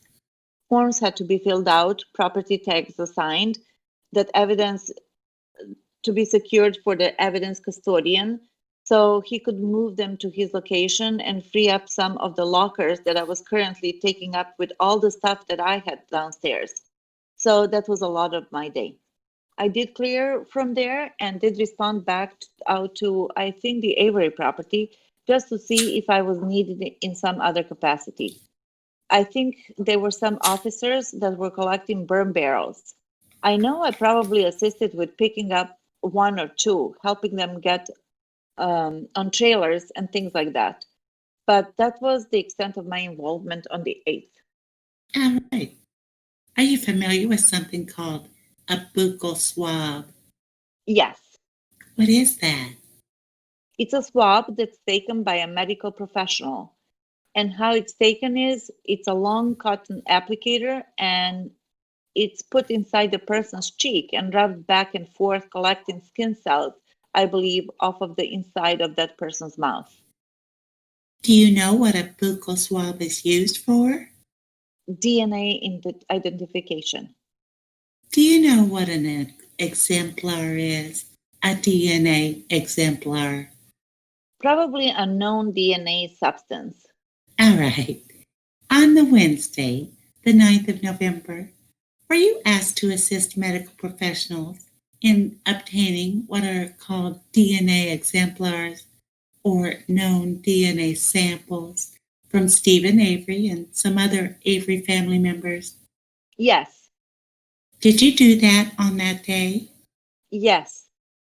Now, were you just asked and were there search warrants just for Stephen Avery's DNA, or were there others that were involved as well? There were others. In the morning of the 9th, I think Sergeant Fassbender and Investigator Wiegert, they told me that they needed me to go up to the Aurora Medical Clinic in Two Rivers. They explained that there were search warrants for Stephen Avery, Bobby Dassey, Chuck Avery, Ertl Avery, Dolores Avery, Barb Yanda. They said each would be transported to the Aurora Clinic in Two Rivers, and then my responsibility would be to photograph any injuries that they may have had and to collect all buccal swabs taken by the registered nurse. Did you do that? Yes. Regarding Stephen Avery, the defendant, do you see him seated in the courtroom here today? Yes. Were you present, Sergeant Tyson, when a physical examination was performed of Stephen Avery on the 9th of November? Yes. And were you able to observe any injuries, specifically any injuries to Mr. Avery's right hand? Yes. I'm going to show you what's been marked for identification as exhibit number 193. Tell us what that is, please. We were measuring the cut here to his finger, right there. That's just a close-up. Was this photo taken by you? Is that right? Yes. Who is assisting you in that process? Faye Frisch. She would be the registered nurse at Aurora Medical Clinic, and the medical director, Dr. Laura Vogel-Schwartz, was also present in the room, and I think the two investigators assigned to Mr. Avery were also present. I'm sure we'll hear from Ms. Frisch, but do you recall where this cut, that is, that we're seeing on exhibit 193, was located? It's like it's in his middle finger. Okay. We see it here in the photos, but was it visible to you, to the naked eye? Yes. Sergeant Tyson, the next day, that is, on the 10th of November, do you recall if you had any responsibilities in this investigation? On the 10th, I believe I responded out to the Avery property. State Patrol, I think, had hundreds of State Patrol officers canvassing the quarries and the surrounding area. I was sent out when they found something down in the quarry areas just to see if I could identify what it was. Nothing of evidentiary value was found. All right. On the 12th, then, that would be Saturday. Were you asked to perform one final responsibility at that location? Yeah. Sheriff Jerry Pagel instructed me to grab a camcorder and to go through every single residence of the property to show the condition of which we were leaving the property before we released the scene back to the family. Did you do that? Yes, I was with Corrections Officer Larry Schroeder at the time. Very briefly, Sergeant Tyson, we talked about the 9th of December and the execution of a search warrant where you seized a bookcase. Did you also return to the Avery property on March 1st and 2nd of 2006? Yes. Did you participate in the execution of yet another search warrant at the Avery residence? That is, his trailer? Yes. During March 1st and 2nd, who was in charge of the evidence documentation and seizure inside of Mr. Avery's trailer? We had the investigator Wendy Baldwin taking notes, and patrolman Rick Reimer was an evidence technician in our department. Him and myself were doing most of the searching. She was documenting all evidence that was recovered by Deputy Reimer and taken out to the secured trailer, which was parked in the driveway. All right. My last area of inquiry, Sergeant Tyson, has to do with human remains or other kinds of materials. Were you asked to participate not only with other law enforcement officers, but with a forensic anthropologist in sifting and sorting some ashes and remains? Yes. On December 20th of 2005, I did go down to the Wisconsin Crime Lab with Investigator Dietering to assist numerous Department of Correction or Department of Criminal Investigation agents there. Deputy Reimer was there, and we sorted through contents of burned barrels. And I think later in April, the following year, I think we had April 11th, I believe it was, I did assist at the Sheriff's Department, and the Wisconsin Crime Lab was at our facility. We had stations out in the garage behind our department, and we had gone through a lot of materials burnt. Sergeant Tyson, on November 5th of 2005, and in fact that entire week that you worked specifically with Lieutenant Link and Sergeant Colburn, did you witness anything from either one of those law enforcement professionals that in any way questioned either their reliability or their ability to perform their law enforcement duties on that scene? No. Judge, I'm going to move for the admissions of Exhibit 163 through 205, with the exceptions of Exhibit 164, 165, 187, and I think that's it. Those were the three that this officer was unable to identify. The rest, I believe, he has and would move their admission at this time. Any objection to the admission of those exhibits? No objection. All right, the exhibits are listed. Then, Mr. Kratz will be admitted.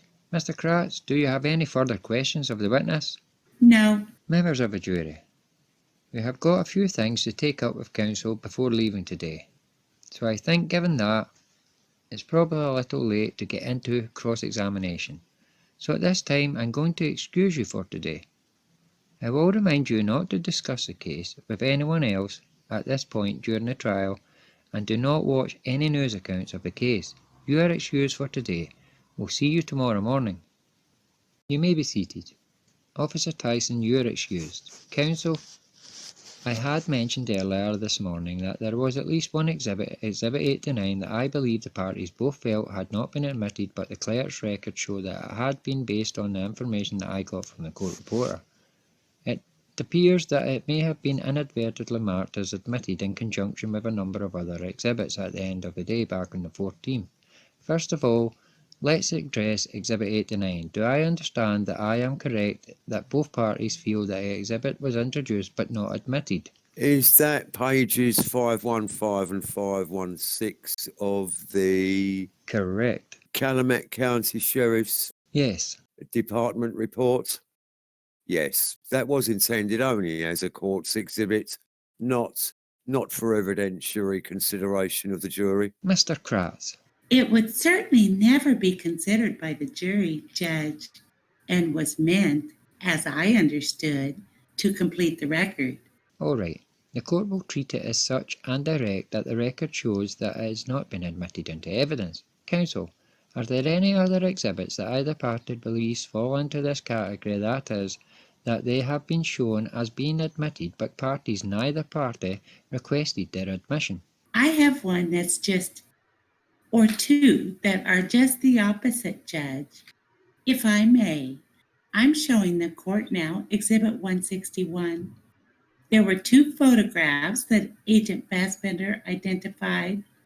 One is Exhibit 161, and the next is Exhibit 162. I asked the clerk to please mark, and for whatever reason, that didn't occur.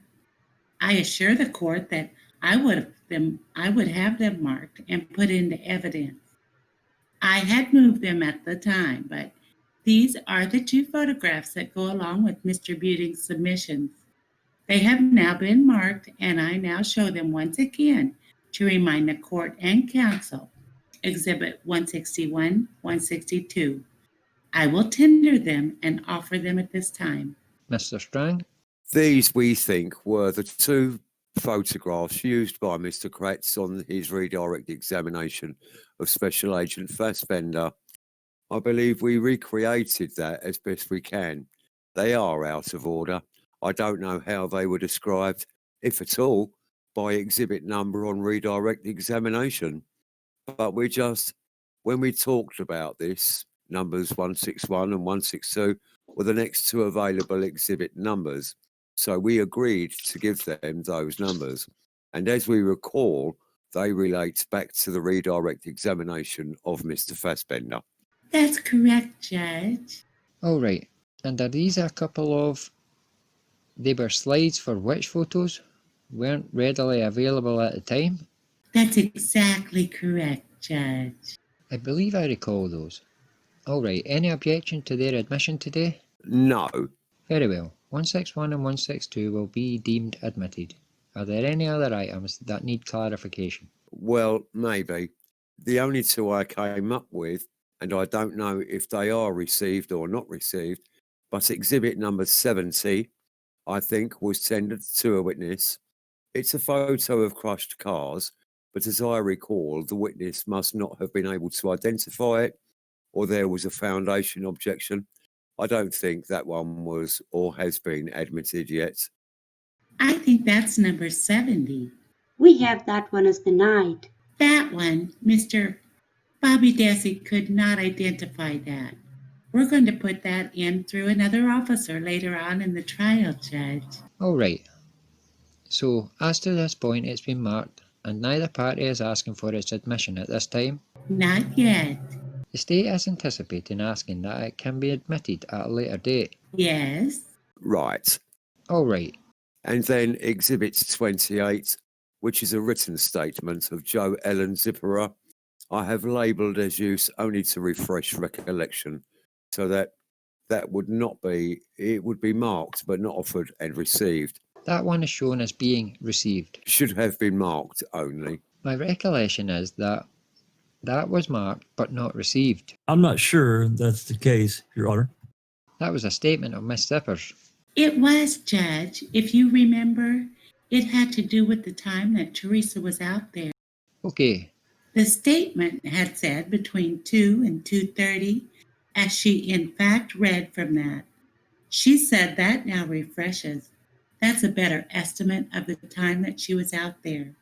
In fact, it's a much more recorded recollection than that. That was just used to refresh recollection. And it undoubtedly is not going to go back to the jury, because I'm sure you're not going to send written statements back, but it was offered and it should be received. I don't think so. Whether it's something used to refresh recollection under section 906.12, or whether it's actually a past recollection recorded under 90803, maybe, if memory serves. I think either way, the document doesn't come into evidence. What does is the testimony, either refreshed recollection or the reading of the past recollection recorded. I think it can only get in if she's unable to refresh her memory from it. but which is not what I understand her testimony to be. Correct. If she was unable to, it could come in as a prior inconsistent statement under 90613 or conceivably. Yeah, 908(3)-5 says, a record concerning a matter about which a witness once had knowledge but now has insufficient recollection to enable the witness to testify fully and accurately, but if it is refreshed her memory, then it doesn't fall into that one. Right. I'm never going to ask that it go to the jury, so this is just fine. That's fine from this standpoint. That's just fine. My recollection is that it was marked, but I don't remember it being admitted, and my suspicion is that it may have been marked as admitted under one of these globals. Does anybody have any objection to admitting a whole bunch of exhibits? And the real issue is it oughtn't go to the jury.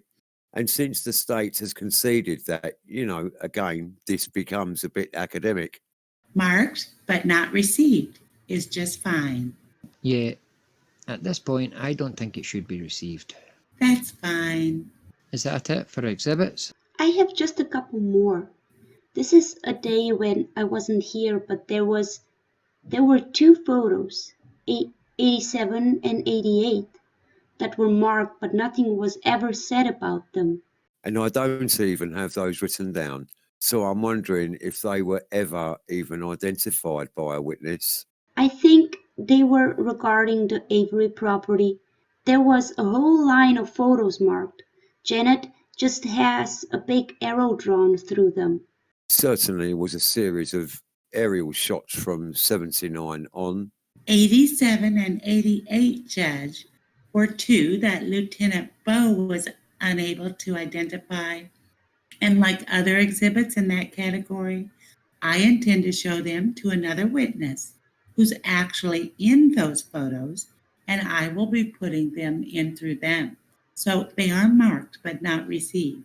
So they are properly noted as not received at this point? And then there's just one, I'm sorry, there's just one other section, 142 through 151, which were from Friday. And I know a lot of those were duplicates from Friday. There's a sign in, sign out log, car crusher, checkpoint, photos in the RAV4, the aluminum smelter photo, some more sign-in sheets. Those have been marked, but not yet admitted. Right. And I believe the state still has witnesses to come that will identify those. I offered 148, 149, 150, and 151 at the time.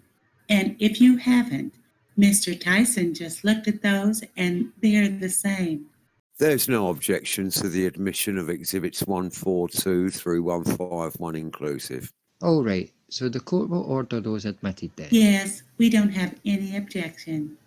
I just have one more photo marked as 158 that will get in through Mr. Hammerall, actually, who is yet to come. That's it. Marked, but not admitted. I also want to note for the record that this afternoon there was two sidebar conferences. The first one was at about 2:19. Mr. Kratz asked the court at that time, I think, to take a break in order to permit the marking of a series of exhibits that were introduced through Officer Tyson, and I indicated I preferred to proceed with more testimony before the break. That was the extent of what happened then. Counsel, is that your understanding or recollection of what the sidebar was? Yes. That's mine too. And then there was the second one after the break this afternoon when counsel approached and raised some issues with the court concerning objections of Mr. Buting had made before that about photos being discussed without dates attributed to them. And I indicated that parties, if there was any dispute about that date a photo was taken, that the defence had the right to have the information presented to the jury so that the jury could fully assess the prohibitive value of whether it was in the photo. And I believe that was the extent of the sidebar. That's right, Judge. And I think from that point forward, I did that, and it was a legitimate point, and I hope I covered it from that point. Mr. Buting, is that your recollection? That is correct, Judge. Very well. Is there anything else that either party wishes to take up today outside the presence of a jury before we resume tomorrow? Has the court had any response to other matter that was... Oh, Not yet. I'm looking for one exhibit, 189, Your Honour. It's a photo of an envelope that should be in there. Is the envelope itself something? That's on the desk. That's to something. That's a different envelope. 189 was the envelope. It's a photo of an envelope. The photo I'm talking about is Federal Defender Services of Wisconsin. I understand that. It's a photo of an envelope. So the actual envelope is not here. We aren't offering. Just a second, Diane. Yes. We're off the record right now. I'm going to ask you to try to follow that. All right, let's go back on the record. Mr. Strang, you raised a question about Exhibit 189. I did. And I just was curious about the postmark date of that letter because it's from Federal Defender Services of Wisconsin, which I had run for 5 years and was one of the 3 offices that I ran. But I don't know why it would be an issue in any event. But the postmark is about 2 months after I left that office. So I just can't imagine that there's any issue. All right, anything further today? Just that I think, briefly, we need to meet in chambers. We may have something in our office. All right, we'll see you in a few minutes. Thank you.